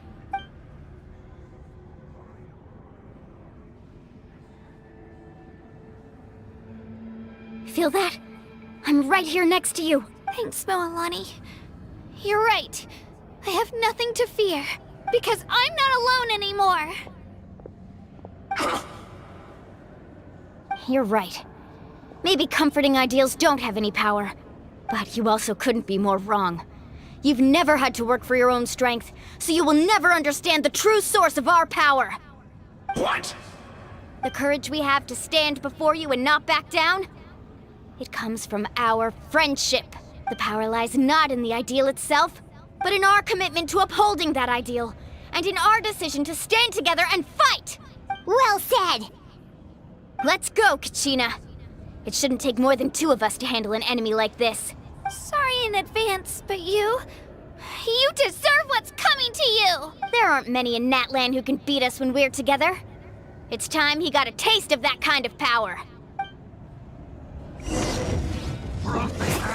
Right here! Rain down!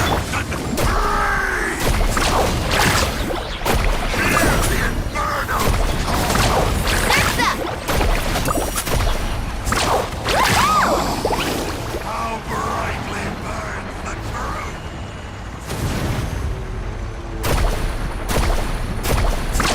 Let's shred, Sharky! Shabam!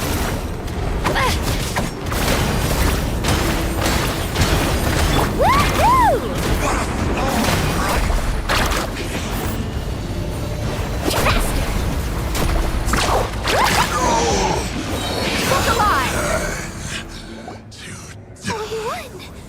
We actually won!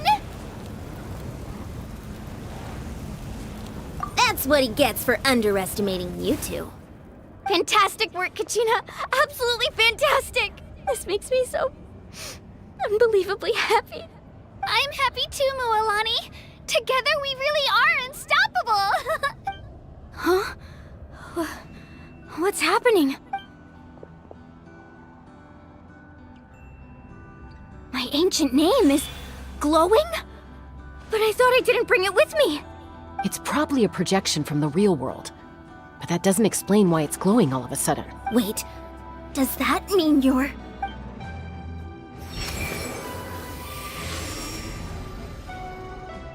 That was a bold move, diving headfirst into the fire to save your friend, especially in a place so overrun with abyssal corruption. Still, seeing you pull it off was really something. Everything you said was exactly right. As isolated individuals, we stand no chance against the power of the Abyss. It took years' worth of scars and lots of unnecessary suffering for me to understand that for myself. The Pyro Archon's plan will unite us as one. Everyone has a part to play. Only then will we have the power to defeat the strongest of foes. Who are you? Tupac, a warrior from the people of the Springs. I fought against the Abyss during the invasion 500 years ago. I've heard that name before. You were the giant who saved all of Natlan. Since you were able to awaken my words from your ancient name, that means you have fully embodied the aspirations of the Wayub. Under the name Umoja, you shall unite the tribes and save Natlan from its impending doom. Me? As long as blood still runs through your veins, even the tiniest spark of steel against stone can ignite a flame. Its blaze will become one with our vision for Natlan, even amid everlasting darkness. Our bonds remain eternal.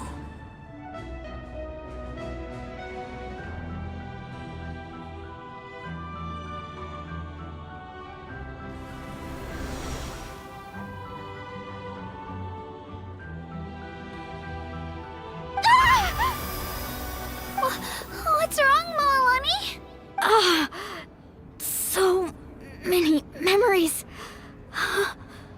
My brain was just flooded with everything he once knew.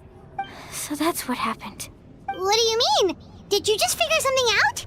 500 years ago, they foresaw the very crisis we're facing now. Efforts to save Natlan started all the way back then.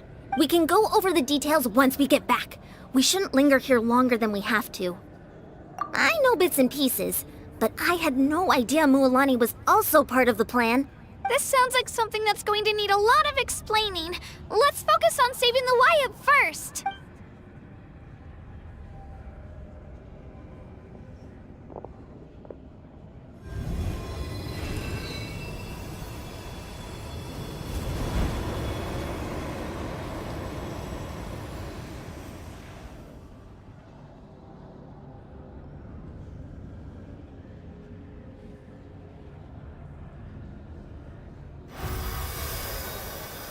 Okay, that should be enough. Wyatt? Can you hear me? I hear your voice, Kachina. My dear child. Great. Well then, I'm afraid it's time to say goodbye. I just wanted to make sure you were okay before we leave, but we can't afford to stay here any longer. I was going to ask why you bestowed an ancient name upon someone like me, but it's okay. I'll keep searching within myself for the answer. I'll never stop trying to improve my strength. One day, I'll live up to the hero you saw in me. You are already an outstanding child in my eyes, Kachina. Huh? You are all my most beloved children. It has always been my honor to protect and nurture you. Your ancient name is just that. A name. Much like your parents chose to name you Kachina, I also gave you a name, but it need not define you. Focus on who you want to be. You are already worthy of your name. Now, you need only devote yourself to becoming a better you. The story of your ancient name is for you to continue. Just like your parents, my love for you will never change. No matter what the future holds. Thank you, Wyatt. It gladdens me to see the Pyro Archon's plan move another step towards completion. But it is time for you to leave this place. The situation here is getting worse. Go now, my children. Save Natlan on behalf of all you hold dear. I know we've never met before, Wyatt, but I just wanted to say thank you for encouraging Kachina.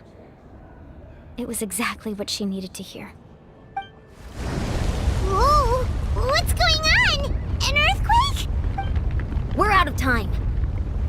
It's the power of the Abyss. Quick, we need to run!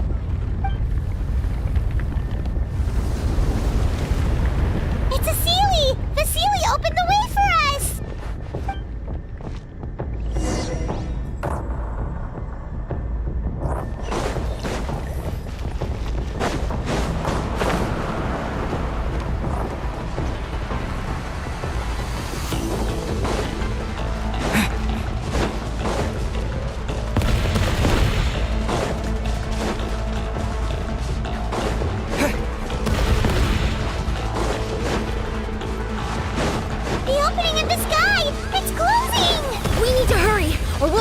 Here!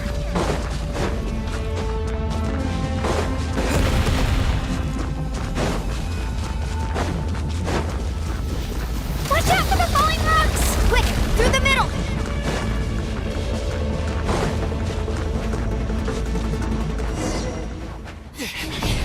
Come on, faster! We'll never make it!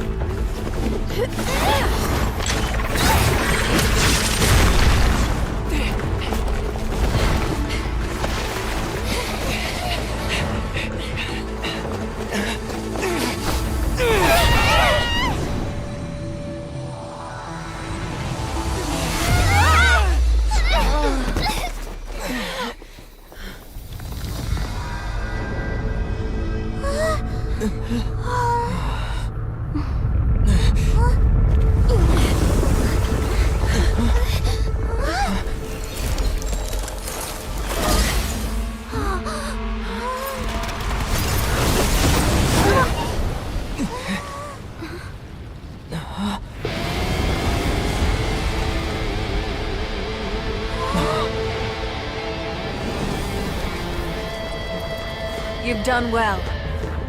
Now come home.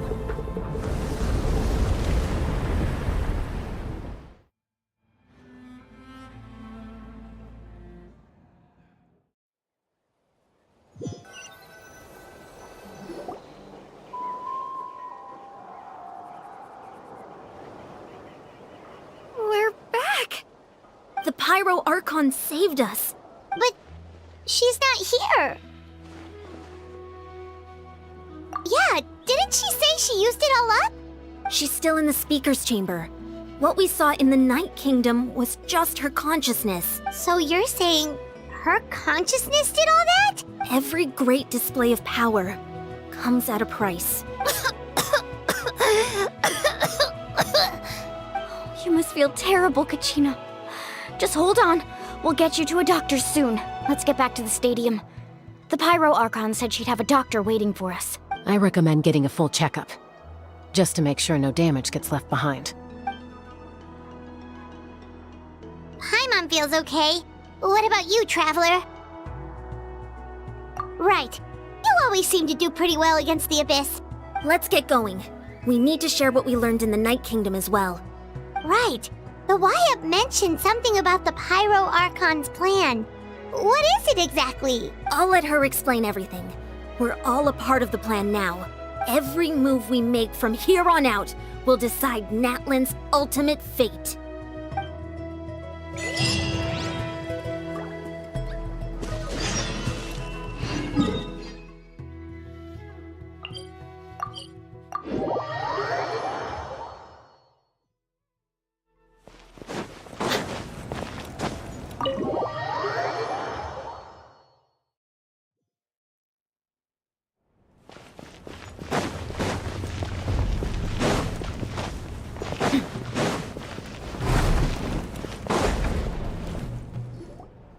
Huh. There's a lot less stuff here than before. It's good to see you all here in one piece. I know you must have a lot of questions, but let Koichi check you over first. It's best not to let any lingering effects of the Abyss go untreated. Thank goodness you made it back. I came here as soon as the Pyro Archon told me about your plan. Take a seat, everybody. I'll examine you one by one.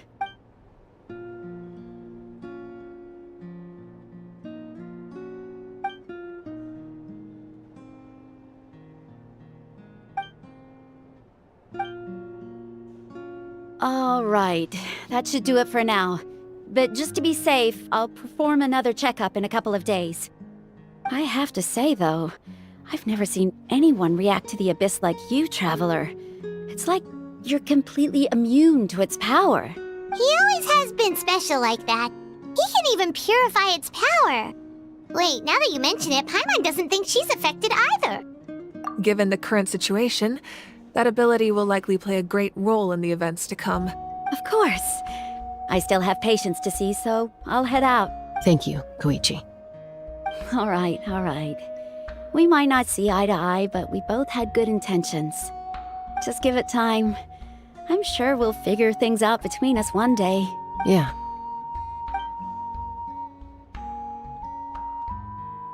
All right. There's so much to discuss, I don't even know where to begin. You've seen it for yourselves now. The devastation in the Night Kingdom. I'll get straight to the point. Natlan is on the verge of destruction. It's very possible our nation has less than a year before total devastation. Huh? No. That can't be true, can it? That's right. But I've only ever disclosed that fact to the handful of people working with me to save this nation. Our looming destruction is not a recent development, but the inevitable conclusion of the disaster the Abyss initiated 500 years ago. Mulan told us a little bit about that. 500 years ago, all the nations of Teyvat were invaded by the Abyss. Unlike the other nations, Natlan never had stable and deep-rooted ley lines, so we suffered the worst of the invasion. The battle against the Abyss was exceedingly long and brutal. In the end, victory came at the cost of our civilization and countless lives.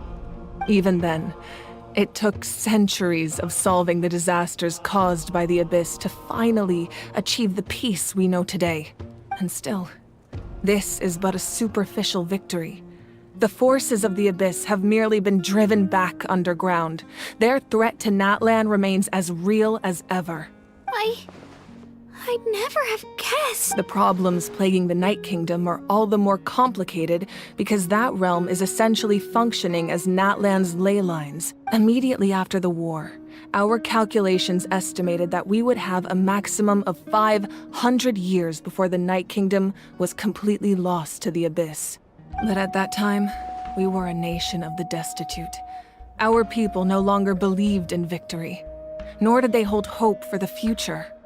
Our civilization was dying, our faith crumbling, and the line of power passed down from the Wayab nearly severed. If we didn't bring the nation back together, it would be foolish to even dream of defeating the Abyss in the future. So, the Archon had a long and involved discussion with the heroes of each tribe, and finally came up with a 500-year-long plan to save Natlan.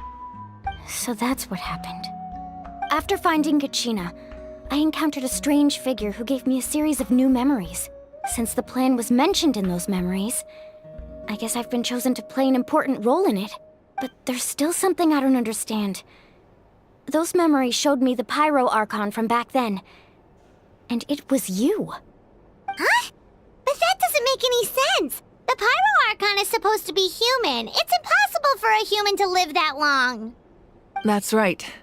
The hardest thing for humans to overcome has always been time, or rather, the natural limitations of our lifespan.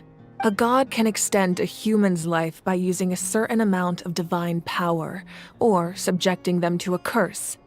But, as we all know, Natlan doesn't have gods like that.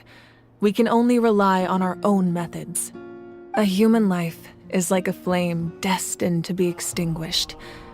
500 years ago, I placed my life within the sacred flame. Only by dying before my time could I have the chance to wake up again. So, in other words, this is your second life? Yes. We only managed to defeat the Abyss all those years ago because the tribes came together as one. If the Natlan of the future was to have a fighting chance, the Pyro Archons that came after the war had to rebuild the decimated tribes.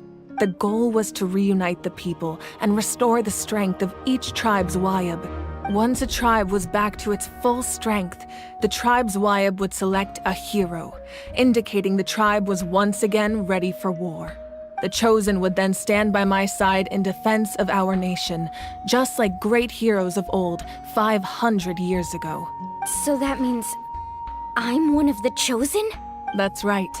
You bear the ancient name Umoja, the same one held by the hero from your tribe 500 years ago. It means unity.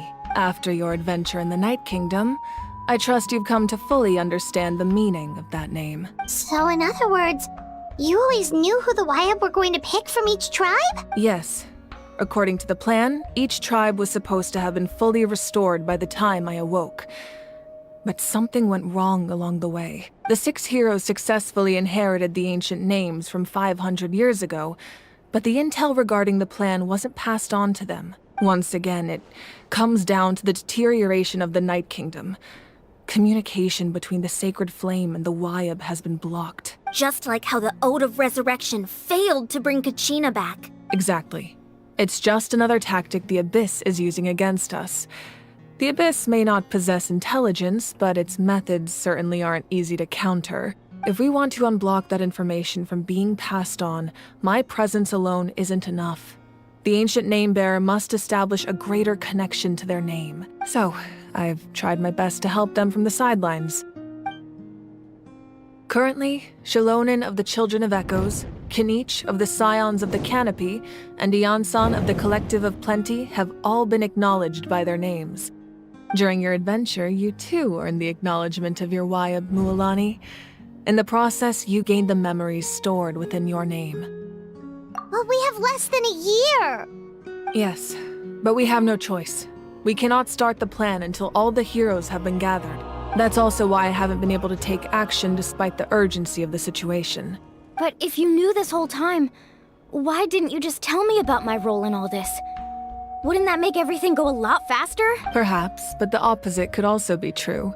Knowing your destiny too early could mean failing to realize your full potential. Just like your determination to save Kachina, I hope your commitment to this endeavor comes from your own strength of will, rather than a sense of obligation. So I suppose you're not going to tell us who the final two heroes are then? That's right. Their time is yet to come. Putting pressure on them beforehand will only hinder their development. I can only trust in the judgment of the Wyab. I have never believed I could solve this crisis alone. In fact, it was precisely because I chose to trust and rely on others that we managed to get this far. Natlan's salvation lies not in its Archon or any singular individual, but in us all. You're quite perceptive, aren't you? I thought I might get away with avoiding the topic. Huh?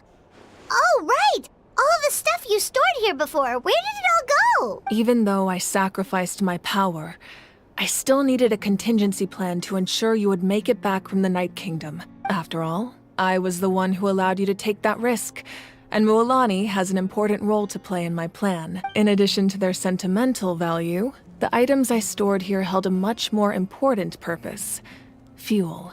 Fuel? Ah, so back then, that's why you... Yes.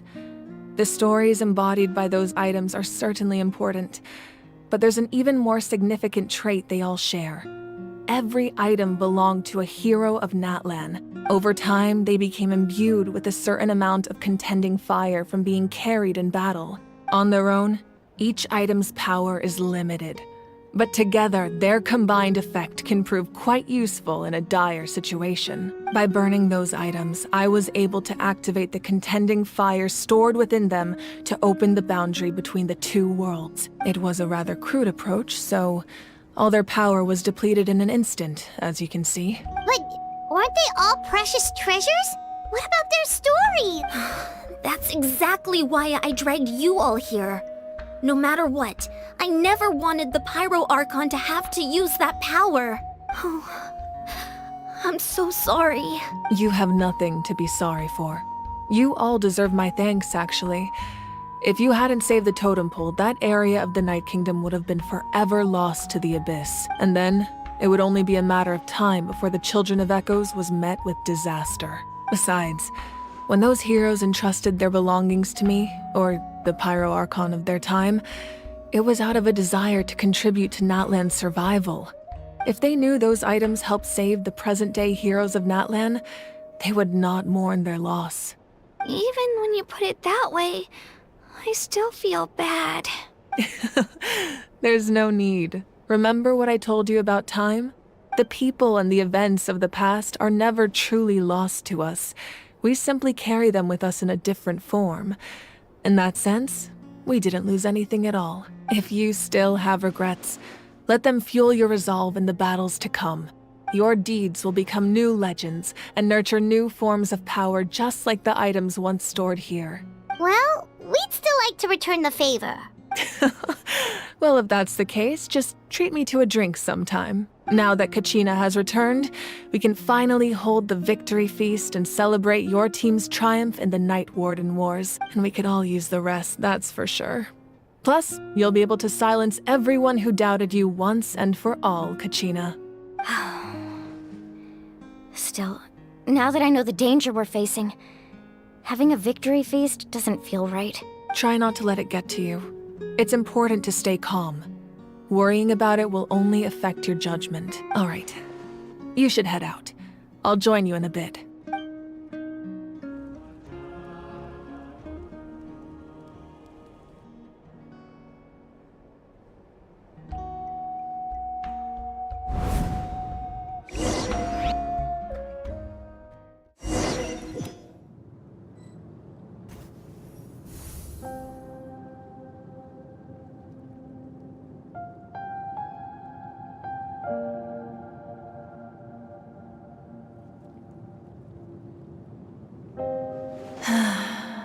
When I was young, I used to sit by the hot springs and listen to the stories of warriors from all over Natlan.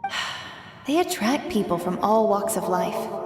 Friends come easy here, no matter what tribe you're from. The people of the springs have never claimed the hot springs as their own private property. They are there to bring all hot spring buddies together. It's been really nice seeing the children of my tribe get older. It's helped me gradually understand the true value of the springs. I've witnessed their energy, their determination, their absolute passion for life. Even when they cause trouble, I never managed to hold on to my anger for long. It's unbelievable how quickly they worm their way back into my good graces. I'm certain Mualani will become a great warrior when she grows up. She possesses infinite potential. I can see it. One day, when I'm no longer in fighting form, I'll come here and tell stories to all the children, just like those warriors did for me. So, you better get busy, Pyro Archon, or I'll end up running out of stories.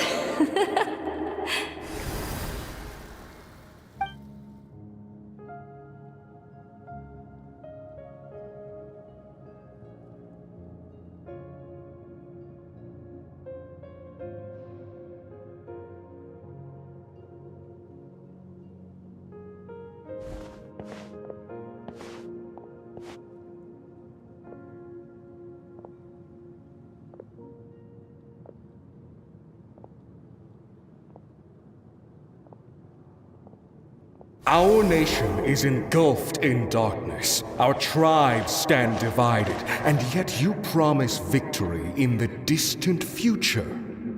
The Abyss is a cunning enemy, one that I faced in battle many times.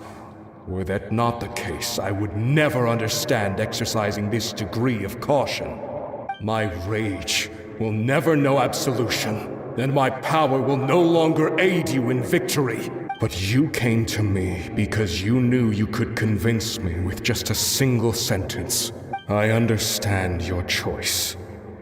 The heroes of today will forge the path ahead with blood and fire. Just remember to earn us the victory we are owed. Otherwise, rest assured, I'll find a way to collect the debt. For Natlan.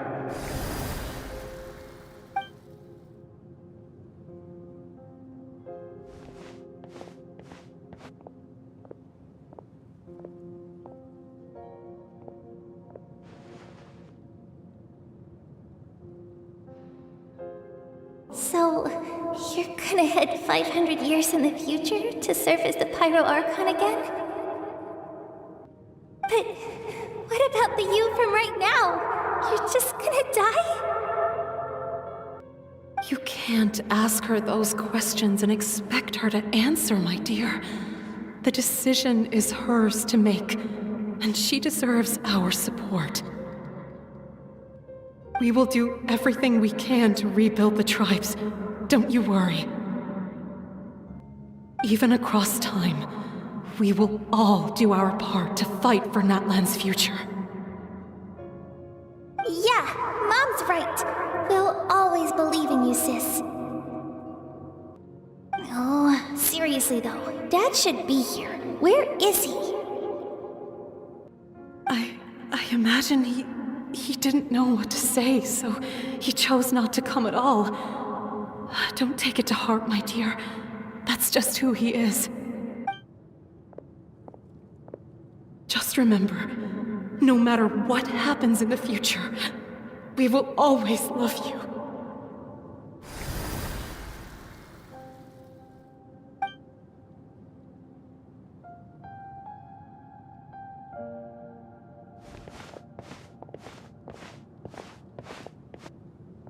I'll come find you one day. I know I can't live that long, but I'll think of something.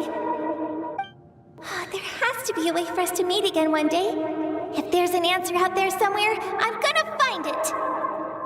So, don't forget about me.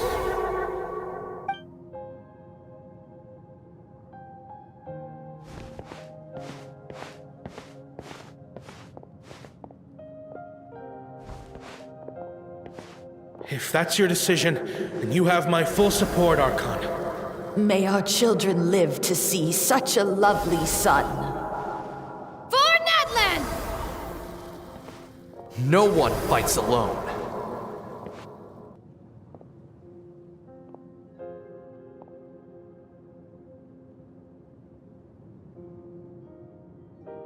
The rules are my legacy. They shall grant us the strength to overcome the next tragedy. War forged the 6 tribes, taught us how to fight, instilled in us what it means to love. Who will be the one to bring this to an end?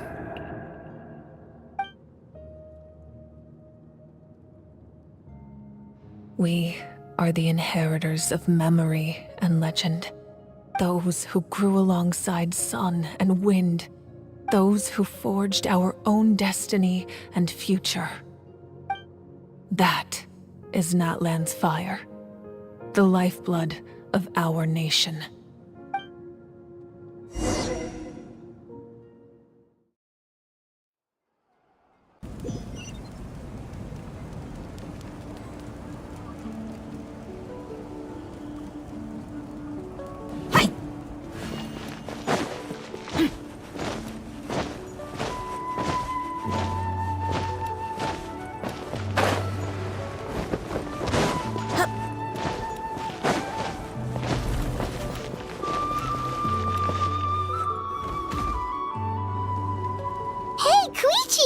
You here for the victory feast too? Oh, no. I knew Chaska would be here, so I just came to deliver some medicine. I was about to leave, actually. It's not that I don't want to celebrate Kachina and the others. I'm so glad she made it back. It's just... well, I'll make things awkward if I'm around my sister right now. Ah, well, you two had a fight, so Paimon can understand. She didn't cause any trouble during your trip, right? Yeah, she was super helpful. She gave us a lot of useful information about the Abyss. That's good. That's all I needed to know. Is there a reason you asked? You were pretty outspoken when we first met, but now it's like you're holding something back.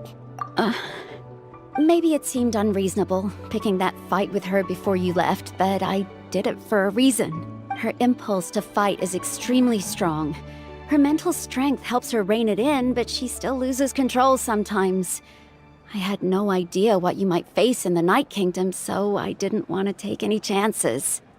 So what you're saying is... Okay, so maybe it sounds a little stupid, but it works pretty well. It helps her keep her cool for a little while, at least. Anyway, I'm just glad you were able to make it back safe and sound. That's all I wanted. But do you really have to go that far? Can't you just talk it out? No way. Chaska never opens up about her own pain, especially to her family. She can't learn about this, or it'll be even harder to help her. I appreciate the understanding, and don't worry. I'll find a way to help her ease this burden. Anyway, I need to get going. Enjoy the celebration. Oh, and if you ever need a doctor, you know who to find. Huh. Who would have thought there was a deeper reason behind their arguing? In the end, it's all the Abyss's fault. Paimon's had enough of them.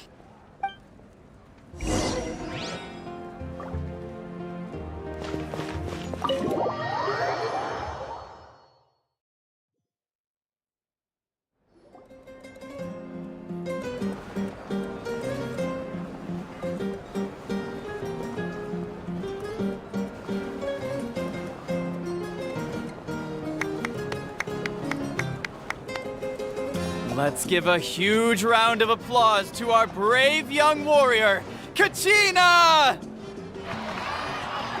Woohoo! Well done, Kachina! Thank you, everyone!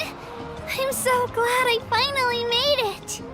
I always knew you could do it! With so much potential at your age, you have a great future ahead of you. You're one to talk. Don't think I didn't know you were the first person to abandon your team. I'll be dealing with you when we get back. I had no choice! My friend invited me, I couldn't just say no! Oh, really? So you weren't just trying to get ahead in the first round? I wasn't, I swear! I just happened to find that bearer injured in the wild, so I stopped to bandage his wounds. When he insisted on repaying the favor, what was I supposed to do? I'm just one person. I figured Kachina would have no trouble replacing me. But the fact of the matter is that after your departure, everyone else started thinking about swapping teams too. I'm really sorry, Kachina. It was wrong of us to abandon you like that. It's amazing that you still made it all the way through to the Night Warden Wars. That's the highest honor. So, what about you guys? Did you make it far? Our team captain drank too much the night before the competition and turned up late to the stadium on the day. We got disqualified. Serves you all right. No sympathy from me. Alright. There's no need to be like that, Uncle PACAL. Dear friends, I'd like to say a few words. Firstly, I'm grateful to my friends and our great Archon for helping to bring me back. This traveler and his companion Paimon are some of the strongest people I've ever met. If they were allowed to participate in the pilgrimage, I have no doubt that they'd win the whole thing. They've agreed to let me learn from them. With their help, I believe I can become even stronger still. And let's not forget my good friends, Moalani, Chaska, Kanich, and Ayan-san. They all helped the Traveler and Paimon figure out a way to bring me back from the Night Kingdom. They too deserve to be called our heroes, so please give another round of applause for them. Thank you so much. Well said! I'll drink to that. How does it feel being a hero, Kachina? To be honest, it's a bit overwhelming. It all just feels so surreal.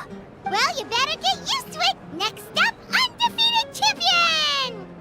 Hey, please don't make fun of me.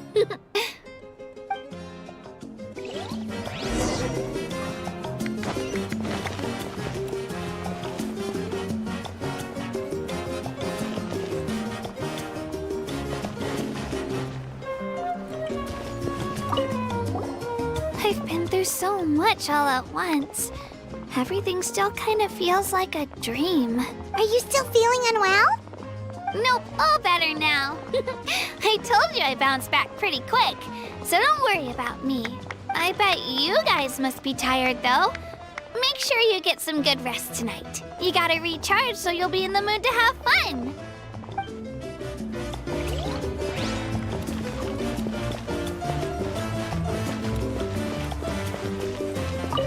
My apologies. Everything comes at a price, and most heroes aren't people who set out to become a hero.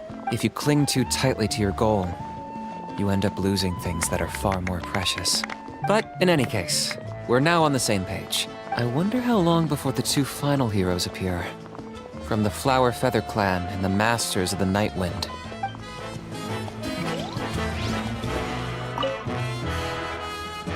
At previous victory feasts, you'd always find me in the crowd singing and dancing. But after what I found out today, it's too much.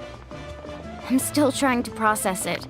It does feel weird seeing you so out of sorts. Is this another pearl of wisdom based on your adventuring experience? Well, Paimon agrees with the Traveler. Everyone's come together to celebrate Kachina's achievements. That's gotta be a first. You're right.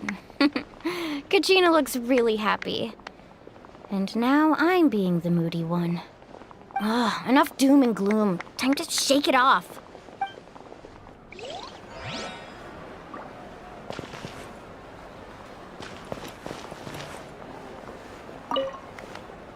All right, Kachina.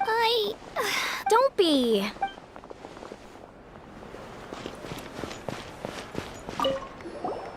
It cost us a lot, but there'll be even tougher challenges coming our way. That includes you, Paimon. I can do a special one-off session to show you the ropes. Interested? No thanks. It's rare to meet travelers as strong and brave as yourselves. I raised my glass to you. Anyway, my sister's already gone back to our tribe. She has patients to treat. Oh, we actually ran into her on the way here and, well, Paimon just thinks she really cares about you. Yeah, I'm planning on visiting home myself in a few days. to tell her and the rest of the family that they need to be extra careful. I just hope they take it seriously. The Abyss has likely sensed your arrival in Natlan by now, so exercise caution on your adventures as well.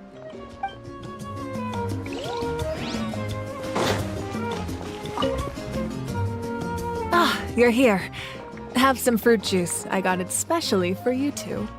How did you know? That's Paimon's favorite! You look like you've still got questions. Ask away. Because they had their own lives to live. The thought of telling them, abandon your families and everyone you love, and come with me to the end of time, for in 500 years Natlan will be destroyed, it seemed too cruel. You could just as easily point out that everything in this world would come to an end eventually. But life is short, and beyond a point, it just doesn't seem real. Imagine if I said, let's leave right now, and go save the sun because it'll flame out in a few million years.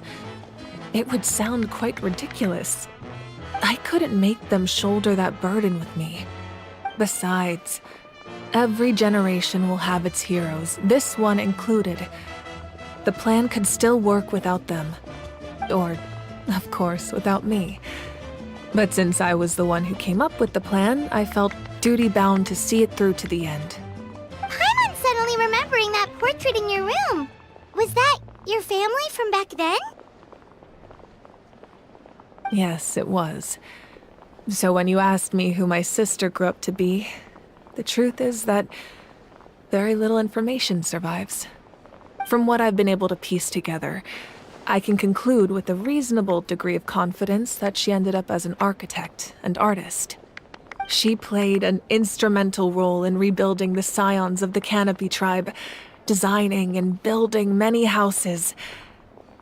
But of course, none of her buildings are around anymore. Still, it was an impressive achievement, and I'm very proud of her.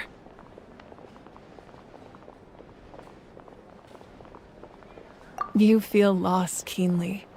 It seems to stir up feelings of regret in you. But this is something I have long since come to terms with. This is a war, and there can be no war without loss. I am already far more fortunate than those who lost their lives to the Abyss. The people of Natlan look to me as their Archon, and the weight of their expectations is mine to bear. I must see our fate through to the very end, no matter what I may find there. Yeah, doesn't that mean the way everything ends has already been written, including your plan? I suppose, but so what? Don't forget, time takes many forms. The past, present, and future coexist, and all are equally important. Even if the future ends in destruction, there's still no reason to give up on the here and now. And it's precisely because we humans cannot know our fate that we will never give up on our struggle. This is a pivotal moment. We are still 2 heroes short. Well, 3 to be precise. There's one further hero who I'm hoping to get on my side, whatever it takes. Your resistance to the corrupting power of the Abyss is truly remarkable. It would easily make you an all-important figure in the upcoming battle. If you agree to join us, you will not only gain my full support in your journey, but I will also forge a brand new ancient name for you. Ancient names can be forged? They can. Several strict conditions must be met, but if they couldn't be forged at all, then the number of them in circulation would have long dwindled to 0. Possessing an ancient name would mean that your adventures in Natlan are recorded in full. Your stories would be remembered by our people for all the years to come. The Ode of Resurrection may have temporarily lost its power, but still, take this as my personal guarantee that I shall never let you fall. Just like in the Night Kingdom, I will be there for you. That is a promise I will fulfill at all costs. This nation always honors its heroes. Yeah, we can't just ignore the situation here. Wonderful. Then I'll reach out to Shilonen right away. She's the one who will forge the name. We've never forged an ancient name for an Outlander before, but I trust she'll find a way.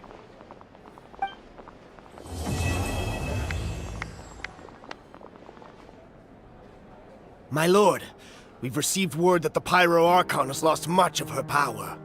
Although your injury complicates things, this is most certainly the opportune time to seize the Gnosis. Victory and defeat are rules, not outcomes.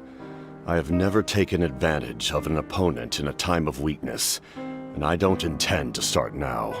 As for you, I must confess, I did not expect that little trick of yours to save the day. No matter how dense the fog, as long as the sun remains, we cannot turn day into night. She could have dispelled it. She simply chose not to. You don't have much time, and you're injured on top of that. What do you plan to do next? I'm beginning to see just how useful you may turn out to be. You heard something from here, didn't you?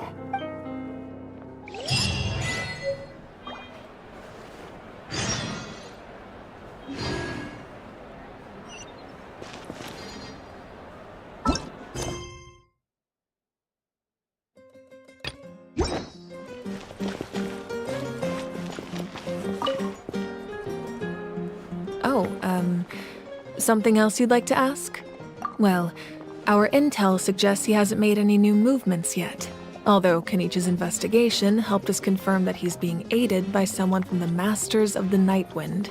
I'm getting closer to narrowing down who that may be, but it's still unclear whether this person aided the captain out of willingness or coercion. If you learn anything about this during your adventures, please let me know.